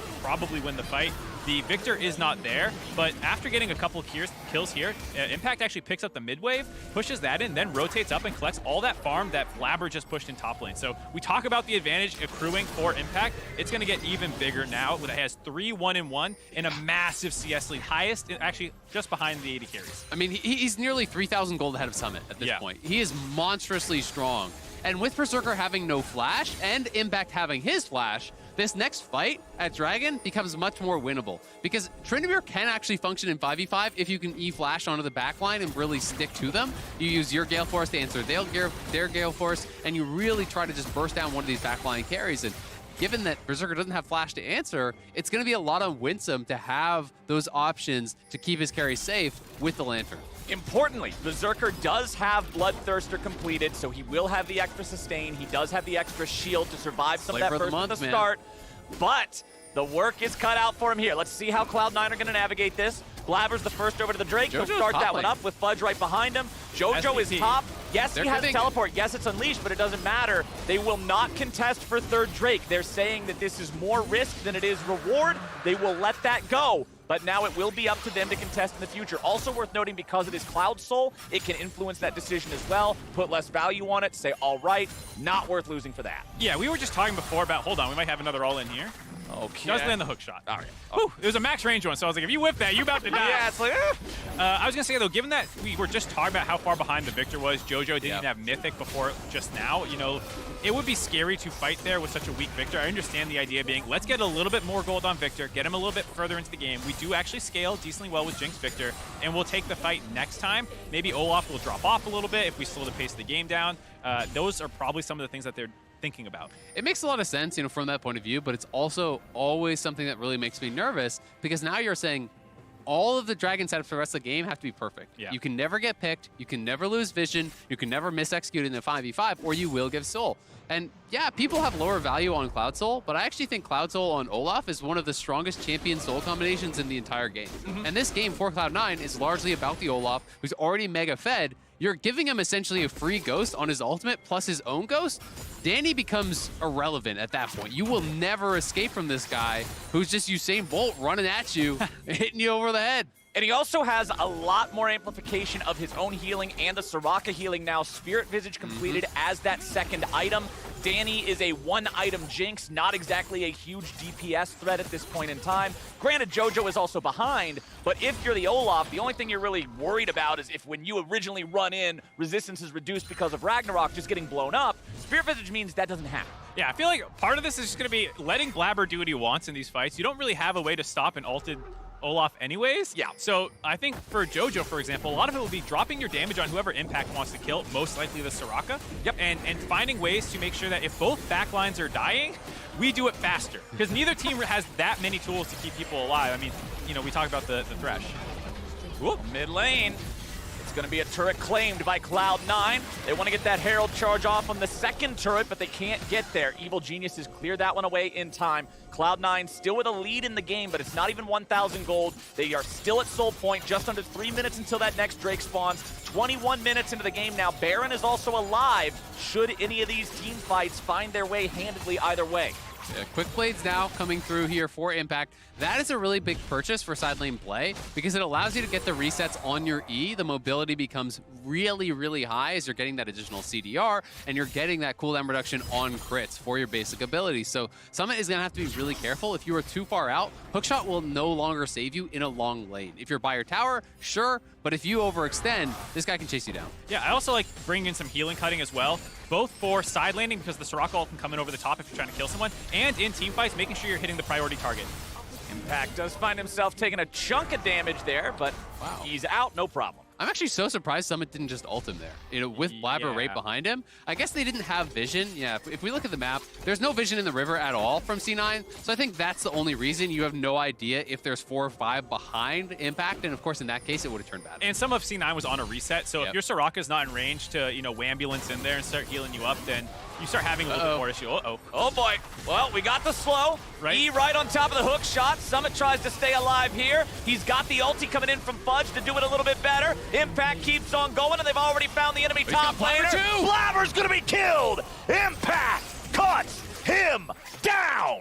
Blabber may be strong, but Impact is the king in this game. Double kill from the Tryndamere. Mark, you said he had to carry, and he's looking like he can. EG pull Cloud9 apart. They were not grouped up for that, so they could actually take them down one at a time. Target Summit, then target Blabber, now target Baron. And that Spirit Visage, as much as the solo healing, the increased self-healing helps, that is not going to save you from the Tryndamere. Soraka was not there in position, and now they're on the Baron here. Pressure on Cloud9 to try to make something happen. It's all about Berserker. He's the only carry alive. He's the only one with any damage. The other 2 are support, and they're both stuck inside the box. How's it gonna be? Winsome tries to peel for everybody, but it will not matter. That box doesn't do enough. Fudge is already down, but Summit's able to return into the fight and take out Vulcan. JoJo has no flash. I'll see you later, buddy. Nothing left to him. So Cloud9, they will get a 2-for-1 in the fight afterwards, but it is Baron over to Evil Genius. Yeah, they get the Baron, but the problem is JoJo's respawn is not going to be up for Soul, so I think it actually ends up going bad for EG. Yes, they do get that Baron, but because they lose members doing it, you won't be able to prevent the Soul, that permanent buff, so that's putting even more pressure on Impact to really just 1v9 this game with his advantage. Yeah, God.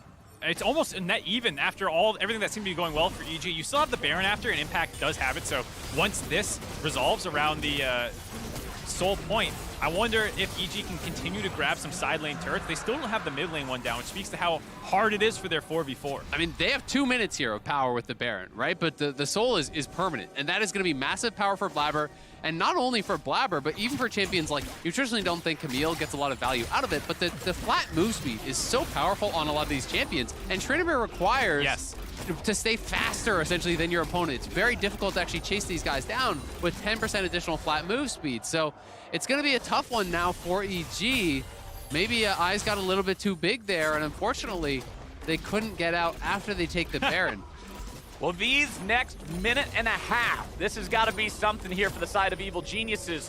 But the map's not really set up for them to do a whole lot with it. There is one tier 1 turret still standing. It's here in the mid lane, and Berserker, Fudge, and Blabber are all positioned defensively to stop EG from getting a lot done very quickly. We'll see if they can turn it into a whole lot. It's Danny, Vulcan, and Inspired here. Impact is looking to set himself back up in bottom while JoJo farms up top. JoJo is still playing catch-up this game. Summit gets away over the wall. Impact can't kill him again there. But again, the wave is not anywhere. There's not a lot for him to push. And that may look silly, but Impact was actually trying to Gale Force past Summit to interrupt his hookshot. Because if you can get in between him and the wall, you could stop that hookshot from going off there. And actually then, Summit has no way out without the flash. Another thing we haven't really touched on this game, because it's been so much going on, is the fact that Cloud9's comp is essentially pure physical damage. And that is why we're starting to see some armor stacking coming in here. The Tryndamere, not a champion that you really associate with a lot of defensive items, actually went full Randuin's. We see a full Randuin's on Inspired. He's going to be going probably into a Thornmail next. And that armor buy is going to become so incredibly efficient when all of the damage is Aphelios, it's Olaf, and it is Camille. What's so interesting about this too is the question is time to kill. Is the armor allowing you to kill people through Soraka healing, or are you just gimping your damage and now you can't kill through the Soraka healing? It's actually such an interesting problem that you'd have to really do some math on and be like, well, is this even worth it technically? One thing I will say that sometimes isn't thought about much as armor on split pushers is it allows you to pull off tower dives a lot more effectively because you're taking so much reduced damage from the towers as well. You know, so that can be pretty powerful. And in a potential 1v2, it's going to be super efficient against Blabber and Summit. And a little bit of a slow to tack on as well. If you're chasing someone down in an extended sequence, it is something, when you're talking about this cloud buff that they're going to have for the rest of the game, can aid you in that situation as well. Now, I'm very also interested in the fact that we have 2.5 minutes on the Baron here, 3.5 minutes on the Elder Drake. He needs to stay between him and the wall. Soon, Summit tries to get away there. He gets himself out a little bit. but they've still got way too much manpower down here. They don't even bother using the Soraka ult from Cloud9. They know there is no way out for Summit, and Impact continues his operations here in the side. I'm actually so impressed by how Impact is playing this game and this matchup, really understanding that against a flashless Camille, it's all about blocking the hook shot. That's why he's popping the Ghost early. That's why he's using the Gale Force early. It's not for the damage, it's for the reposition to stay in between Summit and the wall and deny any distance for the hook shot. And for the rest of EG as well, to get in position to aid Impact in these situations, these little windows where there's no important objective, finding a path down there, because it would still be hard for him if he had to do an extended chase down sequence, but the extra CC that came in from Inspired and Vulcan made it a very quick kill. It forces Olaf to actually answer a lot of these. You see Soraka falling very far behind in farm because Olaf is actually the one collecting a lot of these side waves when Victor pushes, for example. They want to keep the Soraka middle of the map at all times. And one of the problems is, if Olaf has to answer a side lane, well, guess what? The rest of your squad without him is very, very weak. You're not going to be wanting to take these 3-man fights, these 4-man fights, without the Olaf around. So it's becoming a very interesting game here. And Impact has bought a lot of time for JoJo to actually complete a couple items. He has the Shadow Flame through now, so a lot of heavy spell pen in this build. You can also see Danny on 3 full items as well with the LDR through. So EG's other carries are becoming a true threat. We have under 1 minute until we get the Baron now, and that's only going to be a short window of about a minute itself until both super buffs are alive on the map. That always creates an interesting push and pull between those different locations. Are you going to trade those back and forth? Is somebody going to commit to one or the other? These are the types of situations where teams can really just make or break the entire game in a single call if you do it wrong. I think this is so interesting as well, given that Olaf is a champion that typically falls off. It's one of the reasons he's on the center list. But now you've kind of all-in on him. Yes, Berserker is fairly strong at 3 items, but in terms of backline threat, it still feels like it's on Blabber, given the fact that the Camille never really got off the ground. Well, he's trying to get away from Tryndamere now. Impact keeps on the chase. He already used the spin. Even with Nabori Quick Blades, he can't just spin back-to-back like that, so he can't chase him over the wall. The rest of the team's there anyway. Cloud9 has control over the EG bot side jungle as the Baron spawns, EG defending their tier 2 turrets. It's all about the side push, though. They're trying to shove out these waves as much as possible. As soon as Cloud9 showed on this wave bot side, immediately JoJo cancels his recall, he pushes out another wave because they're trying to force Cloud9 to not function as a squad. They want them pulled to the side lanes. They want them split up, trying to answer fights in different areas and buying more and more time for EG to scale up and scale up and scale up. Because if this game goes to 5-6 items, all of a sudden Olaf pops ult and he runs in real fast, but he runs in real fast and gets one shot by the Victor and the Jinx. Yup, straight to his own death. That Jinx is on 3 items. LDR, Kraken Slayer, Phantom Dancer. No Infinity Edge yet for either one of the AD carries. They both are going to have meaty targets they have to kill first, so the LDR has that very high value. When you're looking at Blabber, he's got Sterix. Blabber still has no armor. When you look at the threats on the enemy team, there is 1 AP threat, 3 AD threats. More like 2.5 since Zinjal's mostly just Elder tank. time. But man, we'll see how well he's able to sustain here in these fights. Evil Geniuses and Cloud9 ready to square off around the Elder Drake pit. Cloud9 with control over the area here at the start, shoving up the waves, clearing out the vision. EG will have to find a way to contest here. They do not want to give this buff away to C9, who are already starting it up. Yeah, they're just brute forcing it. Impact couldn't even shove out the bot wave. He needs to group the rest of his team here.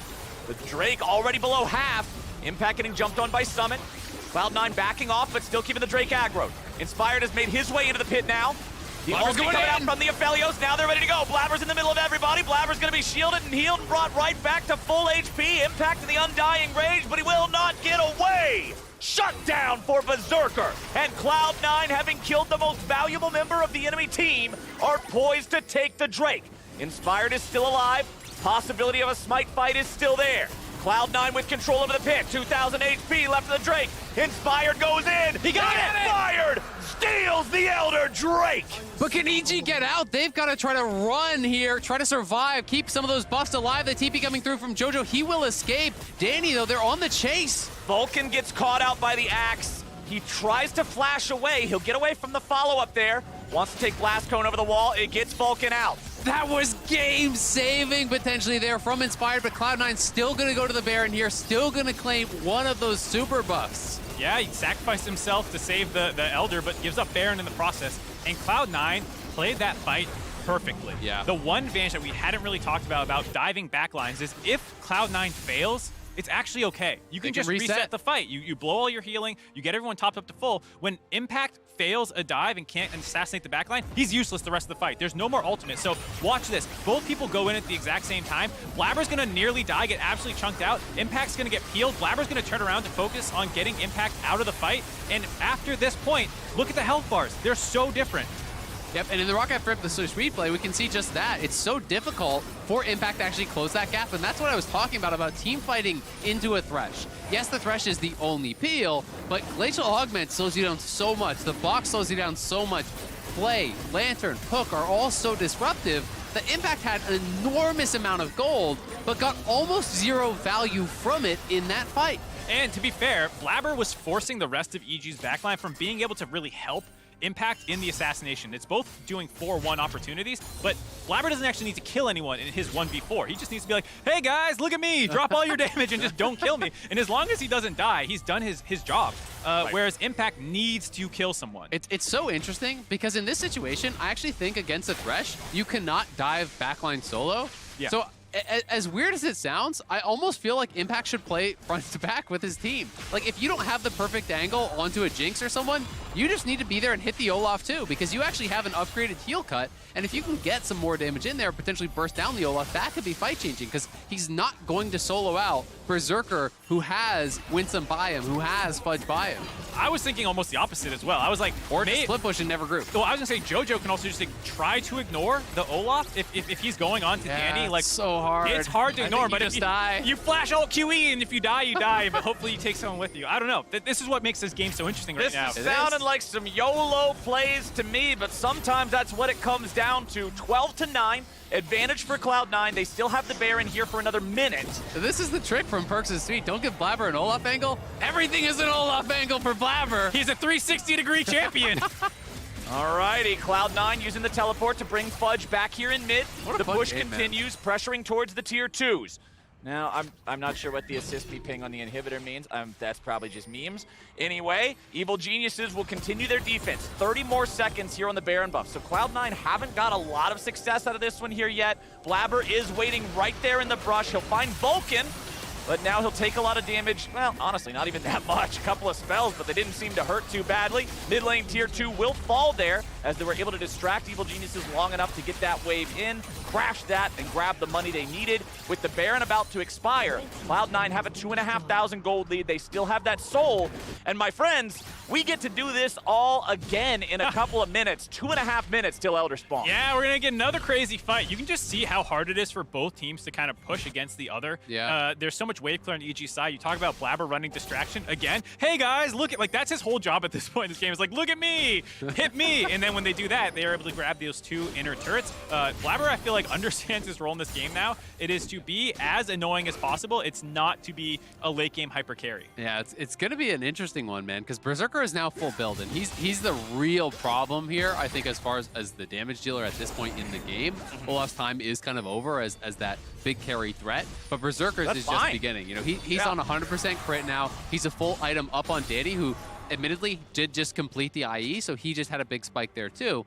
If JoJo can get to death cap and Danny can finish the build, they start to really get another shot in this game, but Cloud9 has been pushing it, and really it was just that Elder steal that kind of, I think, prevented Cloud9 from ending the game. Guardian Angel purchased just now for Blabber as well, meaning even if he does go in, even if they can manage to get through all that shielding and healing, he's going to come back to life, and you know Fudge is going to have more heals ready to go for him. It's very such tough to a huge item. I'm surprised he delayed it all the way till 4th item, because if you do get popped in one of those times that you run in and you kind of mismanage your healing. Double GA even. Yeah, now it just allows you to get back up, and it's really scary for EG to just run over the corpse of Olaf and like pretend that he's not going to come back up in 3 seconds. Yeah. So right. You kind of have to respect the zoning power it gives you, which allows you to continue focus on peeling on impact if he dives in. And now it's just about buying time here on this top side, but they're looking to potentially threaten the dive. They're trying to zone the back. Impact has group though, he's here. Berserker's ultimate already whiffed, but the tier 3 turret is already dead. Blabber and the rest of Cloud9 will get away, having claimed the objective. Baron up in 1 minute and 15. Elder up in 40 seconds. And Cloud9 are looking to reset and get in position for these. Man, this is such a crazy game at this point, because even Summit Yes, he is still down a little bit, but he is not down a lot. Impact actually sold the stopwatch, went for a more aggressive build. So he went Cyrilda's Grudge. He was sitting on stopwatch. I thought he was going to go for a GA off of that. Instead, he's going for a little bit of armor pen himself. There is obviously some armor being purchased up, with the tabbies, with the GA. There's a chain vest in that. But this is going to give him more CDR. It's going to give him higher damage. So I think he's really kind of looking at it through the point of view of, like, I basically have to insta-kill someone, and that is my job. And maybe he really is actually going to hit Blabber. I mean, it does help as well with slowing if you want to apply the Cyrilda's Grudge onto someone in a chase down. Random slow, Cyrilda's slow. Well, here we go. 25 seconds on Baron, but the Elder's alive. Summit is back in the enemy base. He will be answered by JoJo, but JoJo can't just walk up to the Camille like this. Danny getting away. EG in retreat as Cloud9 still have control in the 4v4 and in the 1v1. Summit claims that top lane inhibitor. Evil Genius is split up. Cloud9 still grouped as 4. Blabber walks over those chompers. He's popped the ghost. He's ready to go. They throw out the lantern. They pull him right back. He doesn't even have to use Ragnarok. Still has that ulti ready to go. Yes, Ghost was spent, but that doesn't matter as much. JoJo's still clearing out the waves back in the base. Summit is backing. He has unleashed teleport. He is ready to go and join this fight if he needs to. Tries to jump in on JoJo. Uses the ignite. Trades it away for JoJo's flash. Back here in the river, Impact is ready to make some sort of a move. They're going there too. It's time to go. Winston's going to be your target here at the start for the Soraka. Heals come down. Berserker goes back over the wall. They got Fudge. Is ready to fire. Fudge is down. Winston is down. Blabber's going to be tanking up and doing whatever the man can, but the man can't do nothing. Summit's going to be taken low. Berserker is dominating. Berserker is coming back to life. And Berserker will cut them down. That's it. Berserker mops up EG. At about 100 Chakrams stacked up there, and he erases them in what was an incredible fight. Welcome to the LCS Berserker. Absolute superstar performance there to save a fight that looked like EG were going to be able to run away with it after they initially killed Fudge. Nicely done from Cloud9. Beautifully played from this new AD carry. And C9 are going to end their first week of the regular season here with no losses. They'll take down EG. What an exciting start to the season here for Cloud9. Enchanters mid back-to-back games playing their own style. EG really making him work for it, though. And I've got to say, Impact played an incredible game. I was being a little bit of a doubter, saying this is a bit of a different style champion for him, but he had an incredible game on the Tryndamere. Yeah, EG played well, but the Church of LS cannot be denied. There's new converts coming in, new disciples, welcome everyone. The doors are open. So what I'm starting to take away from these games is when you're up against these mid lane enchanter compositions, you must double check and triple check whether or not you want to fight for these early dragons. Yeah. Because when you give them a situation where they now have these dragons and even footing in terms of gold, they know how to play the game. Absolutely. It's one of those things where you have to be certain that you will kill someone instantly in a fight. Enchanters get so much value in the extended fights. When you're getting multiple rounds of shields, multiple rounds of healing out, they really start to outweigh their counterparts. And, we saw that across multiple fights, even in this final fight. Yes, Fudge did get actually burst down. It was a pretty nice setup on the flank, from EG, and I'm sure the analyst desk will cover that final fight, in a little bit. But the multi-angle attack there was really well done, and knocking down Fudge makes you think they could actually win, but they spent so much time then trying to take out Olaf, and we're actually going to get to see it one more time. Yeah, I love the double flank by Inspired and Impact, understanding, hey, we got to get on top of Fudge, and they do it. But Berserker flashed over the wall. He's totally safe now and still in range. Inspired does have his ult on, so he's not actually taking damage quite yet. But then he lands that ult from range. The shield on Blabber. A million Chakrams while they're trying to deal with Blabber. They get him down, but this is where the GA comes up big. Now they're focusing down Summit. He also has a fat shield, which allows Berserker to come in after stacking the Chakrams off the wave and just 2 hits JoJo. It's something I didn't actually catch in the initial play. The ulti there, the knockback from Summit, he ulted beside JoJo and actually knocked JoJo directly into range of Berserker, and he just got absolutely 2-shot.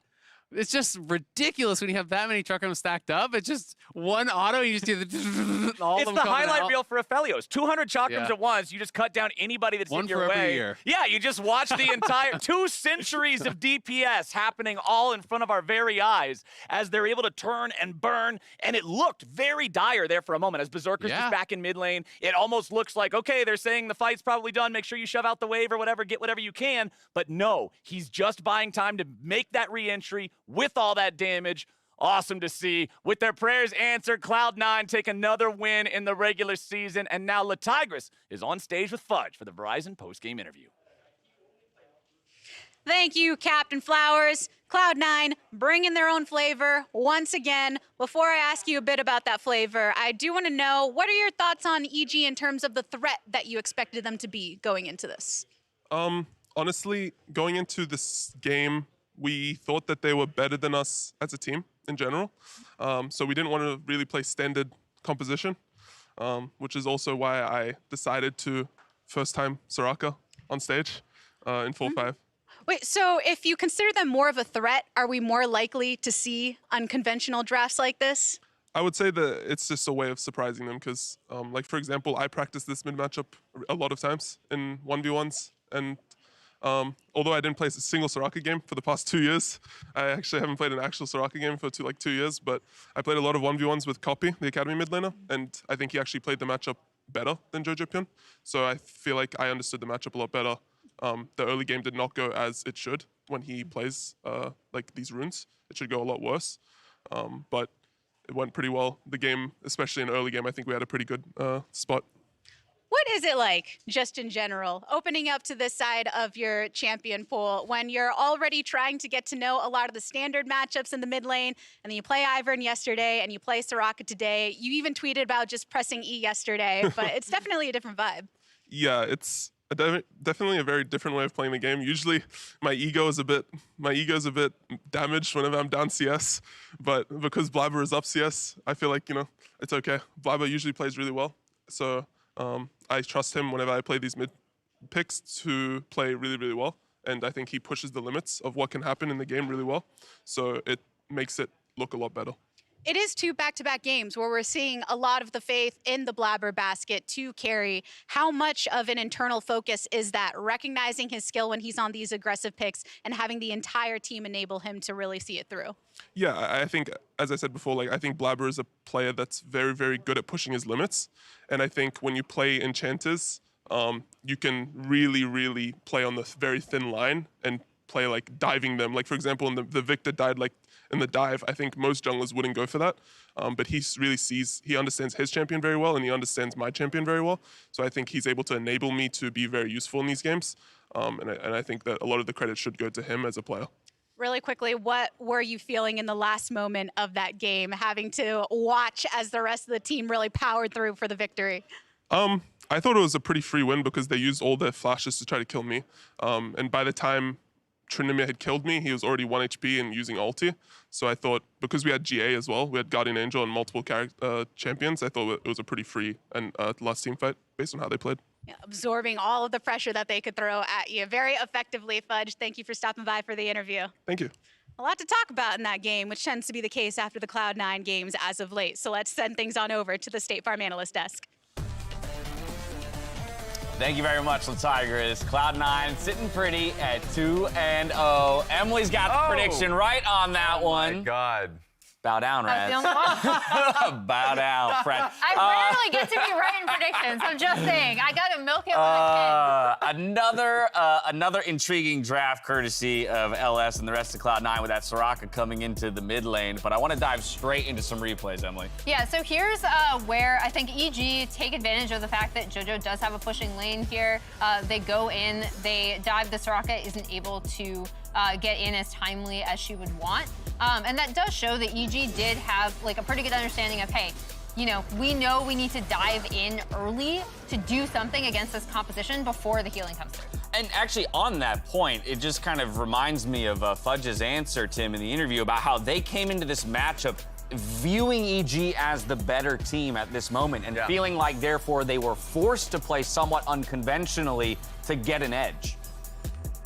Yeah, it's a really interesting take, actually, because when I see this draft and then I see how they drafted yesterday, I go, well, is this them cheesing or is it just the way they want to play, right? And for him to acknowledge, we were basically cheesing this game and wanted to set them off. And I mean, that's not any kind of criticism of it. Obviously, it worked and it won. So, but for them to acknowledge, EG are a really strong opponent, we had to do a bit of a pivot to throw them off. That's pretty interesting to hear. Yeah, and that'll be fun to track throughout the split, right? Okay, where are they playing standard? Where are they playing something a little bit different? What is standard? and what will become known as standard, either in the LCS or just for Cloud9. I want to roll ahead to our next replay, this one around the Drake here. First Drake for Cloud9. Ultimately, they would be able to secure the Soul, and that would play big into their win. Good job from the C9 bot lane just leaning in just in case, because they're not going to say, okay, yeah, we have this Drake. They're going to make sure that Olaf is supported here, and they came in clutch time. So this was a bad answer from Evil Geniuses. They basically took a gambit thinking that they can get a low HP Olaf. So they were wrong. That just brings up to me, again, another thing that Fudge said, this idea of having so much faith in Blabber that he can play those picks like Soraka, Ivern mid, that Blabber will be able to carry on an Olaf per se. Yeah, and so like, I mean, in the interview from Fudge, he was talking about how, of course, talking about they had to offset Evil Geniuses. So that was one thing. But then also, even I would assume how Evil Geniuses were taking it, the casters themselves were talking about it. We were just kind of having the conversation of who scaled better, right? Sure, 3 champions on the side of Evil Geniuses were from C9 were full AD. And so like that was the idea where you just had to stack armor. But it didn't matter if you just had the healing done. Now, on that post-game breakdown, damage numbers are fun to look at, but Emily, healing numbers, I think, would also be something fun to track in this game. 11K healing done by Soraka, and that doesn't cover to herself, it's just to her teammate. Exactly, yes. and that's even into an Oblivion Orb. So there was some healing reduction on the other side. Let's dive into player of the game and our first announcement of a rival on air. We'll start on the player of the game side of things. It's going to Berserker for Cloud9. And Tim, I'm coming back to you because we spoke rookies top of day, and this is one of the guys that was on the forefront of that conversation. Yeah, and I think we saw with the Aphelios what he was able to get done this game. There were fights where it was one of the fights in the mid game. He just stepped up and Danny just instantly died. Obviously, the really big fight at the end there where he's able to, Fudge takes all the aggression and dies, but Berserker's able to kite back just enough and then turn it around and clean it up to win the game. Because he understands those ranges and says, hey, if I stand just here, they're going to think they can get me, but really they can't. And he managed to fight so well. And yeah, really this game's so hard.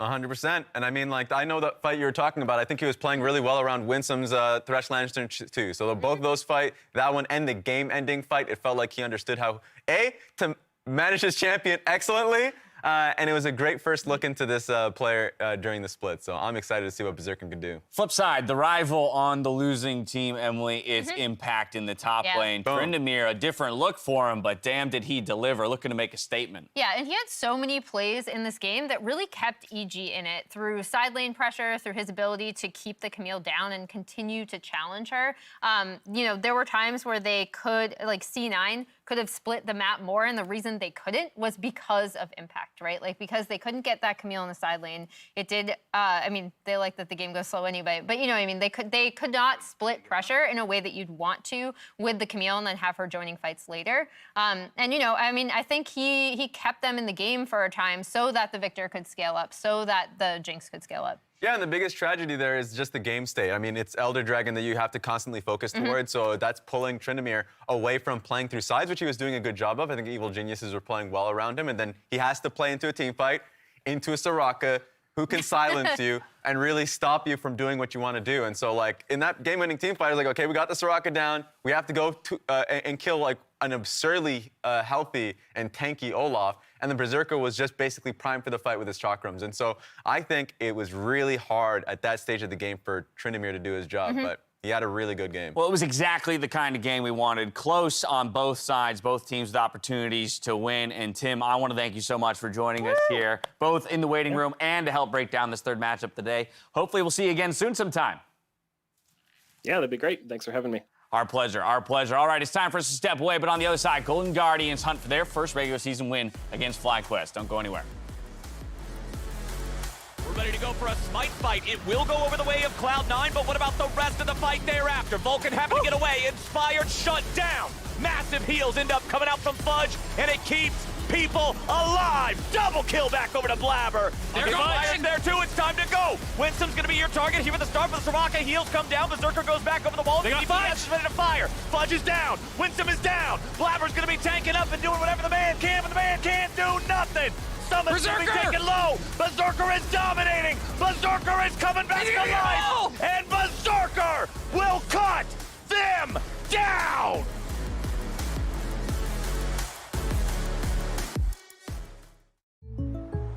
What is going on? I can't afford streaming anymore, so. Sure you can. State Farm has rates that fit your budget.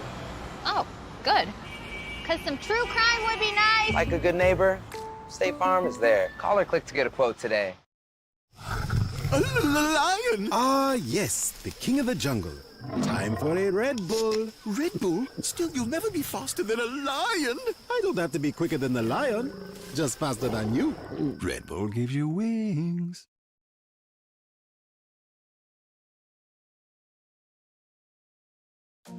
They give us love. They give us joy. They give us lessons in sharing. So give them some love back. And what says love better than something you can chew on?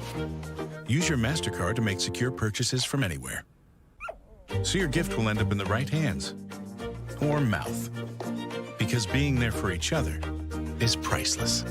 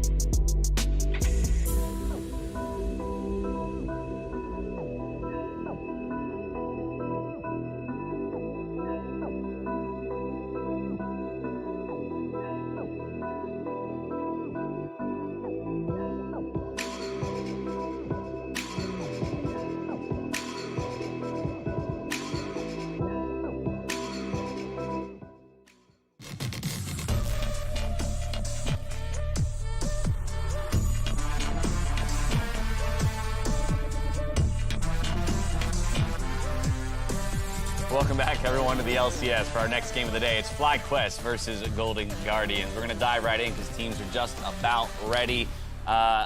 thing sitting at the top of my brain, of course, is the fact that FlyQuest was the team that pulled out the Janna top. Yeah. We've seen it once before. Will we see it again? That's the big question. Yeah, and here, we see Kumo on the Janna top from yesterday. There's also, he's going to be going up against Licorice. And if you remember, the Licorice, Golden Guardians FlyQuest trade last year was what kind of brought him to Golden Guardians and really, reset his career, honestly.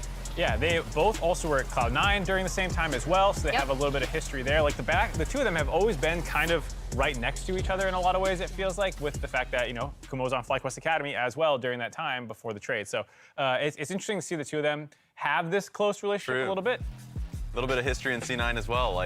So being able to see that's going to be great.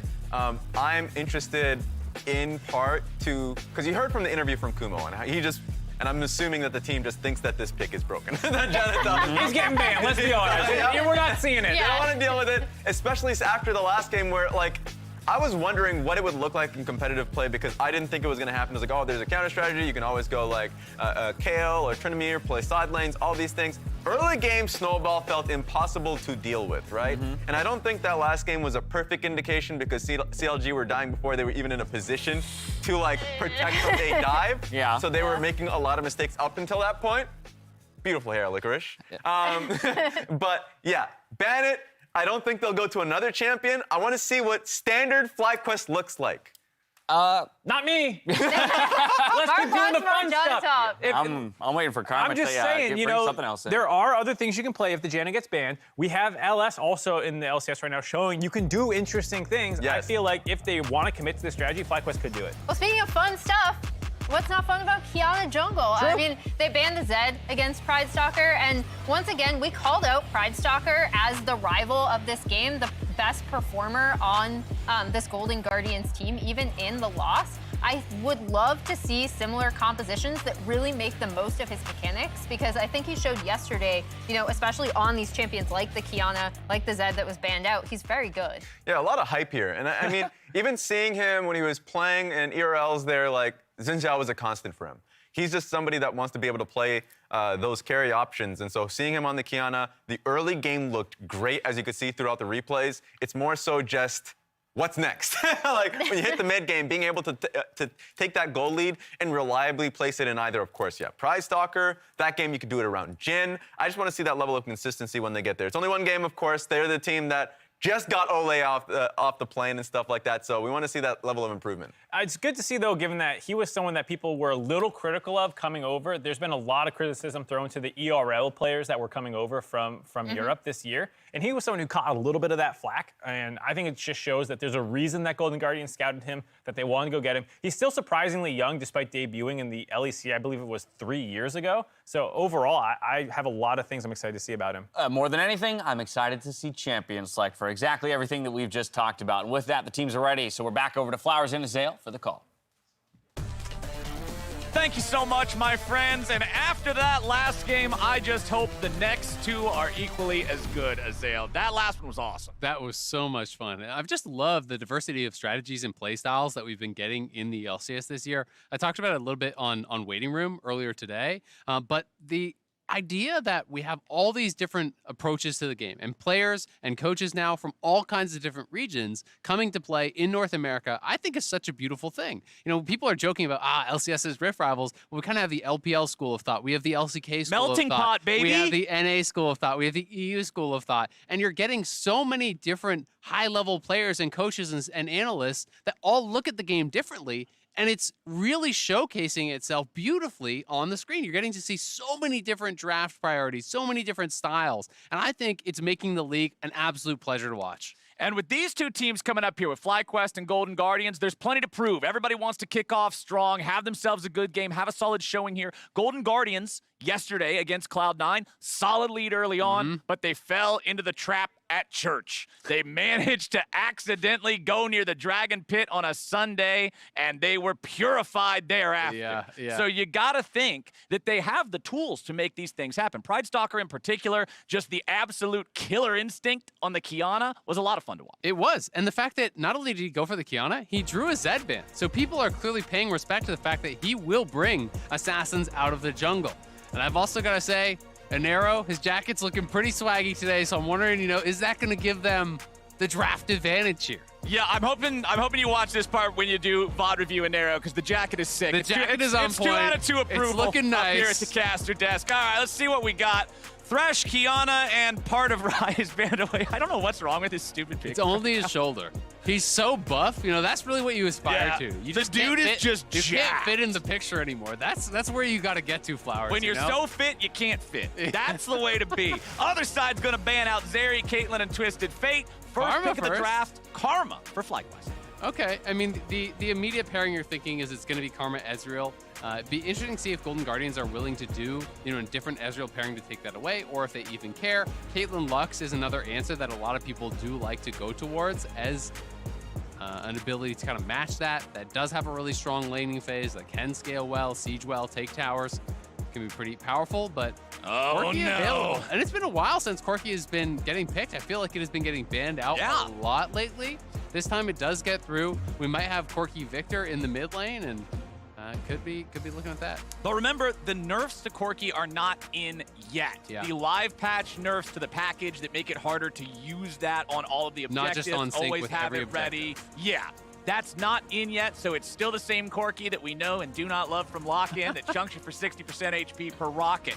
But it's going to be up to Golden Guardians to build a comp around that, and let's see what they can do. They're also grabbing the Gwen. Remember, this is a flex, can jungle as well as top lane, so we'll see where that goes. Jose Diodo going to pick up the Lee Sin here as they grab Jinx for the bottom lane. Okay, so it's not Jinx, and that makes me wonder if there's more of an opportunity for this to actually go towards mid lane or even top lane, to move it around the map. Jinx Karma is not nearly as common of a pairing. If you just say, hey, Karma is just really strong, we just want to have this regardless, it's not like it's a bad lane. Yeah. But generally, people are going for more disengaged enchanters alongside the Jinx. If they're going to go for an enchanter route, they go to something like a Lulu.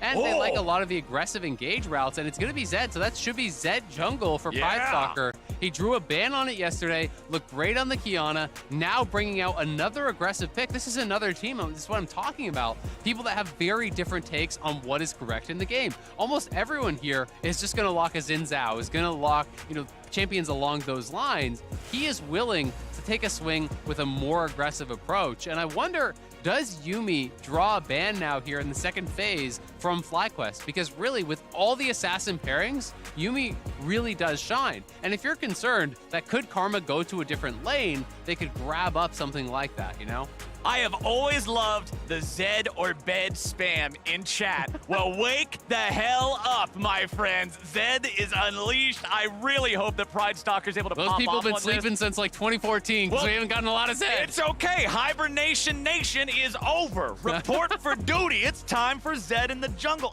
This champion is so flashy when played correctly and at a high level. It is so stylish to see, and I'm loving it. I'm loving it. We got Victor banned away. We got Jhin banned away. Curious to see, maybe the Karma goes mid, as you already said, like this Karma can be flexed around. Curious to see what exactly we're going to get into the Corki since Victor's out now. You've got the Jace banned away too. Yuumi still available. FlyQuest have one last ban. They're going to ban Varus instead. Really interesting. Varus has not been super high priority, but maybe more of just a nod to Lost as a player who has liked Varus quite a lot over the last couple of years, but still, Aphelios is kind of conspicuously absent from the ban list, so when you're throwing a lot of bans at the marksman, that's still up. It's just going to be a trade of the two. But Jinx, a lot of people do feel that Jinx outscales the Aphelios and can match the lane early because you have rockets for the shove. Especially if you're sending Karma down there, you're going to win the shove against basically anything you would pair with the Aphelios. But with 5th pick support here, for Golden Guardians, I'm really curious to see, do they have something out of left field? And there it is. I did start to wonder when it was the Karma alongside the Jinx, if it was going to be a solo lane, and it will be solo lane here. So it should be Karma top. I think we're getting Smite Karma roaming. I think this is going to be that similar style to Janna, and I think they were just trying to hide it. I think the hand has now been tipped. It should be Vex mid. It's going to be the Braum Jinx bot, and you're very likely going to have Kumo roaming here from top lane with Karma. I played this a little bit myself. I'm not as big of a fan of it as I am on the Janna. It plays in a very different way. One of the reasons that the Janna I think is so effective is just the flat move speed on your W as well as your passive. You get around the map very, very quickly. You can make such a big difference in these fights.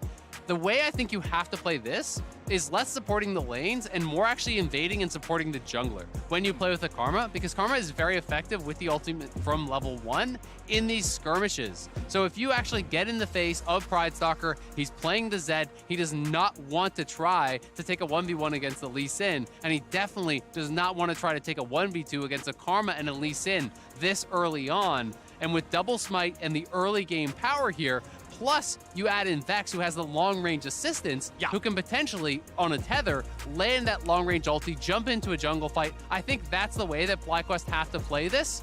And I'm really excited to see if they can actually execute on that type of a game plan. And the one thing that we didn't talk about, the final pick of the draft for Golden Guardians, they're locking in Rakan for Ole. I like the fact that they picked this up because it is engaged. The rest of this squad, although all the picks can be individually powerful, Corki, Gwen, Zed, Aphelios, the engage there is just non-existent. So now they have an option to actually say, here's our go button, we're gonna fight you. Absolutely, they can pick their moments. And it's really interesting. I've been talking to some different coaches, I've been talking to some different pros about how they actually think you should respond to this strategy. And people have very different schools of thoughts, right? From my experience and the way I've seen it play out, I feel strongly that the best answer to the roaming smite top is to actually never roam yourself. It is to hard commit to the side lane. It is to force them to come to you because their game plan is around team fighting. And as the Gwen, you can scale in the side lane. You can try to hard shove here. And we already see they want to utilize their level 1. You've got Braum, Lee Sin, Jinx, and Karma. That is 4 of the strongest level 1s in the game here. You can Mantra Q over the wall, and they do get the slow, but Licorice can just level E, so he's chilling. He's all right. If that was someone else, could have been a little bit of a problem.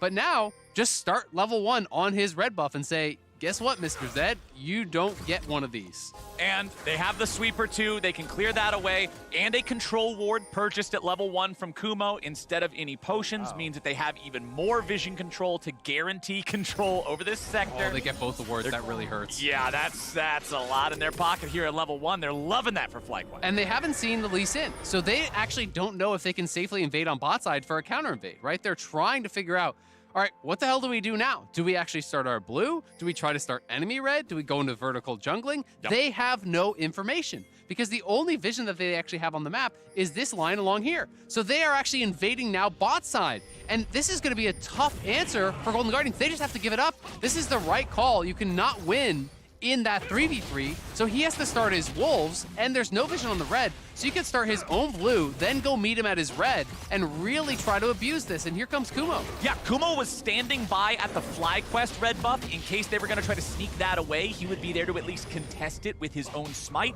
That's not necessary.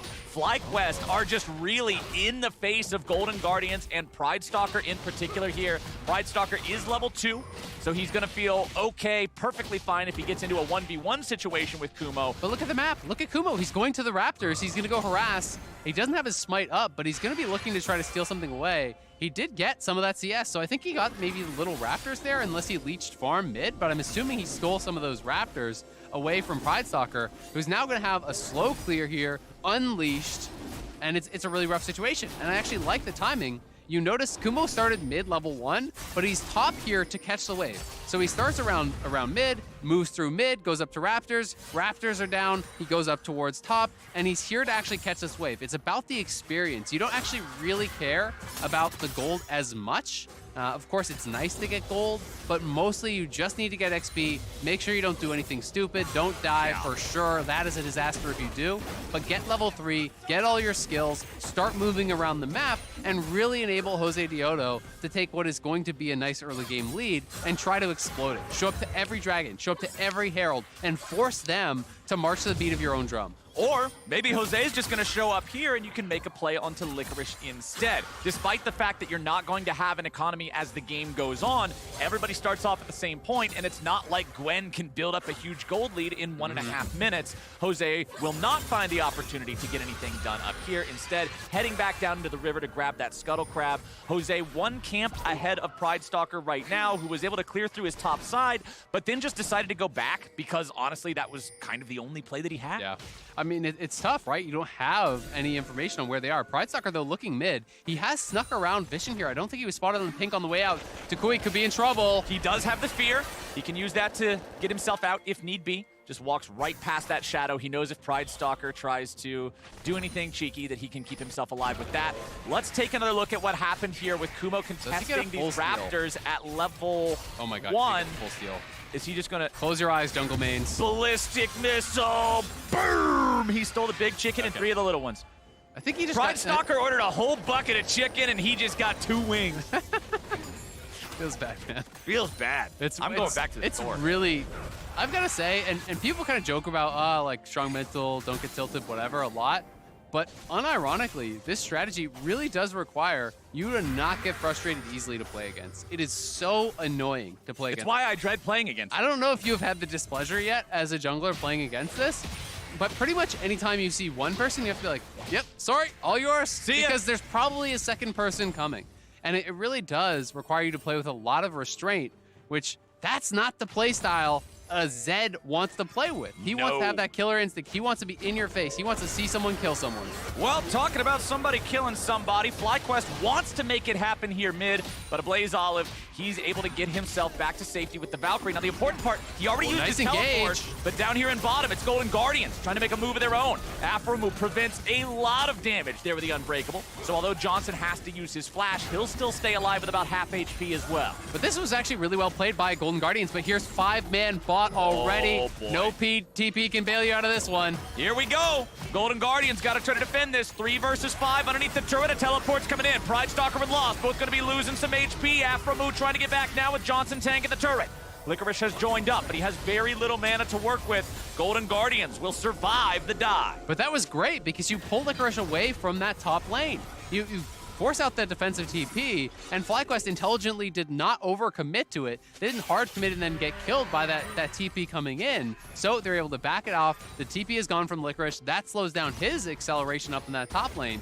Of course, he's still going to get rich. That's just going to happen. You start Cole against this, and you will be unopposed. He's already collected a plate, but every little bit that you can push him down is advantageous. Because really, the measure is not the gold of the top laner versus top laner. The measure is their Carry top versus laner versus your carries, exactly. As the Karma, you are saying, how rich can I get Lee Sin, Jinx, and Vex? And really, it's Licorice's job to completely outweigh that, to become such a threat, such a behemoth on that top lane, that you can just snap your fingers and end the game. You're looking to be Thanos up there, otherwise your team's in trouble. Otherwise, if you fall just a little bit behind, you can end up in a situation like what we saw yesterday where they were up against Cloud9 in that bottom side of the river, and the Renekton needed 100 more damage to be able to kill Berserker.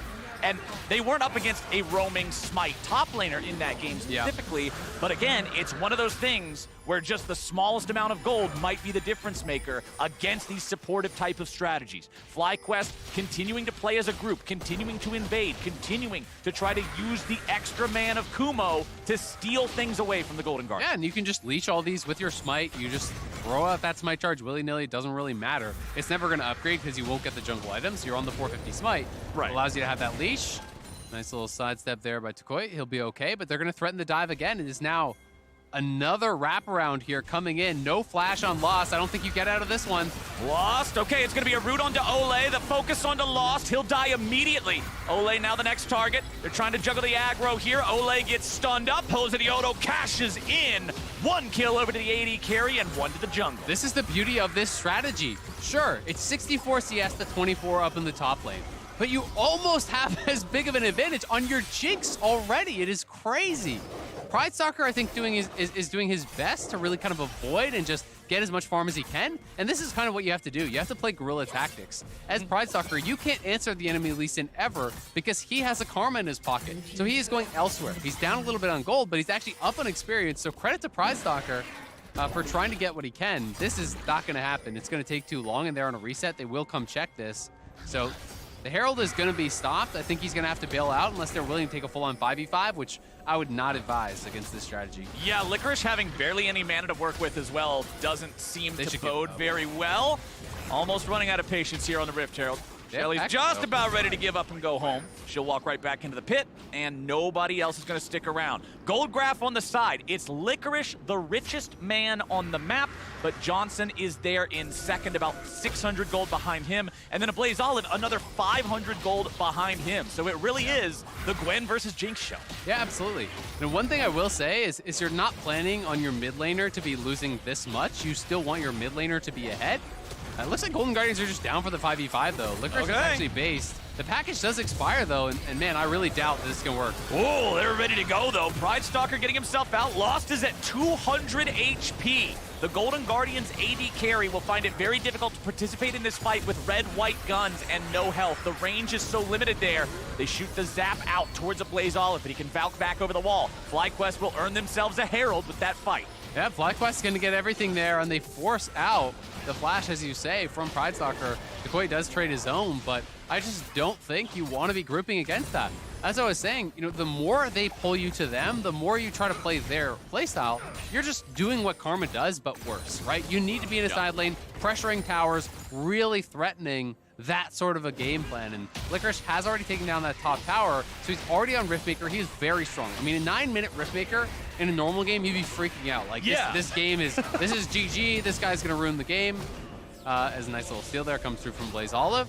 But because of how different these games play out, it is a little bit of a different style. But I really want Licorice to hard commit to the side lane, go towards, full-on split push build, threaten towers, ignore Kumo. Who cares what he's doing? You're going to take the base. Right. You are going to find that value in this side lane more than he can contribute to the team fight. Yep. More than his shields will allow Jinx to carry. Your pure damage will allow you to. Exactly. And you don't need to deal with the Jinx. You can end the game through side. You can end the game through split push. Because guess what? If Gwen is way up on the game in gold, who from FlyQuest will answer side? They have no 1v1 side lane champion. There's no chance. So you're going to have to pull two. And then, sure, there's going to be a second member that can come over there, and if you're willing to send Karma and Lee Sin, well, Gwen can probably be held by that. But then guess what? Your 4-man squad on the other side gets to play the game. And that's really what it's about. It's about really focusing on your own strengths instead of trying to play their game, which they are just better set up for. And honestly, if I'm a turbo-fed Gwen with pure, carry build, I'm not afraid of 1v2ing Zero Money Karma and Elise Sin. Yeah. It's not even that difficult. And then when your team is 4v3, you're saying, all right, cool, you guys do whatever you want, sure. It's such an interesting thing to see the differences in the goals for how the teams are playing. But both teams are now aware that the Drake is spawning in about 30 seconds. You can see a bunch of vision here in the bottom side river around that Drake pit for the side of the Golden Guardians. They want to be the ones to be able to at least see if FlyQuest are going for that second one. Poor Lost. That Rift Herald will be summoned up down here. Lost and Ole continuing to try to defend underneath the tier 1, but FlyQuest have a 4-man play potentially coming in for the dive. Now, we've also got a defensive TP coming in from a Blaze Olive, trying to make sure they can hold on here. Herald gets the charge. Turret loses most of its health, but what's Gwen doing? Not all. And Gwen is on the tier 2 here in the top lane. Plates might not be falling yet, Azale, but tier 2 turrets don't have them anyway. Yep, there's no dinner to be served up there. They're going to be knocking this one down very, very quick. He's already cashed in on the call. That's going to be solo gold on a tier 2. Watch the gold jump up when he actually cashes out on this. Decoy going to be able to defend it for now, but that is such a big deal. He is at 5,700 gold. I will say, though, that this is going to be an exercise in frustration for Lost. Lost is just not going to have fun this game. They're just too far behind, right? And he's been zoned off waves. He's been dove multiple times. Yes, the first one they had to back off of, but he was losing waves every single time. And I think that's a very important skill as a pro player, to be able to play a bad game gracefully. Yeah. Sometimes you're going to be set up as the focus of the enemy team, and you must be able to play it gracefully. And I'd say for solo queue as well, man, that's a lesson that a lot of players could really learn. Allow yourself to be carried. If the game is not going well for you, gracefully lose. Go down 10, 20 CS, but keep yourself alive. Play safe. And that allows your other members who can already have an advantage to potentially carry the game and get you that free LP. Well, we'll see how Lost is able to manage this. 50 CS down, Mythic completed on the other side. Johnson having the Gale Force, opting for some extra mobility as well as the execution damage potential of that active versus something pure DPS like a Kraken Slayer.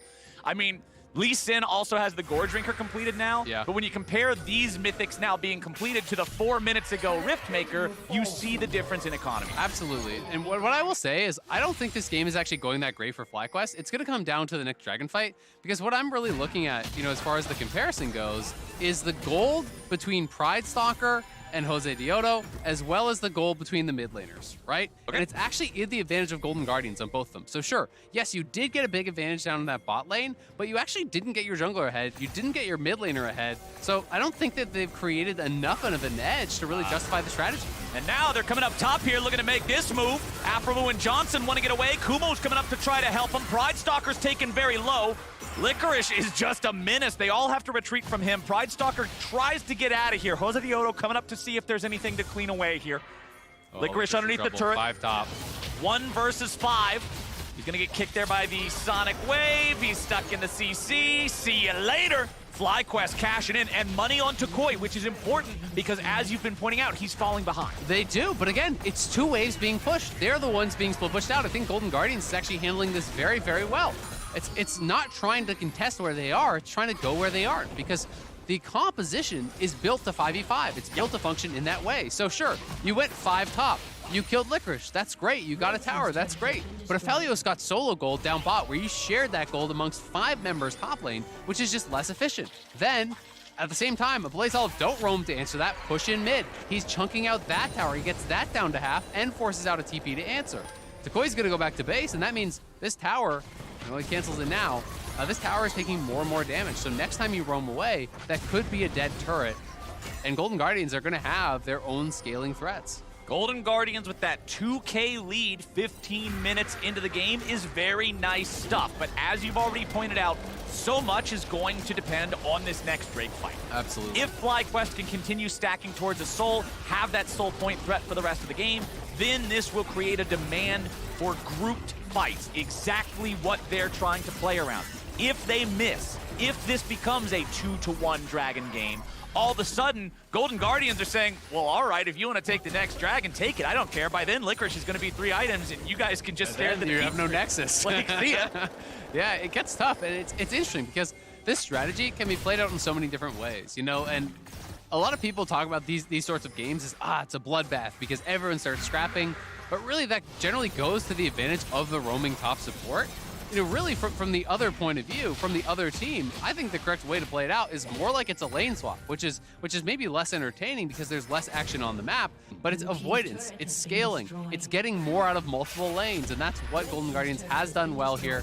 You need to play the PvE game, not the PvP game. Absolutely. You've got better players to clear out those sideways. Every time Kumo is actually pulled to a side lane to answer, you get the advantage. Sure, Tukui went bot and killed the tower. You got tower 1 in mid, you got tier 2 in top, and you're maybe going to get tier 2 mid as well.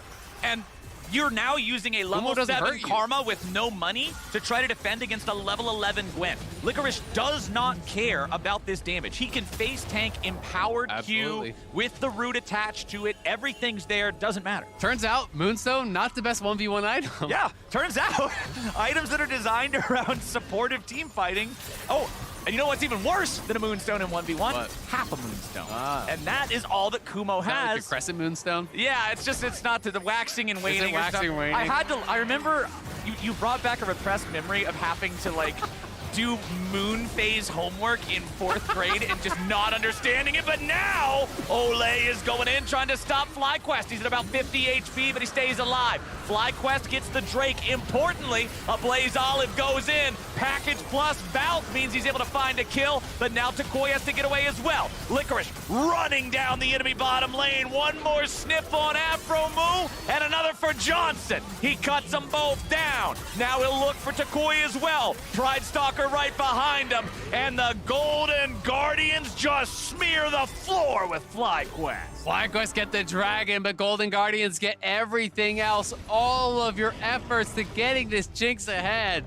only for her to be 1v2'd by a little girl with a big pair of scissors. Snip, snip. Let's take another look at how it went down. Golden Guardians, though, you have to say a little bit late to show up. Giving over that dragon uncontested does hurt because FlyQuest still maintained the potential soul win condition. But then in goes the package, splitting up the fight, and that is critical. A Blaze Olive puts down that line of package, and then notice how he actually retreats away from the Jinx, waiting for Licorice to actually do that. So they set up multiple fights on different sides. You know, it's one fight on the top side of your screen, one fight down here from Licorice. Segmenting that out was beautifully done with the package. That was the perfect way to play that engage from Blaze Olive. If he jumps in onto the Jinx, he likely just dies right away. But instead, that pushes him away from the rest of his teammates, removes him from the fight, and put their most fed member, Licorice, the guy who's equipped to deal with the Jinx, in the 1v2 where he can handle him. 3,805 damage dealt in the last team fight from Licorice's Jinx. Roughly 37 times the damage of Lost on Aphelios, which is exactly How many what times the we damage said. of Karma? Too many. The calculator doesn't. I like how you looked over very earnestly. You're like, I've got this. And then you see 53. You're like, I was just like, no, we ain't doing how that. could you do this to me? It's like, all right. The look of betrayal on Captain Flower's face. Numbers, dude. Anyway, the Golden Guardians are loving it, man. And you can see that recurve bow in Gwen's inventory. And that means that Nashor's Tooth is on the way as item number 3. Riftmaker, Cosmic Drive, Nashor's. At that point, it's Gwen's world, and y'all are just living in it until she cuts you out. I mean, who needs Azonias when Karma can't hurt you, right? Yeah. You just get the Nashors, go for the full-on split push build. I love this style of build here from Licorice. Really, I think, showing a good understanding of how to play against this comp in general for Golden Guardians. The real concern now is just going to be, can you stop Soul, right? Because Ocean Soul is still worth thousands of gold, and that can still make this composition very difficult to deal with because Jinx is still strong. You are going to have that Karma in there that is going to help to buff him up. But I will say, you know, and this is one of the reasons I like the Karma a lot less than some of the other looks, especially the Janna, is Karma is not a really appealing champion. It's like more of an aggressive early game champion. You utilize your poke, you use a lot of the speed ups, but you can't disengage from a Zed and from a Gwen like a Janna can, right? So it's hard to, I really think, function from behind as the Karma in the same way that a Janna can. And that's why I've never been as big of a fan of this kind of permutation of the strategy. Because it requires you to get so monstrously ahead in the early game to really be successful in my experience. And they just didn't do it. You know, Pride Soccer played it so smart. I just think it's pretty incredible that you're playing Zed jungle, who is not a winning 1v1 against the Lee Sin, and he has a Karma behind him, and you're out farming the Lee Sin, right? Yeah. While getting invaded and warded on both sides of your jungle. It shows me that he knew what he wanted to do with this matchup and with this game the whole time. Absolutely. He stuck to it. He never got pulled into the trap of, oh, well, they're roaming around as 4 guys, so I need to always be roaming around with my 4 guys or anything like that. He was able to trust the team. Hey, don't get suckered into this. Don't get caught out by the Karma. I won't do the same, and we'll just continue to scale. Exactly. It's loss mitigation, right? And I think while Loss is monstrously behind and he's not going to be the hero this game, that's okay.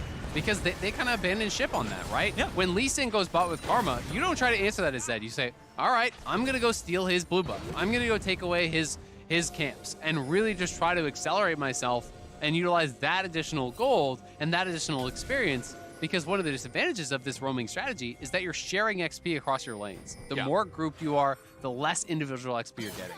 The way I think about it is the fact that the team that's up against something like a roaming Smite support top feels like they're the ones under pressure. Yeah. But in reality, it is the Smite support top team that is under the pressure to make active choices, to make things happen, and to accelerate the game. Because if the game does not go decidedly in their favor, you're 4 versus 1. Exactly. As long as your top laner is not griefing.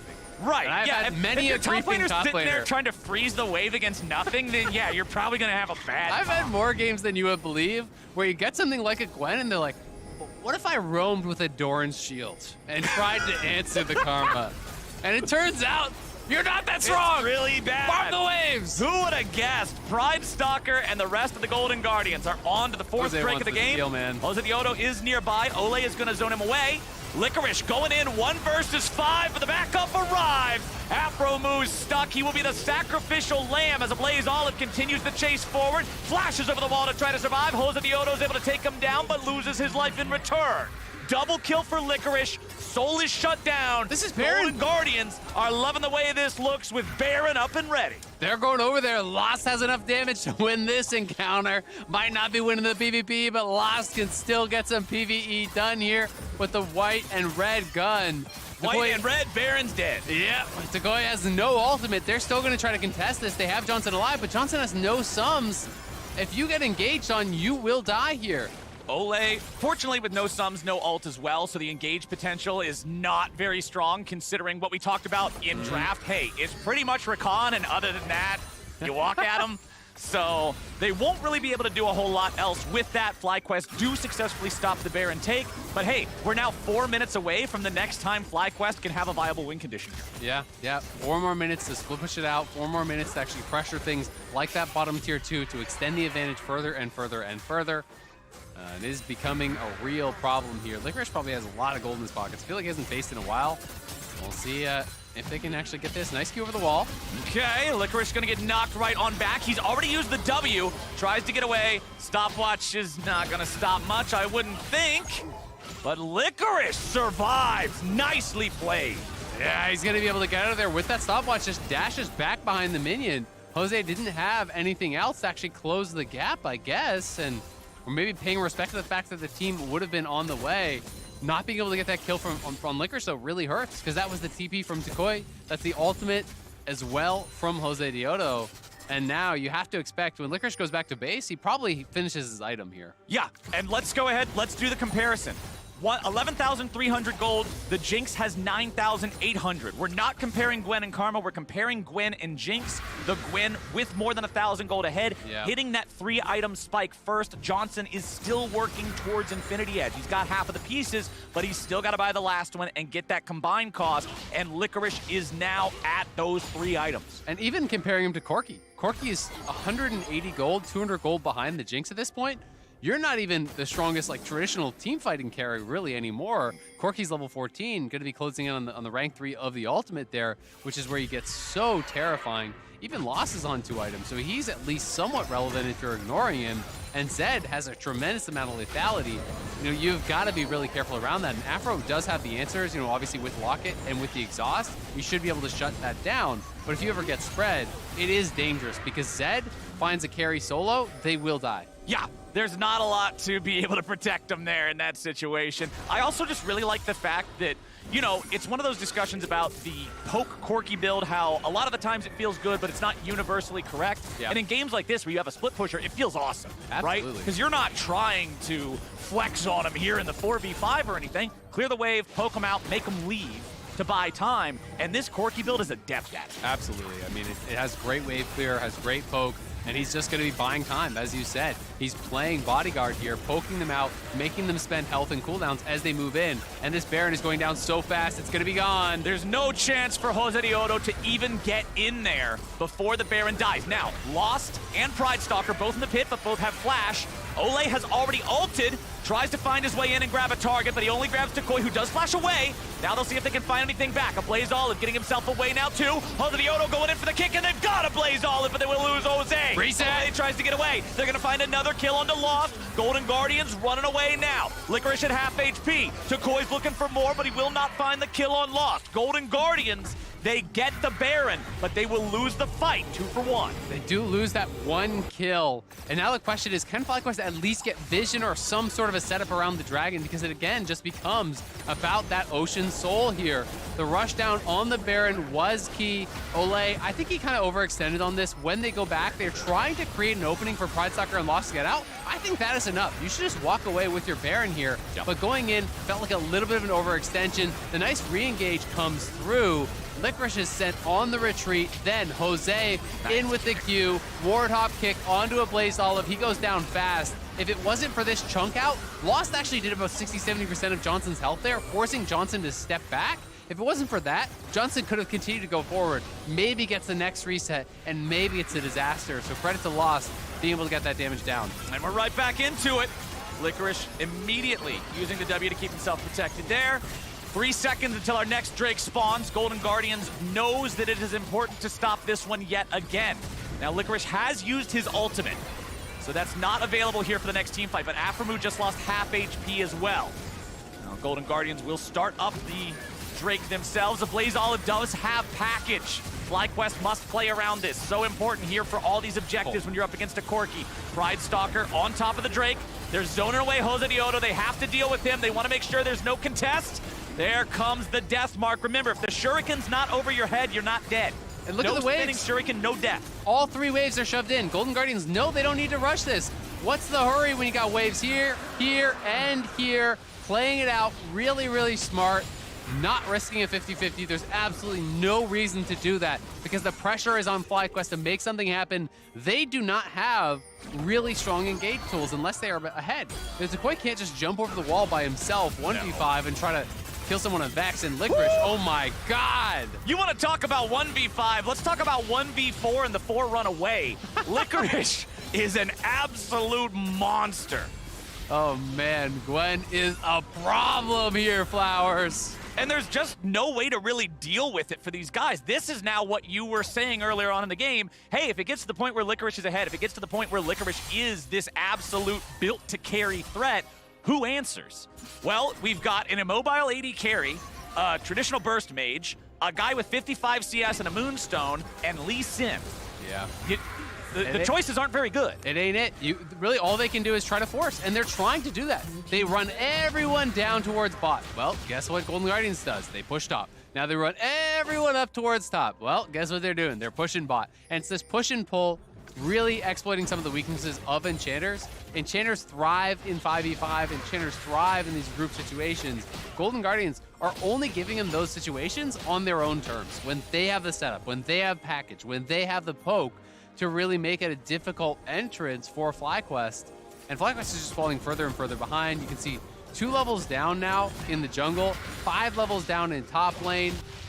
And Lost is actually, yes, he's still very far behind, but he's at least a threat at this point. We're closing in on 3 items for the Aphelios, and that's generally what we talk about when we talk about these hyper carries that want to scale up. He's a real boy at that point. Yeah, exactly. Once he gets Infinity Edge, he's scary. I don't care if he was getting his ass beat in lane and he was having a bad time and he was getting dove and he couldn't farm. Once you're 3-item Aphelios, you still pose a threat. And that is the thing that FlyQuest must remember here. They've got a Zonias, they've got an Everfrost, they've got a Void Staff there on their mid laner. But again, Koi can't just jump in like this when you're 7,000 gold behind. It's so difficult to find the angle. It really is. They just don't have reliable hard engage. Vex is one of those champions that you can go in if you have immediate follow-up, and maybe they can find something like that. But it almost feels like you're fishing for a kick or something, but they're not giving it to him. Olay going in. Olay with a flash engage, but it's only on to Braum. Not really the ideal target. Licorice, though. But it's all about the setup as Licorice approaches from the flank. He'll find damage onto multiple targets and then buy some time with a stasis of his own. Jose Dioto finding a kick here. They will kill off Reset. Olay. They will kill off Lost. Licorice trying to get out. Licorice falls. FlyQuest got exactly what they needed right there. Johnson still looking to get some more. He's excited, but they can't quite close the gap. It's a 3-for-1 fight for Fly. That was big there, Olay. Overextension. Thinks he actually has Johnson caught out, but Johnson kiting back. Really good peeling and defensive play from Afro and Jose. Buying time for Johnson there to actually escape that initial engage to get the kill. The objective bounty now coming through. This is one of the things that we haven't actually seen really showcased in the LCS is your top laner is always going to be so far down in gold that it's really easy to actually get objective bounty spawns with this strategy, which means more gold concentrated in the carry on your team. Yep. And you can see again here, Olay is looking for this. He's trying to set up for Licorice, but it's such a long-range engage.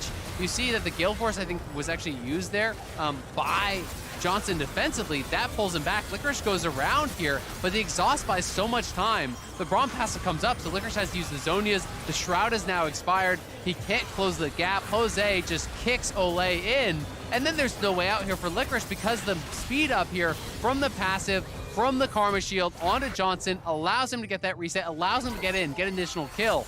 And now he has a BT here completed. Oh, yeah. He's on 15.6K, so he's now almost 1,000 gold up on where Licorice was because of those kills and the objective bounty that they just claimed. And although Johnson still needs one more full item to be full build status, having the stopwatch is huge at this point. It allows so much outplay potential in a single moment. Golden Guardians after the Baron here yet again. A Blaze Olive with package yet again. FlyQuest tasked with stopping it yet again. A Blaze Olive at about 60%, tries to get away from Super Mega Death Rocket, barely loses any HP on that one. Take the Baron themselves now. Licorice is stuck in the back of the pit. He is just taking free damage. They're gonna look for him. He gets kicked right on out. He has no more W to fight with either. They don't want to fully commit here. Pridestalker right back in his claimed by Hosodeono and FlyQuest. Golden Guardians now stuck in the Baron pit trying to get away. The Rockets find one, the Rockets find two.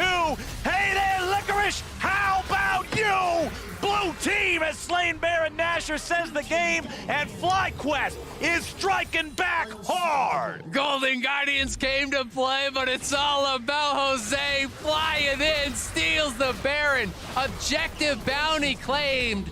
Flowers, they were 7,000 gold down about 4 minutes ago. Look at the gold now. They are on the march. They are looking to end this game. You hear that, Azael? That to me sounds like some footsteps in the enemy base on the march to the win. It doesn't matter how long you were losing for as long as you get that Nexus. Split pushing Gwen be damned. FlyQuest take the win. Oh man, the double smite there. I'm not sure if it actually came through, if both got the smite or not, but Jose flying in over the wall. That got so risky. Golden Guardians thought they were about to pull off a heist. They re-engaged on the Baron move. It was down to about 2K, but Jose gets over the wall, wins that fight. They get the initial kills. Johnson is unleashed in that one. And that is a crazy, crazy finish. FlyQuest have brought out this strategy twice and won in crazy circumstances. They're going to be happy to come away with those wins. But on the other side, man, Golden Guardians have got to be so frustrated. It felt like they were in control. They were winning this game for 30 of the 34 minutes, and then it all went wrong. It was tough. And I've got to look at the Ole engage in mid lane where they overextend. Getting the kill there, getting the shutdown on Licorice, getting that money onto Johnson to put him in a spot to be able to win the fight after Jose just says it's kooky time and just takes over the Baron, takes over the pit, takes over the fight, takes over the game. FlyQuest turned everything upside down and then just suplexed it right into the ground. I mean, that was a crazy, crazy finish. And credit to Jose. Huge steal. Really does turn the game there. You know, Johnson, finally they get the most out of the Jinx that they've been putting all their resources into all game long. Let's watch it one more time. Was it actually the double smite here? So this got crazy because he kicks Licorice out of the pit. They say, all right, well, maybe we can do it. Then Pridestalker goes back in with the engage. Nope, it was just all about Jose there. One-on-one, it comes down to the smite. Jose has the outsmite on Pridestalker, who used all his spells early to try to chunk it into smite range. He used the Shadow double QE to actually get it to smite range. Unfortunately, that means you do not have any abilities to combo with your smite. Jose still has his Q. He goes in with the Q plus the smite execute there, secures the Baron, beautifully done by him. And I've got to say, Golden Guardians kind of abandoned what got them to the lead, right? Yeah. You know, they were playing through sides so proficiently, splitting the map so proficiently, and I think they could have closed out the game by committing to that strategy. Instead, at the very end, they did kind of get pulled into the game that their opponents wanted to play. A 5v5 where Jinx can really shine, and it came down to one smite, one fight, all of your hard work gone. It's tragic because both games felt that way this weekend for the Golden Guardians. Granted, the turning point happened earlier against Cloud9 with the fight in the bottom side river, and then here against FlyQuest, it happens in the late game where it just feels like it's locked away. They had over a 7,000 gold lead at one point. This team knows how to get leads. They know how to put themselves in a winning position, but closing becomes more difficult. That's going to be the task for Golden Guardians in the weeks to come. But FlyQuest continue their hot streak here in spring and claim their second win, which means we'll be joining Johnson on stage with La Tigress for our Verizon post-game interview. Thank you, Captain Flowers. Another wowing game from FlyQuest. Not quite the 50-minute one this time around, but a dub nonetheless. They were just talking about the fact that this was really, really, really looking like Golden Guards were trying to scrap through. So first thing I want to know is, what was the reaction from you and the rest of the team when Hosodeono pulled that off in the end to secure the Baron? So like towards the end of the game, we were like, they're probably gonna do Baron with the package, and I'll say it was getting a bit sus at the Baron because it was like 2K, and then I think Prize Soccer jumped in onto the Baron. But, you know, Jose told me today if he picks Lee Sin, he's going to 1v9, so I guess I got to trust my boy. Well, and in addition to him playing well in the Lee Sin, you know, you have to pilot the Jinx. A lot of that pressure coming onto you. So what is it like playing such a role in this type of composition? I would say in this team comp for today, it was pretty. I got like played really well, but I don't think I really played well today. But because against the enemy team, I have to be scared of like Prize Stalker Zed. Like I'm one item and he was one item. I was like, this guy kills me on sight, and then Corki outranges us. But as the game progressed, we kind of problem solved the game, and the enemy team also made a mistake, but we were able to like capitalize on the mistake and get the dub. It is interesting seeing FlyQuest commit to this style of composition 2 days in a row. Kumo talking yesterday about, yeah, things get hectic, a little mistake here from either side. Now we see another game where how do you even read the gold lead when you have a top laner like that going on? So what is that like, trying to figure out not just how to work into this strategy, but how other teams might be playing against it? I'll say for the strategy, is the reason why we put it out this week was because not many teams like probably practiced it or played against it. So they don't know how to find a way to win the game. And although like enemy team's Gwen was like pretty fed, they just didn't like find out how they needed to end the game. So then I know you can't give me too many details, but how much of this strategy then is just trying to disrupt versus finding something that you can all solidly work on together and focus on one single strategy to bring FlyQuest unified under it? Well, for this strat, we just put some practice onto it, and usually enemy team doesn't know how to like react to it. It's like when we're diving bot, like they're pretty confused. And then I think yesterday's game, as was shown, like we swapped to Herald, and the enemy team was thinking about contesting, but then they just went back bot. So every team's like gonna get confused if they never played against this. Fair enough. FlyQuest always showcasing greatness here as the disruptors of the week. Thank you so much for stopping by for the interview, Johnson. Thank you.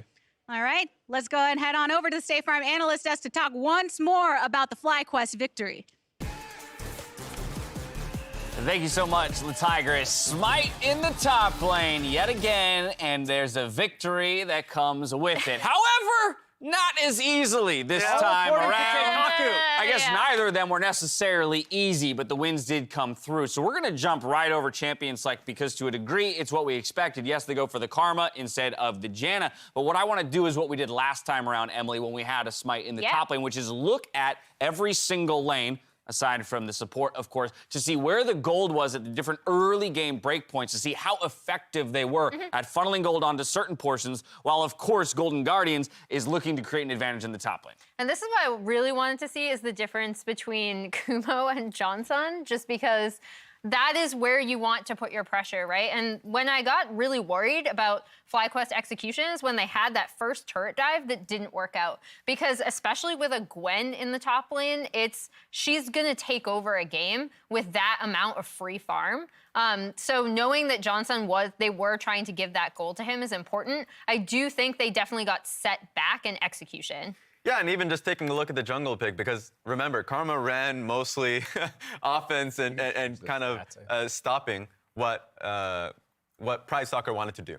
And so Prize Stalker, of course, ended up losing his Raptor camp. It was a consistent thing where he was having to deal with the smite from Karma. So gold difference was also there for Lee Sin. Both the junglers and the bot lane really benefited from this. And it did, to your point, Emily, feel like, to a degree, a little bit more of a clock almost, as that Gwen really started to generate power in the side lane and even in the team fights as well, right? And I think that is ultimately the risk you lay bare when you give a top laner free reign of the lane and say, here's free gold, make of it what you will. Yeah, I mean, at this point in the game, Golden Guardians actually up a couple thousand gold heading into this team fight, and so they can play more aggressively than you might think your four-man core should be able to. Takoya was never, Blaze Olive was never set behind. He has a really aggressive package in. You had Licorice on the flank the entire time, that fed Gwen that you're talking about. And they absolutely smack FlyQuest in this fight. And you think this strategy's boomed. The dragon stacking has stalled out. Like, you think the game's effectively over from here. Yeah, I mean, Golden Guardians is trying to play around package timers, right? But that was third Drake for FlyQuest. They have a Drake win condition now just because the fact that they were slow to be able to contest for it. The Rakan ulti was just to basically stall for time, I guess. And so this was just a back and forth of mistakes. Well, and we heard in the interview, Johnson said, give me the Lee Sin and I'll 1v9. He had to trust his boy. His boy delivers with the Baron Smite steal. Yeah, the Baron Smite steal. He had a couple great kicks as well over the course of the game, and including even in this team fight, I believe he has a really nice play in this one. So I thought, you know, for the fact that they were so far behind, I'm surprised FlyQuest could pilot this comp as well as they did. There were times where Ole was going for an engage and he just kicked them away. Yeah. But like essentially was still able to get the kill on towards Ole. So it kind of shows you what Jose Diodo can do on the pick. So great stuff there. For his heroics there, as well as good play, as you mentioned, in a couple different moments throughout the game, Jose Diodo will pick up player of the game. So good on him. Recognition for stepping up. And this is actually something in a number of ways we were looking for all throughout last year. He was such a big talk in the offseason in his initial acquisition, and I think some people were kind of left wanting more at the end of the 2021 season. So far, so good on him. Now, on the flip side, we've got the rival in Licorice, and by all accounts, he would have been the Pog up until the last couple minutes of the game. Yeah, and I mean, I think the thing you saw from Licorice here was not only the understanding of like how he wanted to split push and use his pressure as Gwen, but also, for example, in that team fight, he's single-handedly fending off two people, I think, at once. Yeah. So it splits up FlyQuest as well. I think he performed his role very well, and it's a few unfortunate mistakes around Baron, and unfortunately they didn't win. Yep. So it's tough. Don't point right? at me. Nice. Oh, you guys lost. Don't mean mug me. You say next time. Next time. Oh, call me. I got you. Next time. Exactly. That's what it is. And that's the danger here for FlyQuest if they're going to still go for this strategy. I mean, the last rival was Jenkins because he was scary in the Graves. This time around, it's just basically fed carries, top laners, coming into team fights, trying to be as impactful as humanly possible. So it was difficult. Him and Ablaze Oliver trying the hardest. Well, while we're on the topic of Licorice, I know we've got High standing by to provide some pro player insight on split pushing, creating pressure, even though it didn't necessarily snag them the win in the end here. High, take it away. All right, so I have a relatively short clip here. It's not going to be anything too in-depth, but it's a concept that I think is pretty important. So before I hit the play button, I want you guys to take a look at the map, the mini-map over here. Oh. Right here. Oh. Technical difficulties. Okay. So basically, what we see here is that there are 4 people near Baron. They have perfect vision, and we have Licorice here in the bot wave. What I want him to do is basically tell him, hey, I'm gonna fight you. I want to take 1v2. I want to take 1v3, or at the very least, be pushing the spot lane to force the enemy team to do something. If he gets multiple people to start fighting him down here, that's a free Baron for their team. So when I hit play here, you'll see that nothing actually happens in this clip. And that's the problem that I have. When you're picking these split pushing champions and they're giving you this free laning phase where you're super strong, I need you to basically be like, hey, I'm super fed, you have to come respond to me or I'm going to win the game. But you'll watch here, he pretty much does nothing. And not only that, he backs with 800 gold. All he can really buy with that is a stopwatch, which is a really strong item, don't get me wrong. But if he just keeps pushing the wave instead, he's able to basically get this tower. I guess you can't really see the arrow since it's kind of small, but he's able to get this tower on a window before the next dragon, and that's a lot of gold where sometimes there will be a game or a situation where that money is enough to get your carry the next item or for you to get the next item. So when you're given this free laning phase, I would love to see top laners basically force the enemy team to reply to them rather than you always going to team fight. Just basically go in that side wave, be like, hey, you have to answer to me. I'm gonna fight you 1v3. If you only send 2 people, that's not enough. So that's all I got. I love this, particularly in the context of a game like this where we have that smite top, right? Because it does feel like there's so much onus put on a player like Licorice with that champion in hand to dismantle what that team comes trying to do by creating that side lane pressure that High's talking about. You get the gold lead in a pretty artificial way, but it's the same thing mid to late game as being ahead on any split push champion. We saw like Impact in the same situation, trying to be really aggressive, calling resources down, like, hey, I can win the game if we try and play through me, and they tried. But here, as High pointed out, they're not really playing around this super fed carry. Yeah, same instance in both games. In fact, even against the, you kind of mentioned Impact already in that game, it's just, idea is consistently force side lanes.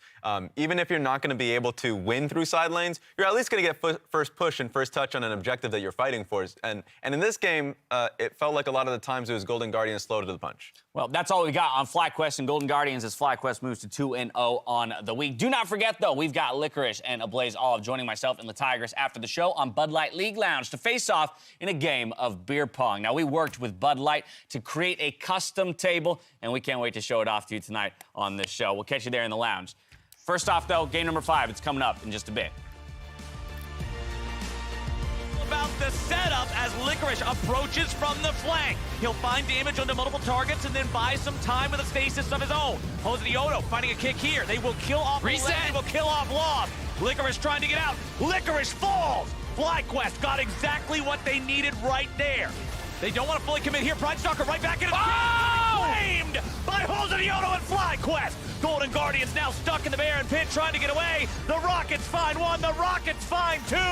Hey there, Licorice. How about you? Blue team has slain Baron Nashor, says the game, and FlyQuest is striking back hard.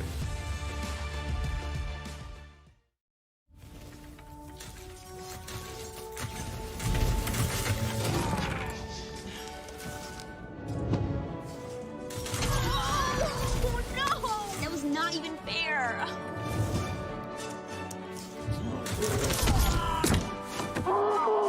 What if respawning was refreshing? Here's to the round between rounds. This game is rigged. This game is out to get me.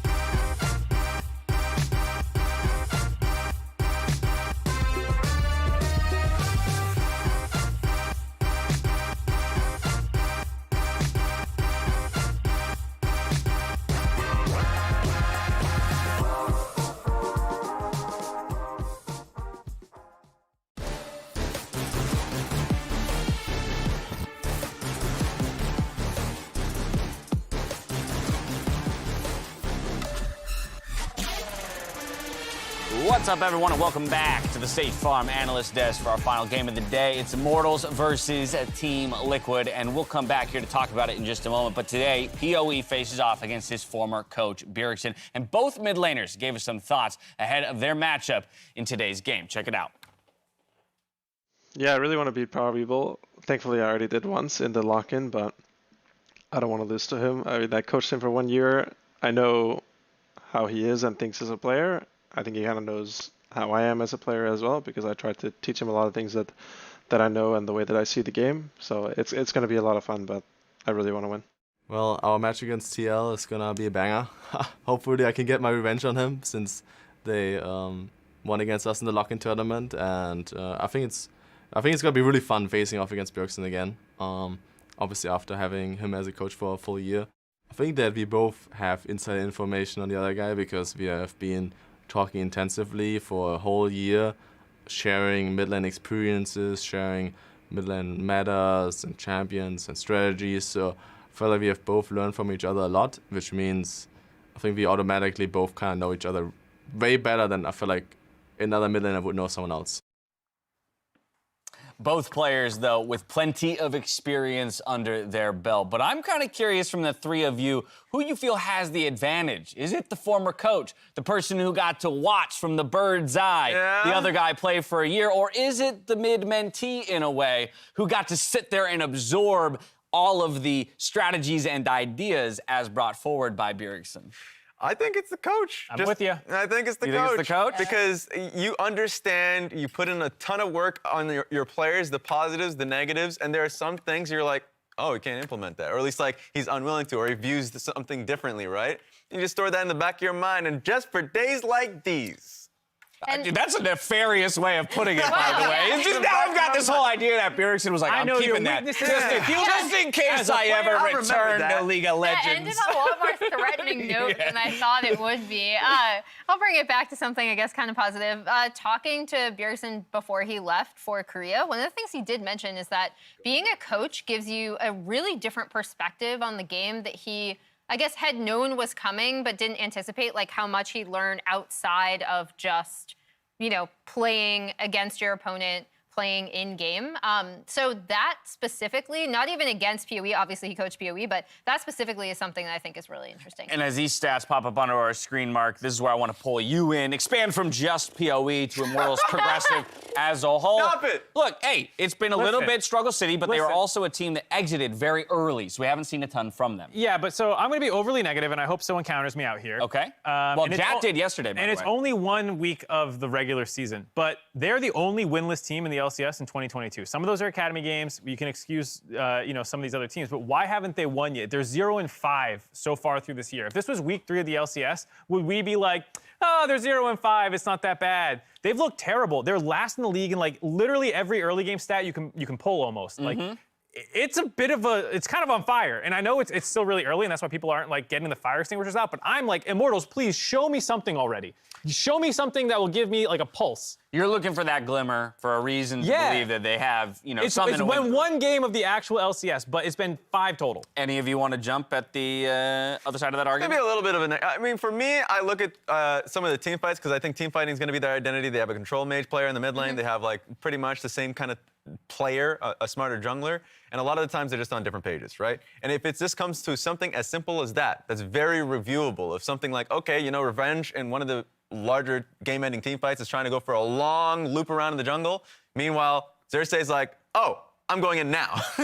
Those type of things are easy to rectify, and we are in just week 1. I'm the exact same type of person that you're trying to ward against, Mark. But I'm patient. What is that, optimistic? I don't know. Patience. All right, that's not optimism. That's just saying, okay, well, Emily, get in here. Bring some order to this discussion. Bring some order to this. So I think like it's a lot. It's a lot like to Raz's point, like execution, right? So the execution's been off. The sort of like glimmers I've seen are like, you know, PoE in yesterday's game, I believe, against Dignitas, was the Vex LeBlanc matchup. He was trying to get down to bot lane to affect bot, right? Like you did see him trying to move. And so then if you're doing that, it's about like, okay, how are you going to sync this up with Xerxes, even though like, you know, he's getting you know, he's getting invaded on. Like, what are we doing on the map, and how do I hit those timers with the rest of my team? So for me, it's a lot more about like communication. Yes, and even one positive point by the end of the game that they had on that day, like, it took them a long time.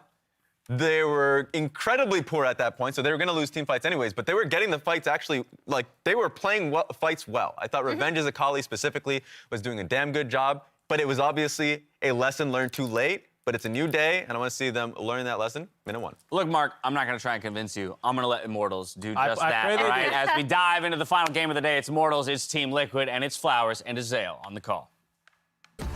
Not just the final game of the day, the final game of the week, and I hope it delivers. I'm one of those people that's also waiting for one of those signs of life from Immortals. I want to see this roster pop off. What are you grinning at? I'm one of those people that's also waiting for a sign of life. When you're They're on the stage, Flowers. I know. I want to see them succeed. They're clicking. They're moving around. Oh, my goodness. You know what I meant. All right, Azael is being cheeky, so let's see how the draft is going to look, my friend. We'll get a little bit of a cheeky draft. Yeah, maybe we'll get a cheeky draft. Well, we do have the Jarvan and the Corki immediately banned away, so no cheeky rockets this game. No cheeky rockets for Worst all kind of of your rocket. health. Yeah, it definitely is. 60% what is that HP? champion, by the way?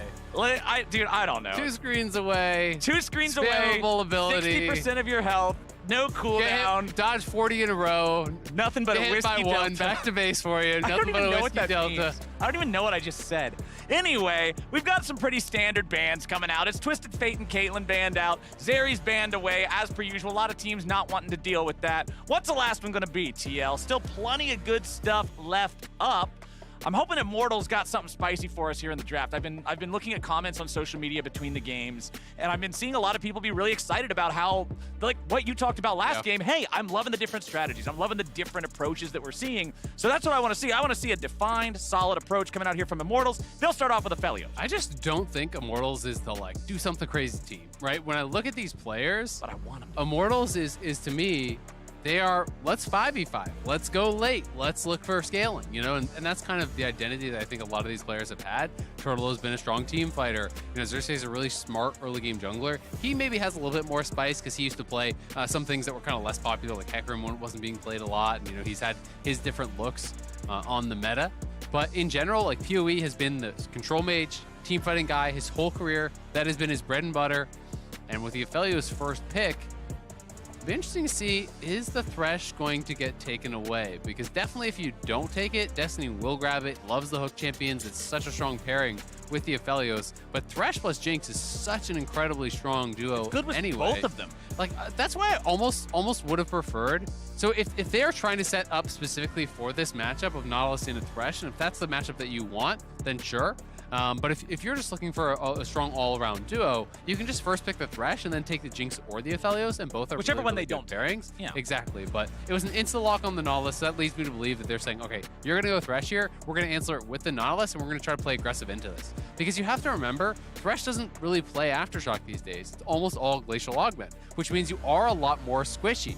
Nautilus can go Aftershock and play for all-ins if you want to look for that sort of style, and you will win out on those trades just with the extra flat resistances that you get from the Aftershock as long as you can really connect with that Thresh. And both of our mid lane picks this game very much fit the players they are picked for. Victor, kind of the statement control mage in the current meta. That's over there for Power of Evil. Bjergsen will once again be playing his Zilean that constantly wreaks havoc upon the LCS. It's another one of those champions that, yeah, you're not surprised that Bjergsen picked Zilean, but no one else is playing Zilean. No other person plays this champion. Exactly. Sorry for the two of you people out there who play Zilean. I apologize. But nobody else in the LCS plays Zilean. Well, and even across all major regions, this will be the 8th Zilean pick total across all major regions, including, you know, the preseason tournaments and stuff, right? So almost not at all is this played. 4 of those games, 4 of the 8 are Bjergsen. So he has been playing. He likes him some Zilean. He is incredibly strong on the pick. It is one of the best scaling champions in the game. It is one of the best enablers in the game. You already see Jinx, you see Zilean, you say, oh God, if they get to 3 items, it's gonna be hard because a champion who like Jinx, who can make the most out of that long range with the move speed, and when you're piloting that, you know, with a player like Hansama, who has such incredible mechanics. You can really get the most of that speed by sidestepping skill shots, by playing that line right on the very edge where you're in range and they can't quite hit you. And of course, the other big conversation about Zilean besides the speed is the ulti, right? The ability to get that free res. Yep. And generally what teams want to have against that is some AoE threat to make it so it's not just focusing onto one person and blowing them up. Something like a Nautilus ult catching somebody out doesn't really matter if Zilean brings them right back to life. Now, of course, Victor has some powerful AoE tools with the E, with the ulti. So does but Valios. Yeah, and I want to see them continue to build upon that to be able to deal with this. Team Liquid now thinking about maybe grabbing the jungler here next. It's Gwen and Renekton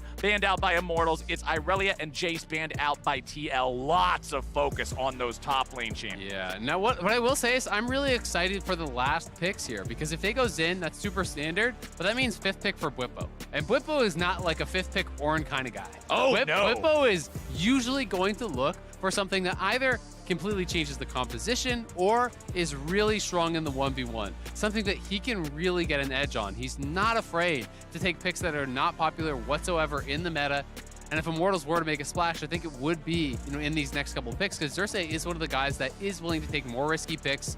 He's more of a less standard player. Qiyana would be a pretty cool twist here. Yeah! Gonna get something aggressive in the jungle here from Xerxes. So we've already seen a couple of assassin jungle games from Golden Guardians. Pridestalker brought out Qiyana. He brought out Zed. Now we're gonna get to see Xerxes' look on it. And it's gonna have to be a blind top. A lot of top lane bans come to mind already, so he could be looking towards something like a Graves that's open. Could be looking towards a tank that's open. Okay, well, the Graves will be locked in. What's the answer here, Bwipo? How are we going to do this? Bwipo, you already said he's not the Ornn kind of the guy. He's not one of those red side 5th pick Renekton kind of guys. I want to see a Graves answer. And I think, you can go carry here very easily with the composition, right? You have Zilean, it's more supportive champion. Yes, you can do damage, but you don't have consistent damage. So taking a carry top to actually counter the Graves, I think works well with the composition. And hey, okay. There it is. Tryndamere top here. Tryndamere likes champ. him some move speed. It's hard to kite a Tryndamere that's running 99% increased movement speed with the Zilean E. You said it earlier in the game that we already saw Tryndamere when it was played by Evil Geniuses. His whole thing is he needs to be faster than you. Yep. Well, with Old Man Time Bomb here, you're going to be faster. You're definitely going to go fast. I like the pairings, for that potential later on, but also, works well with Xin Zhao, works well with the Jinx, so I think the Zilean comp here, well-rounded. And on the other side, Immortals have some heavy scaling, I think, with the Victor, with the Aphelios, but they also have a splash of early game. They have a splash of aggression here, with the potential for the Nautilus to move around, the Qiyana, and even the Graves that you expect to have the push early. Graves definitely needs to dominate the minion wave here early on against the Tryndamere. You do not want to let the Tryndamere have access to the wave. That's really the MO in most of these range versus melee matches when you're playing into Tryndamere, is don't let him have access to stack up that rage, because if he does, he can threaten all ins. He can threaten all ins. It gives him more powerful sustain as he uses the Q to be able to consume the rage for extra healing. Quick reminder that because, as you can see, we have players in the Immortal chairs, but no players in the Team Liquid chairs. Team Liquid is playing remotely today, so we're going to have a little bit more of a delay before we actually jump into the game, because we have to do the competitive integrity time build up because we have remote play happening. But that also means we have a little bit more time to talk about this before the game. And the number one thing I want from Immortals is coordination. Mark brought it up, talking about it on the desk beforehand, but specifically, if it's the thing, or maybe it was Raz talking about, they were both having a conversation back and forth. Anyway, yeah, okay. Okay, it's just some guys on the desk. I might have been looking up numbers while they were making the points. Anyway, we have a situation where the last time we saw them play, that big wraparound, where Revenge was coming around behind the Dragon Pit, Xerxes engages, the whole thing falls apart.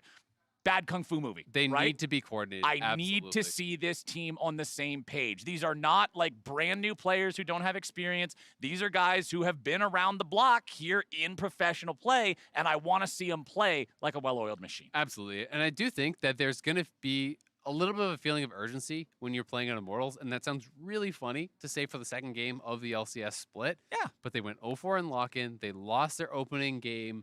And you need to get momentum. The mental tax that losing 6 straight games on stage has is real. That is something that can really affect your prospects moving forward, especially for a team that I think had a lot higher expectations actually coming into this season. People thought they were going to come out of the gate strong with some strong carry players.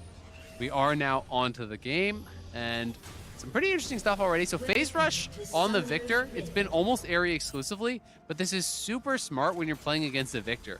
Against the Zillion, because the Zillion's slow there is so oppressive. Being able to proc phase rush to actually kite out of that if ganks do come in is a really, really big deal. And you'll also notice Ghost Flash in both of the top laners. So this is, I think, a pretty smart adaptation from Revenge. And I think the read is he is going to play Ghost, so I need to have Ghost to match or I will get run down. TP will not save you in those kind of situations. So he's going fully for the move speed basically setup here, where he's going Fleet. I would expect that he's actually playing, all the move speed runes, and I'll even check on that.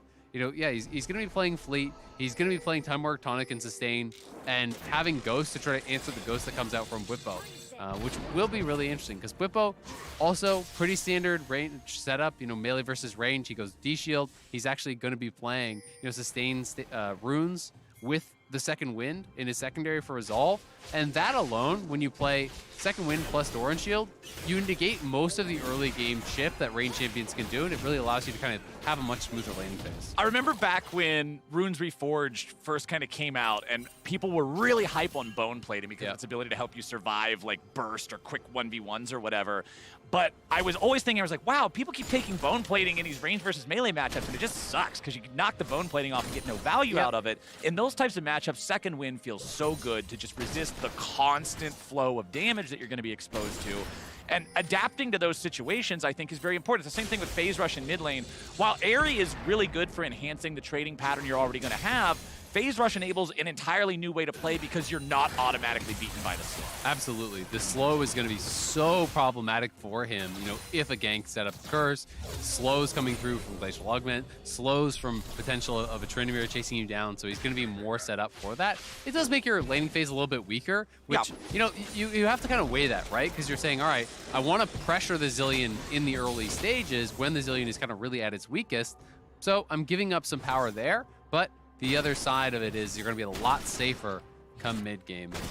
To kind of circle back on that bone plating discussion that you had, I actually super agree that bone plating is kind of just defaulted to too much. And the way I generally look at it is Second Wind versus poke, and bone plating should be versus all in. It still has its place and it has a lot of high value, or champions that at least hit you multiple times in a trade, right? If you're playing against like a Jax or something and they're going to jump in with Counter-Strike and hit you a couple times, you get a lot of value. But when you're playing against Jace and Graves and these types of camps, you just don't get enough out of it. The cooldown is so long, and you're going to get a lot more from Second Wind. The question I typically ask is how easily can he auto-attack me whenever he feels like it? If he can constantly auto-attack you, well, Second Wind's probably going to give you more value because otherwise he'll just auto-attack the plating off every time it's ready. Yep. And that's sort of my barometer for it, but I only play Skyner, so what do I know? Anyway, bottom side, we got Hans Sama and Ayla, level 3 versus the level 2 of their opponents.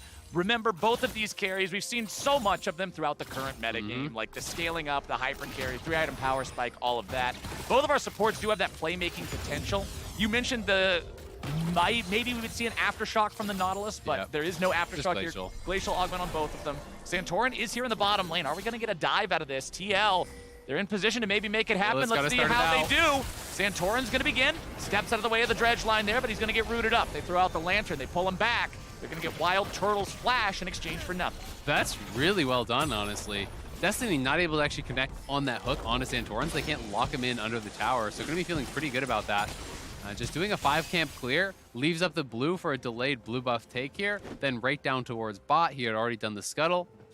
And going to be feeling like a really nice early path. And this is where it gets kind of awkward for the Zillion. It's one of those situations where you're not very precise in the early stages without a lot of spell power. The bombs can sometimes just kind of mess up the last hit marks, where you put things to awkward health points, where you last hit the one target you want, but maybe your minions are finishing things off. And Bjergsen is really greeting this out. I don't know if they had eyes on Kiana. In fact, they probably did with that ward on bot side. Oh, and now Turtle with no flash left. Cleanse don't matter. The hook comes out. However, Destiny is at least able to buffer through some of that there with the dredge line, get himself away. But it is first blood for TL here very quickly. That is huge, getting the early kill there. And it goes over onto Santorin, who just returns back to that bot side. Revenge trying to run through him. This is a little bit risky, but I don't think you have enough damage early game to really threaten a kill. Got that crit at the last hit, though. Yeah, always feels good. Well, unless you're the one against it, then you're kind of like, come on, dude, what the hell? Yeah, especially feels terrible when you're playing against it. And like level 1, they just pop ghosts and start walking at you, and you see the crit animation first swing, and like, it's one of those games. It's because of the way Tryndamere does it too. He cares so little. He's dragging his sword on the ground. He has a 1% So he chance can get to a bigger crit you. chop flowers. He's like, here you go, buddy.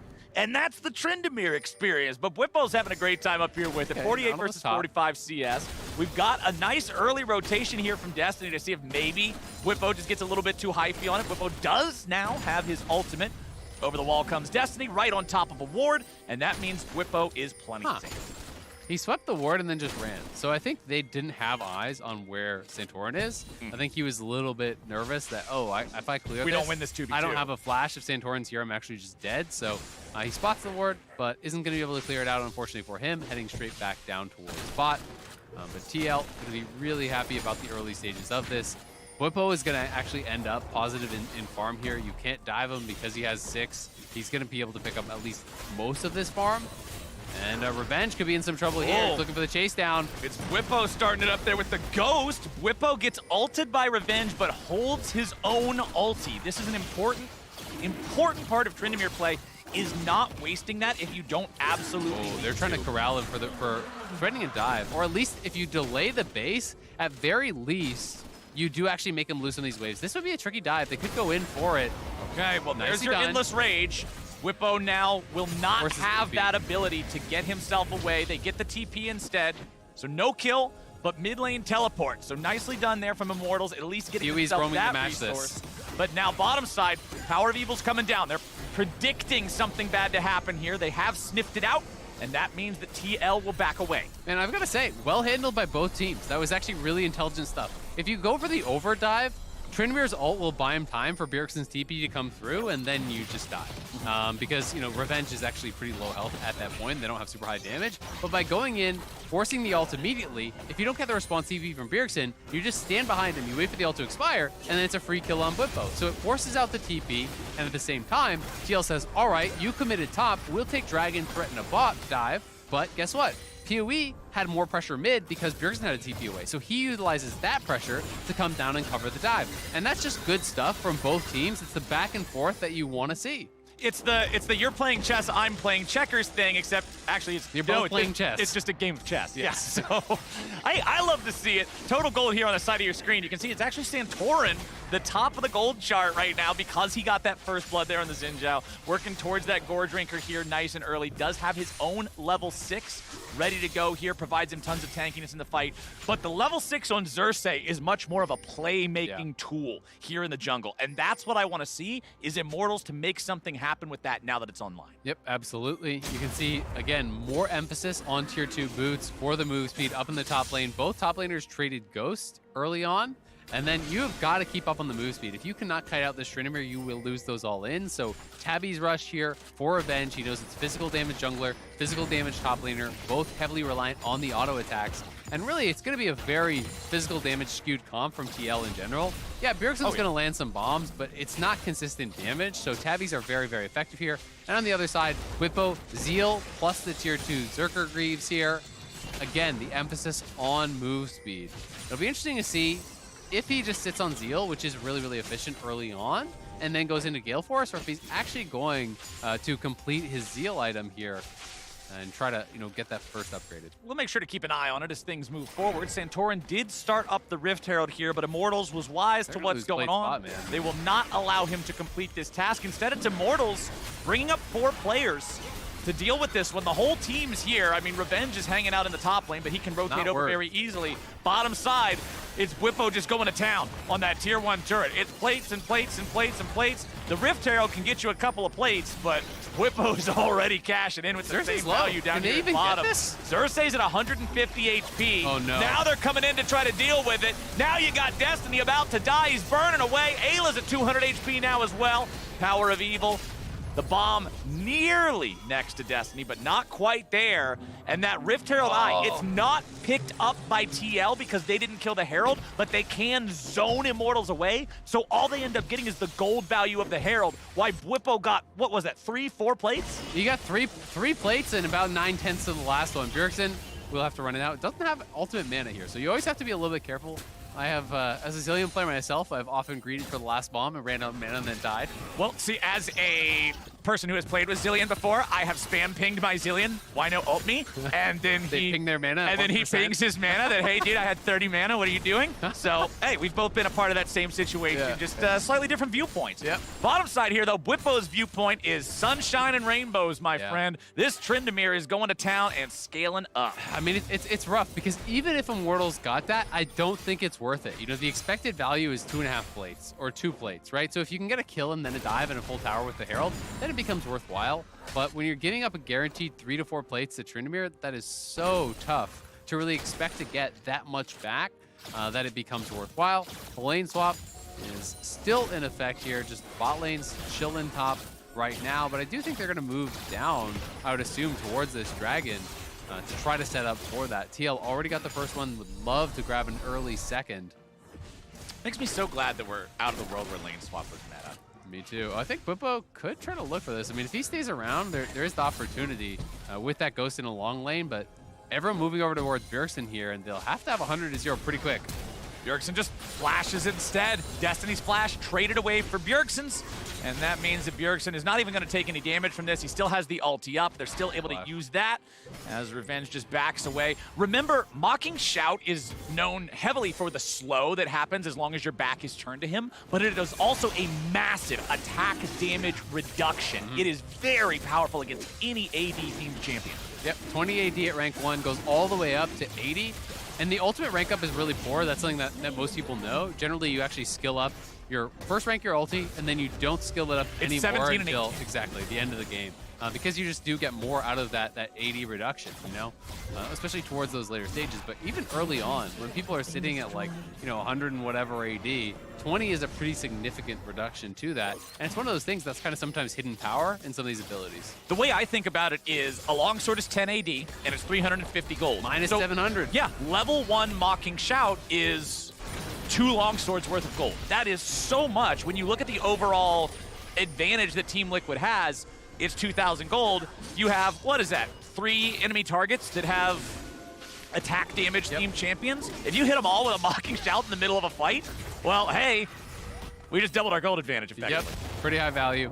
And Bwipo, question answered. So it is just a Zeal for the laning phase, and then he's in towards the Gale Force. This is a build that I am definitely more of a fan of. People were kind of discovering just the power of Zeal as a laning item in general.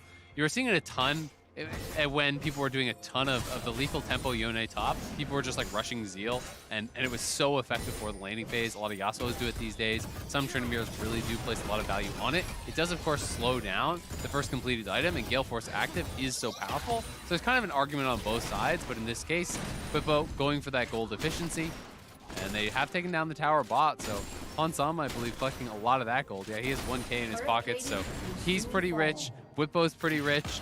Bjergsen's kind of just chilling farming. You got past the early stages on Zilean, you're going to be feeling good. Bwipo not anywhere near down here. Revenge is trying to look for something here on Hans. He popped the Ghost going for it. My brain immediately just thought Tryndamere as soon as I heard Ghost. That's how unusual Ghost on Graves is. I said Bwipo, and I was like, wait a second, that's not who the Ghost is. A man with a shotgun running fast is scary, to be fair. Right, but I mean, this isn't normally the type of game where we have to think about, oh no, the shotgun guy's sprinting at me. That's a whole different genre. But that's also the only way that I ever learned how to play Valorant. You just buy Bucky every round and run at him. Hide in the corner. There's a reason I'm not very good at that game. Anyway, we've still got ourselves a very Team Liquid favored game. So the question I want to pose to you right now, Azale, as we're 14 minutes in, as the plates are now gone, what specifically is the angle for Immortals here to make sure this doesn't just turn into a slow bleed out against Liquid? I mean, I think they're going to have to probably fight it at this next dragon, right? It's not going to be about side lane for them. I do think that Tryndamere is going to outscale Graves no matter what build Graves goes for. So he's not going to be able to continue to win that 1v1. So it's finding setup early around the dragon and finding an AoE engage. The AoE is critical because Zilean answers the solo target picks, right? So you need to find that multi-man Kiana ult. You need to find an early Zilean ult on an unideal target, but we're going to see potentially a rundown here. Remember, Revenge has no Ghost. Well, he does have buddies, though. And buddies are worth a lot in League of Yeah, Legends. they're not even ghosts. They're real people. Yeah, They're alive. very, very helpful stuff there, but now it's Power of Evil, who is under pressure. Santorin waits until after Power of Evil has already flashed, then he charges ever so audaciously to take him out. 2-0, Team Liquid. So you can see the difference. Power of Evil didn't have Ghost, but he is a ghost. You know, there's some different permutations here. All right, too well. And now Ayla is a ghost. I'm Immortals sorry, I broke you with the terrible get joke. themselves back into the game here. They're grabbing 2 kills. Santorin jumps in, trying to get anything back, but instead he's only going to give away another. He will at least take Wild Turtle down with the burn from the challenging smite. But that was big for Immortal. That was getting a couple of kills there, flexing a little bit of muscle around that mid lane. Getting the shutdown on Santorin as well is pretty big. Turtle does go down, but he gets the kills. They get a kill on Kiana as well, so gonna be feeling better about their chances. We can see this one more time. As Santorin came around the side, but Xerxes just preempts it. Goes straight in. When the 2 is collapsing on the 3 go for the 2. They don't wait for Santorin to show up. Really well done here, and then Santorin going in to try to bail out Hans, not quite able to do it though, just ends up giving up his own life. Yes, he takes down Turtle, but it's not worthwhile because he's giving up his 3-kill shutdown. And I mean, when you're on a champion like Xin Zhao, once you go in, you don't really get out. Yeah. It's either unless you kill them and you walk out. Right, exactly. They die or you die. That's the only way out. It's an honorable duel. It's not like you have these escape mechanisms. It's not like you have mobility to get away. I mean, it's all in at that point, so at least he got 1. He is 3-1. All of the kill money for Team Liquid is on Santorin, which all things considered, you're happy about if you're on Immortals because you don't want the Tryndamere and the Jinx getting accelerated. Absolutely. Tryndamere, though, accelerating himself. He has a farm bounty, which kind of just shows he's ahead of the pace of the game. You know, he's up at 190 CS quietly at 17 minutes. You know, that is rare to see from a top laner. That means generally you're farming incredibly well, but also probably taking some stacked waves, stealing away some jungle camps, that type of thing. And that's something Tryndamere can be so strong with, because junglers cannot 1v1 this champion. So when he comes in, he steals your Krugs. He comes in, he steals your Gromp. Unless you have assistance there, you often cannot combat it. Yeah. So Tryndamere just takes the push, goes into your jungle, takes away camps. And the itemization's looking good too. With the Gale Force completed, still sitting on the Zeal, Cape plus Longsword tells me probably Essence Reaver is going to be the next item built and completed here. And Essence Reaver is so scary because remember, like as he's critting, he's reducing the cooldown on his E. It's pretty easy for him if he's free hitting you to get a lot of procs on that Essence Reaver spell. Oh, Power of Evil, no flash, and he's looking like he's going down. Oh no, he's not long for this world, man. Victor in a side lane, and now Destiny's just gonna be the icing on the cake. Can he get away? He tries to flash over the wall. Spider-Man. Oh, do you have a way home? Yes, he does. Yes, he does. Okay. All right. I wasn't expecting that to work. I didn't see the movie. I haven't seen the movie either. No Way Home. Good. It's really good. Yeah, it is good. Yeah. Great movie. I'll have to go check that out sometime. Sounds delightful. Maybe we should make an afternoon of it. Yeah, that would be great. We'll have to coordinate our days off or something. But right now, no days off for the people on the Rift, especially not Immortals, who will now have to deal with a soul point Team Liquid for the rest of the game. 4 minutes from now. It's getting really tough, I think, already for Immortals. The gold lead is not massive, but the game state is so heavily in their favor. TL are just pushing out sides really, really effectively, and then they're using those pushed out waves to force a response from a champion that's not really suited to play inside. That is the Victor. Victor answers side twice in a row. He's gotten picked off by the Zillion and the Xin. He's so exposed in these lanes, it becomes very, very dangerous for him. If you give over Mountain Soul this early on as well, you're looking at upfront insta-kills for this kind of a composition. When you have Kiana Graves, you want to get that burst kill. That becomes so much more difficult with all the flat resistances that are coming from this, plus the Mountain Soul shield, that is negating a lot of the lethality that we're seeing purchased up by both the Graves as well as Xerxes, and even Turtle is going to go Collector. So the flat armor is actually a big deal.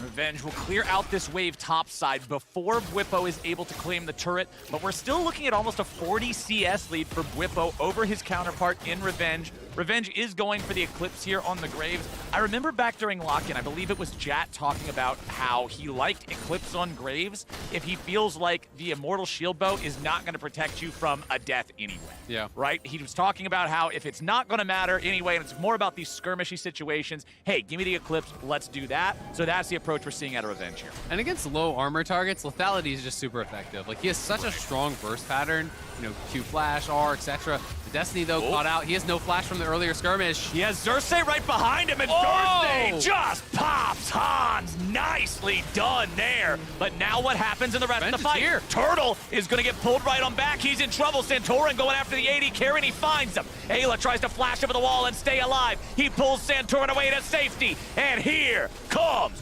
Bwippo. He spins over the wall and flashes right back over to chase Revenge. He will not survive.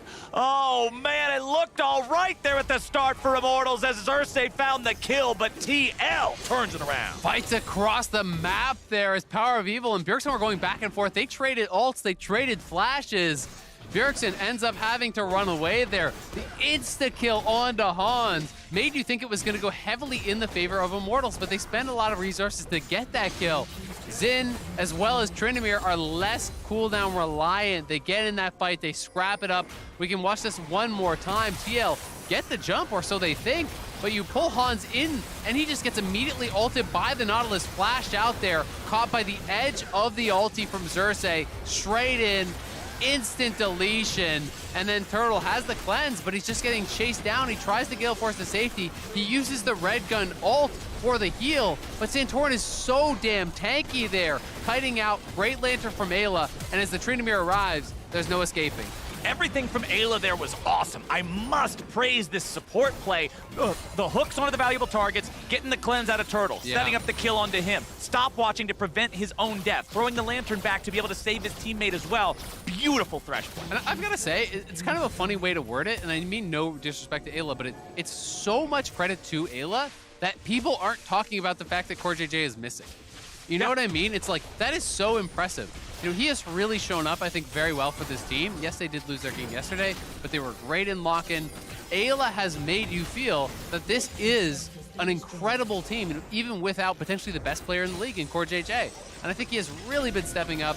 Great stuff from him. TL setting up for this potential soul here. Immortals are in the area, and Xerxes trying to threaten the flank, but you can't 1v1 against this Tryndamere, so he's got to run. Level 15 versus level 11. Oh, Revenge steps on top of the bombs, but he's looking to contribute whatever damage he can find. Bwippo is nearly dead, but the Undying Rage keeps him alive. Turtle tries to get something back out of it, but Turtle's going to be blown up. Shut down over onto Santorin, however. 1-for-1 here in the bottom side river fight. Yeah, Tryndamere does pop the ulti early, but Turtle just kind of got baited trying to go in that deep. Even if you kill him off, that's a Tryndamere who can't re-enter the fight without ulti. You go in, you give up your life for that is definitely not worthwhile. At the same time, Revenge has healed back up to full here. So I think the Dragon is going to be theirs. It looks like they're starting it up. They're not really committed to it. Remember, Xerxes only has about 300 HP here. That Dragon is hurting him as well. Smite on the other side. There's no smite. Santorin's still dead, so the Drake will be secured. The Soul will be stopped. That was massive for Immortals. That was huge for them, and it almost went so bad as it looked like a betrayal on the Blast Cone there. Revenge, I think, got knocked into TL by someone triggering that Blast Cone, and it was really because Immortals did a good job actually kiting out the Tryndamere, again, kind of showcasing the weakness of the Tryndamere in the 5v5. He does have the Quick Blades completed, so it's the same build as we saw last time. We can watch this one more time. Who actually hit that? Was that Xerxes? I think Xerxes did hit it to try to knock himself out. But unfortunately for Revenge, Revenge dashed over the wall, got immediately hit, knocks back in, takes almost all of his health there. Then they're kiting back onto Bwippo. Even if you kill him off there as Turtle, Zillion ulti is available. Zillion ulti is there. So Turtle, I think, losing track of the situation, tries to get aggressive, gets punished for it big time. But at least they do come out with the Dragon. They stop that Soul. Yep. That's the name of the game. That was the most important thing, and that got accomplished. Still almost a 3,000 gold for Liquid. Still Soul Point for Liquid, but it is not a lost game. Super Mega Death Rocket used to scout out a little bit, just see what's going on around Baron, see if it finds anybody else making movements around that pit. Look at Bot. They're going to try to go for a dive here, almost guaranteed. Oh, the perfect placement on Everfrost as Revenge tries to move through it. He still gets rooted, and Bwipo picks up the kill. Undying Rage means no return one there, and Bjergsen and Bwipo are still pushing. Man, that was like a mad life Everfrost right there. The prediction on the dash drops the Everfrost where he knows he needs to go. There's only one way out for Revenge, and it's back towards the tower. So even if Revenge steps forward to actually dodge that, you're still dead because you're walking into the Tryndamere. So that pretty much just has him completely cut off of any escape there. Really nice side lane play. TL send 2 to the sides. They find the kill on Revenge, and now they have unlocked themselves on the map. Again, Power of Evil is pulled to that side lane. He has got to respond to that, and it's incredibly difficult for him to do so safely.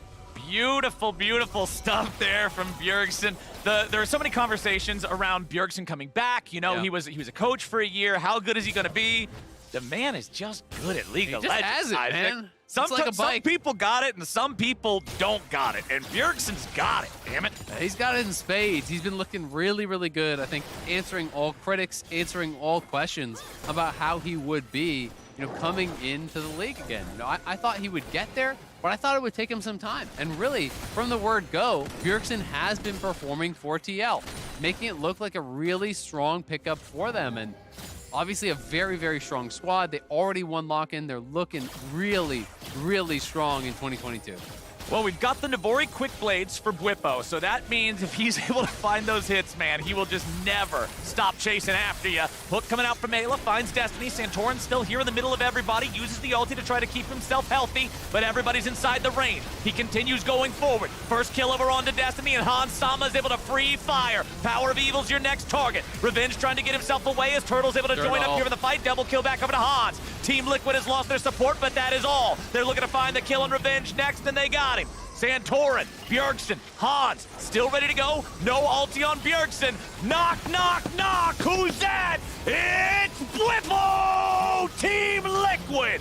Ace for 1. Starts in a 4v5. TL make it take so long. Bwipo had time to go mid, kill the tier 2 tower, get half the damage on the inhibitor tower, then join the team here. Look at where this started. Bwipo has no TP. Power of Evil is teleporting in. TL, make the call, play it slow. Buy time here. Zilean arrives. Santorin is buying so much time in the front line, they can't commit too much damage to him because Zilean is there for the revive. They peel back off him, but then you're ignoring the fact that Santorin can get so much damage done here. Turtle comes around, the instant kill onto Ayla makes you think maybe it can go their way, but then you look at the mini-map, and this man is a-running. He's coming. Chugga, chugga, chugga, chugga, chugga, chugga, chugga, chugga, Toot, and he just goes in. Bwipo ran across the whole country to get here, but he finally made it.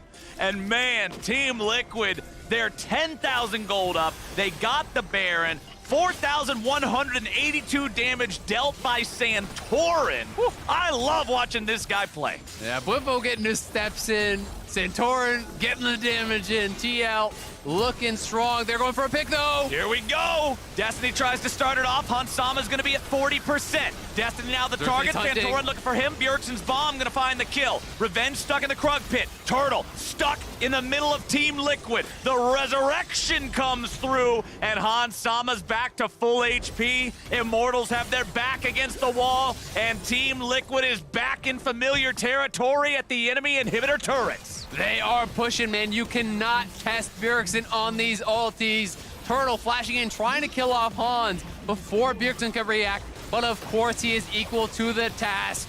They are pushing, and they are looking to close this one out. They'll pad the stats a little bit more as they pick up 1 kill, make it 2. Will it be 3? Revenge is stunned up nice and tidy, done and dusted. Team Liquid might just get the whole ace here. They find the Chompers. Destiny, yeah, he's a golden statue, but that's just going to be a trophy for TL at this point. They're all the way on to the Nexus itself.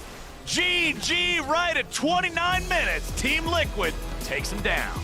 Clean game here from TL, showcasing another look with the Tryndamere top.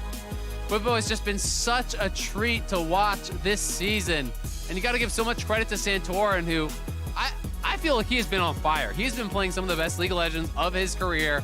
there was criticism being levied towards him over the last couple of years where he was struggling with some of his health problems. He wasn't performing to the level that you expected, but his pathing has been so good. He's up in farm. He's forcing Flash instantaneously on Turtle right off the bat. He's repeat ganking him, still keeping up his tempo in the jungle, taking away the early objectives that really are kind of limiting the options of Immortals. And it just feels like he's always right place, right time. His synergy with Bjergsen has been so good. You know what I think it was? I think it was Core JJ tweeting about River saying, man, feels good to see a good jungler play. That just lit a fire under Santorin, and now the rest of the LCS is burning. The man is so good in the jungle. And Team Liquid, just a well-oiled machine, getting things done, applying the pressure there in the bottom lane nice and early, setting it up so Turtle has no flash, return play to get him there, setting themselves up with the Dragons, so they were always able to force Immortals to have to come and try to answer that. Just really good stuff, and there's still no answer in the LCS. We got a whole big book of stuff, but on none of them pages is there an answer for Bjergsen Zillion. Yep, it's tough. He's undefeated now, four games, 4 wins. People might start banning it, even though people are just not playing this champion globally. He is so good on it. And really, unless you can punish him early game, unless you can bring something out that really pounds this Zillion into the ground and makes it irrelevant, he is going to get incredible value in the later stages of the game. He showed it time and time again.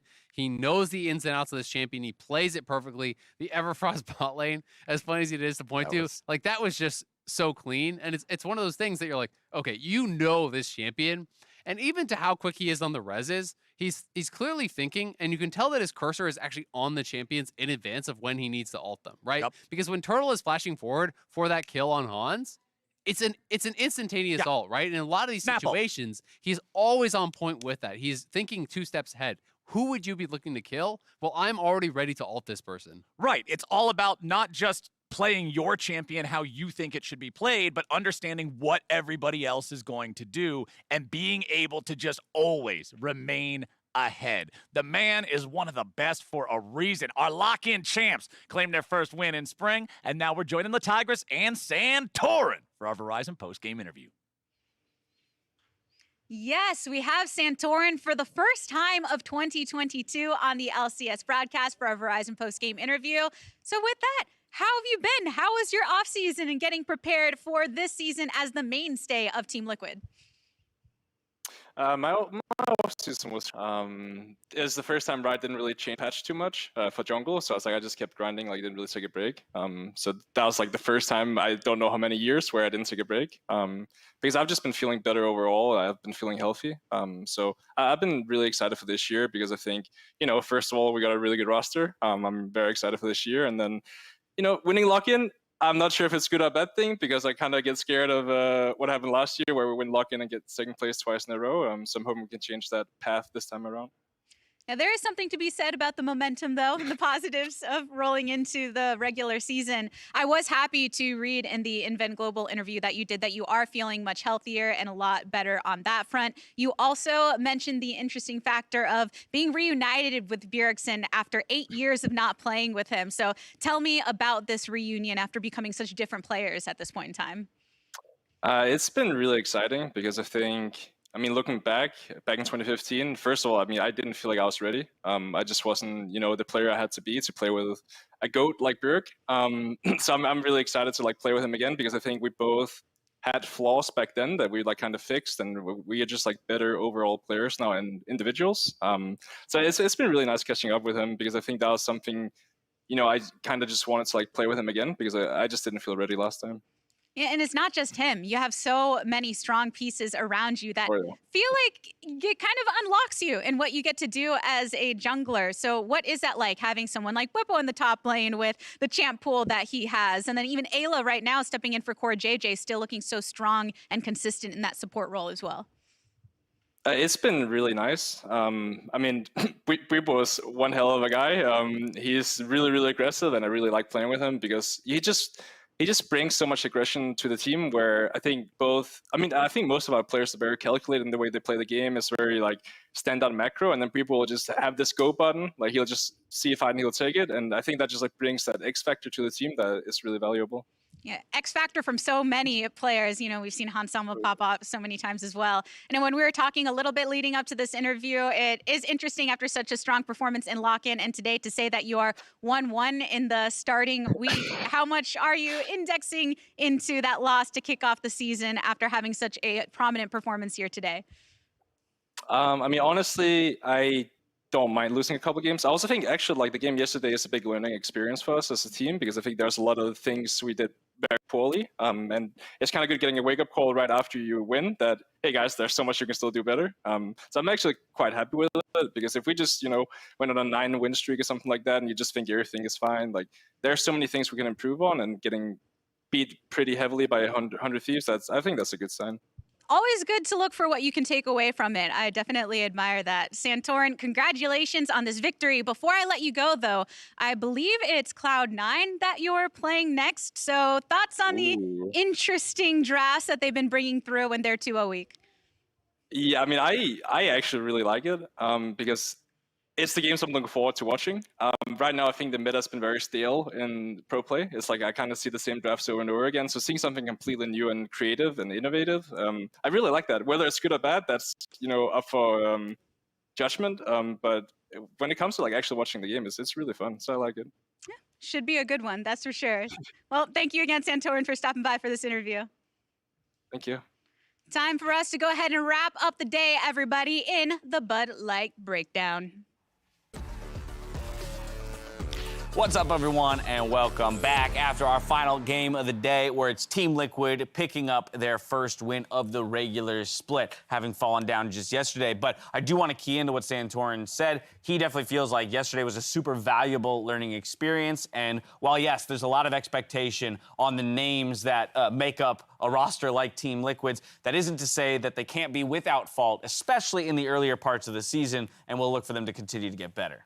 I think while a lot of us peg them as potentially the best team in the LCS, that doesn't mean we don't expect other top teams to take games off them in best of ones. And so you do have to bounce back. You still have to play well. Even in this game, there were parts where it got a little sloppy for Team Liquid. So, they're clearly a very talented team, but they still have to iron out a few kinks. 100%. I mean, when they went up against 100 Thieves, you talk to most people and they'll have them as the 1 and 2 interchangeable. Like, they're the top 2 teams in the league. And I mean, when you see this game, first of all, I will say this is a disgusting draft. Zilean and Tryndamere, like, pretty damn difficult. Also, since I can't leave them out, right? Like, just really hard to ever scrap post 6. And they definitely felt that. I felt like Kiana was a fish out of water. Yeah, and I mean, I think when we talk about Santorin, he was one of the constants on the team, right? Like him and Bjergsen all throughout lock-in were the 2 members of the team that didn't change. I think he quietly had some very strong performances in that, and he's kind of been the most stable member on this team, like the member that you can always rely on to make plays and play well. Yeah, I mean, even in these highlights, you see that he's going in 2v4 and knowing the limits of Xin Zhao, knowing how to frontline, and when it's time for him to carry because he's got a Zilean on his team, he got super fed this game. And I'll be honest, Raz, nothing makes me happier than hearing him say how much better he feels coming into the season, how excited he is to be back on the Rift, and then for him to show us that very thing by putting up a performance like he did here today, earning himself player of the game. Easily one of our best junglers this league has, and the best facilitating jungler in this league. He knows that he has star players that are flanking him, and he will go above and beyond to make that known. In the finals that they had versus Evil Geniuses, when he had the Lulu just super buffing his J4, he was in there. And so, like, being able to see someone that is so confident and knows his role to a T, it's great to see. I know he had the support, but 95% that's KP and 36% damage? He was in there in this game, too. There it is. Woo! Zilean Whippo didn't speed up. have a good game. Yeah. Whippo should have got more solo kills. Well, it just, to me, it makes Raz's statement very true. That he is flanked by those other star players, especially in this game. He was the one leading the charge, and I'm sure at times he'll be willing to give that up and let a player like Whippo take the lead. Bjergsen as well, maybe, if he finds his way off of that Zilean pick, which no one has seemed to find a way to get him off of, and he's been piloting to such success.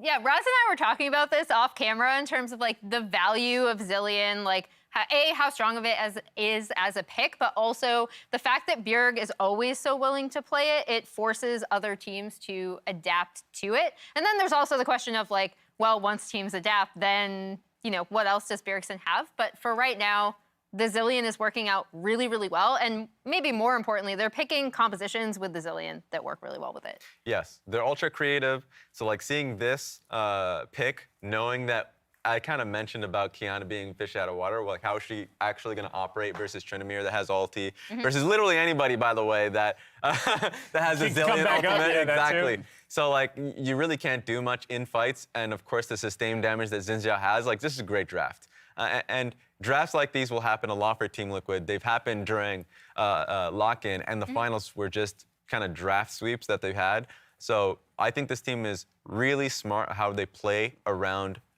their pieces, and you kind of already mentioned it.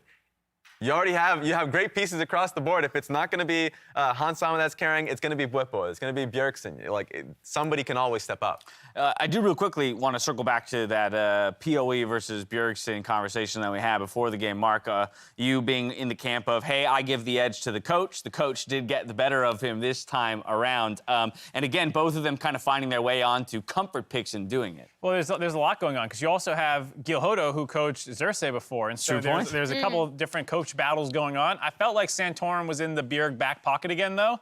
That's the one nice thing about being the coach is you can be like, hey, come here. Santorum, come to my lane, come to my lane. It's 2v1 sometimes. That's true. You definitely had the help. And I do think, though, a lot of people are going to look at Power of Evil throughout this split as being the person who needs to turn it on to give you what you were asking for, Mark, in terms of that glimmer and ultimately push Immortals into a position where they look competitive. Because, for example, we took a look at the pedigree of Power of Evil yesterday in that graphic that Jap brought up and how split over split over split since he's joined the LCS, his teams have placed higher and higher and higher. Of course, they placed first at one point in the split, so it's going to be hard for him to continue to eclipse that, but you wonder if he still has enough in the tank to push a team like this Immortals to that point. Yeah, I mean, whenever it comes to a PoE team, they rally around a direction on that team, and it usually is around team fighting around his picks, right? This time around, you mentioned it before the game even started, that they are directionless in a way. And so I look at their previous game, just the most recent one, okay, past this one, yesterday's. And a lot of the team fights just have the same uncoordination, where it's just like, okay, Xinjiao's going in before, his carries are even ready. And this game had a little bit of all of that. And so they have to go back to the drawing board. I think it's less of a draft conversation, generally speaking, and it's more just about here is how we want to team fight, and here's how we want to communicate things like responsibilities. We did it yesterday. We'll do it again today. Let's take a look back on all of the player of the games that were awarded today. As we mentioned, Santorum picked it up in this fifth and final game of the day, but it was closer, Biofrost, Berserker, and Jose Diodo across the other four. Can I just call him Berserker again? Yeah. Because he's so good. Like, I already knew how good he was, like, individually as a talent. Showing us what we already know. In LCK, their, like, Academy League, but I'm so happy to see that already he comes out with this C9 team. And, like, again, yes, these compositions have a lot of enchanters, so like Blabber, he's going to be set up for success, but to deliver, like, through his team fighting mechanics, I'm actually, like, really, really happy to see it. But the biggest thing I noticed was the dimples on Jose Diodo. That kid's got hella dimples. You see that? Yeah. He was like the last person I thought would call out something like that. But all right, man. I want to call out Biofrost. Because I was already so happy to hear that he was going to be returning to the LCS, but people need to remember who this guy is, right? Because I think there's something to be said for how long he was away. And he even kind of said this himself in a number of the opportunities we've had to speak to him, that, like, yeah, he definitely has a lot to prove in coming back. But let's remember that this is one of the best supports of all time in the LCS by a record standing, by a titles standing. And so to have him back and have him look like he's playing at a high level already really excites me, Raz. Yeah, and he's shutting people up because near the tail end of his time in TSM, it was a skill drop-off, right? He wasn't performing well a lot of times. And sure, there was the swap between him and Treats. Like, people will remember that vividly and the time that he had in Academy, but then he comes back and then slams on his pick, Thresh. Like, career-wise, I feel like his best pick. People will talk about that in Rakan, but I always kind of saw Biofrost's Thresh as something different. And so he comes in there, team's direction around River, and he just keeps getting hooked. So if this is the type of Biofrost we're going to see that, I want to see that week after week. It's like, a lot of pro players have ups and downs in their careers, and sometimes people write off a down as like the end of their career. And I think some of the stuff that we're talking about there, some of the CLG time, like it was easy to be like, well, you know, Biofrost is doomed. This is the end of Biofrost. And so it's cool to be like, no. It's a career. You have ups and downs. It happens in life. Ole is just another name that pops into my head as he returns, and we'll have to see. Santorin himself. He's like literally the best jungler in the LCS, maybe. And wins his rookie split. He's definitely searching for another title since then, right? We know how hungry he is for it. Okay, well, after an undefeated return to the regular season, rather, our MasterCard Player of the Week this week goes to none other than FBI. Yes, it's the defending championship squad and the AD carry who helped them pick up that first trophy in the org's history. Just when people were counting them out after the lock-in performances, they really blew it up. I know Closer had player of the game this time around, but FBI was humongous. Yesterday's games on Aphelios were insane how much damage he's able to do. And this game, of course, like his Jhin was just inspirational. I was gonna ask if we were gonna get the levitation. Wait, they cut it so early. Yeah, we had to do the part where he's like floating above every. Suspense. Just one death. Yeah. The next time that was the one death he's floating up to heaven. The next time he gets Player of the Week, we'll play the second half of that clip there for you. Stellar KDA, only one death across the weekend. Phenomenal numbers, but of course a phenomenal squad alongside him. And so kudos to him picking up the first MasterCard Player of the Week. We got plenty more of those to hand out. Thank you so much. Don't leave us. He was taking too young. It's just one. Where's the Oxon? Bring him back. Where's the Zillion? All right, 10 games into the season. Let's go ahead and take a look at how the teams stand. We got 4 teams atop the league. It's Cloud9, it's Dignitas, Quantum Pay, FlyQuest, and 100 Thieves. Wow.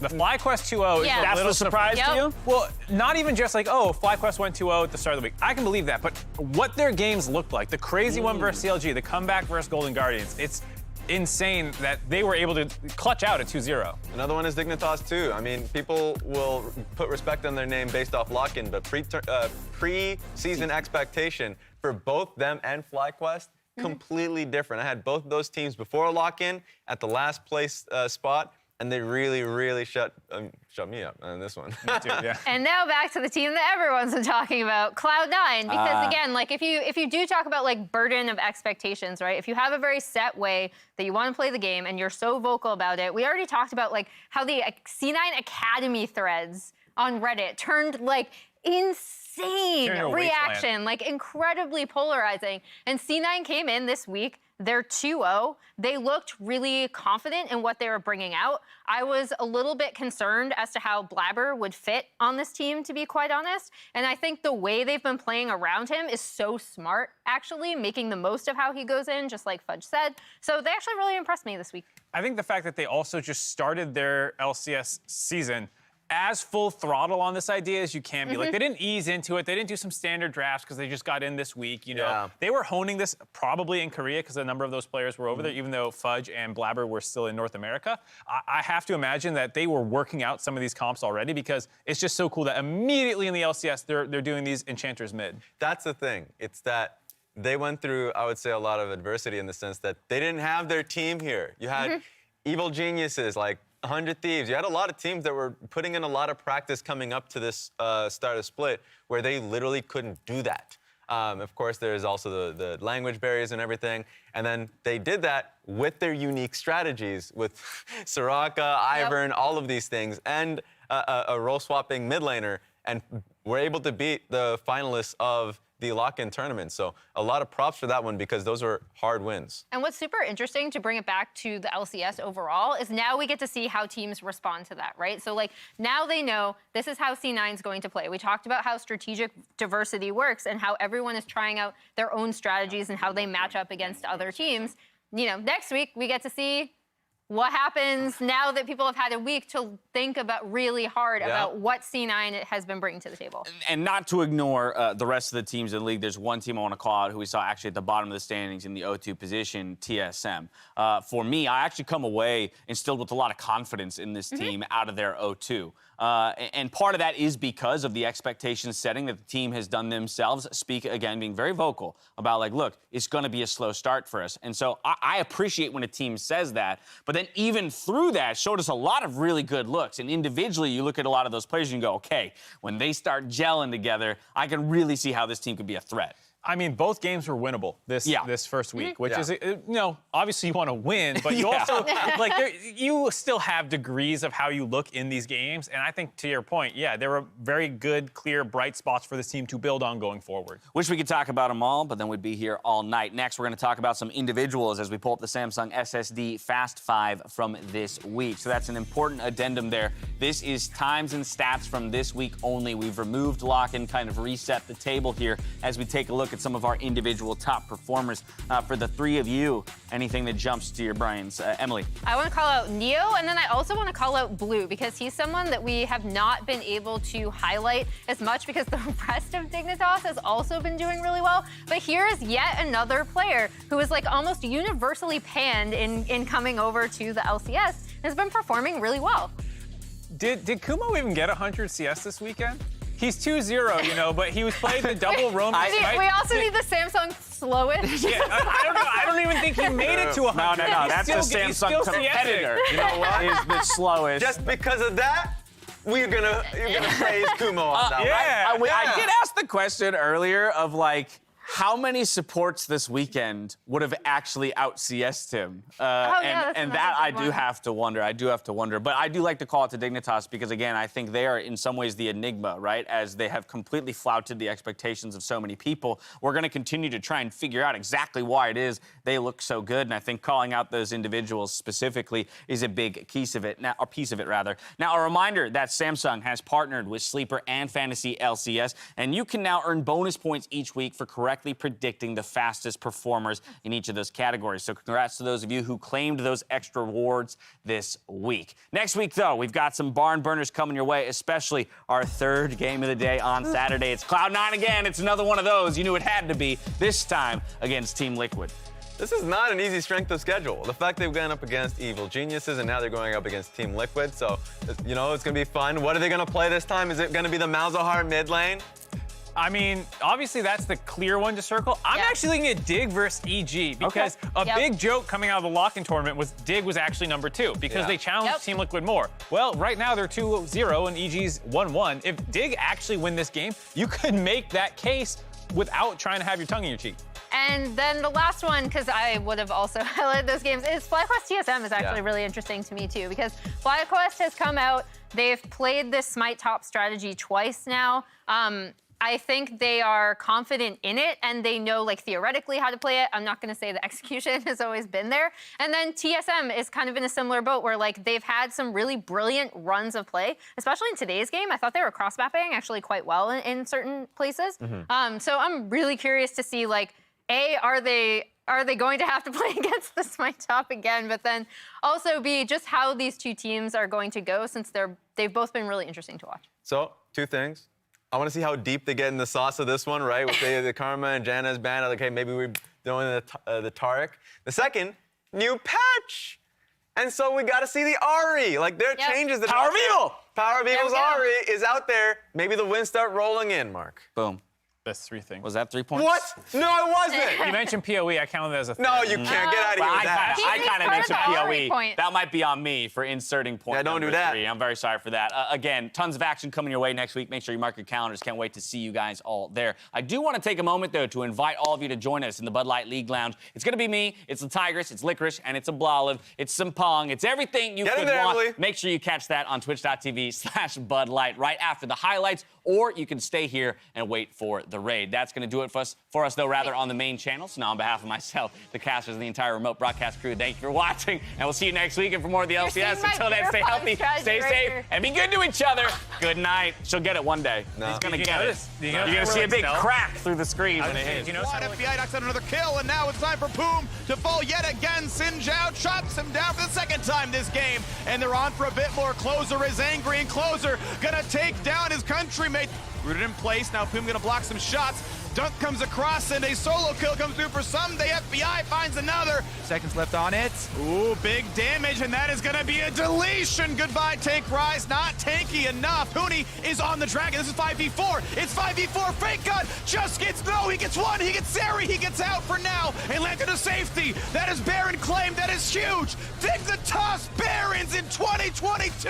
Because the Herald was summoned up immediately, wants it. Blabber's going underneath the turret. God. It looked like he was low. go, but Soraka said no! Fudge is down, Winston is down, Blabber's gonna be tanking up and doing whatever the man can, but the man can't do nothing!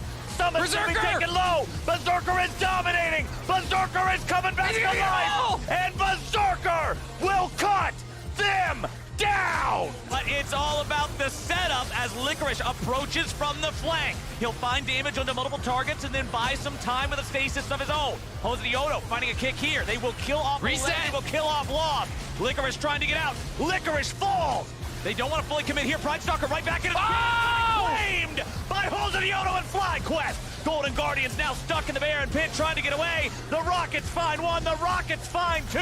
Hey there, Licorice. How about you? But now what happens in the rest of the fight? Here. Turtle is going to get pulled right on back. He's in trouble. Santorin going after the AD carry, and he finds him. Ayla tries to flash over the wall and stay alive. He pulls Santorin away to safety. And here comes Bwippo. He spins over the wall and flashes right back over to chase revenge. He will not survive. No ulti on Bjergsen. Knock, knock, knock. Who's that? It's Bwippo! Team Liquid. Ace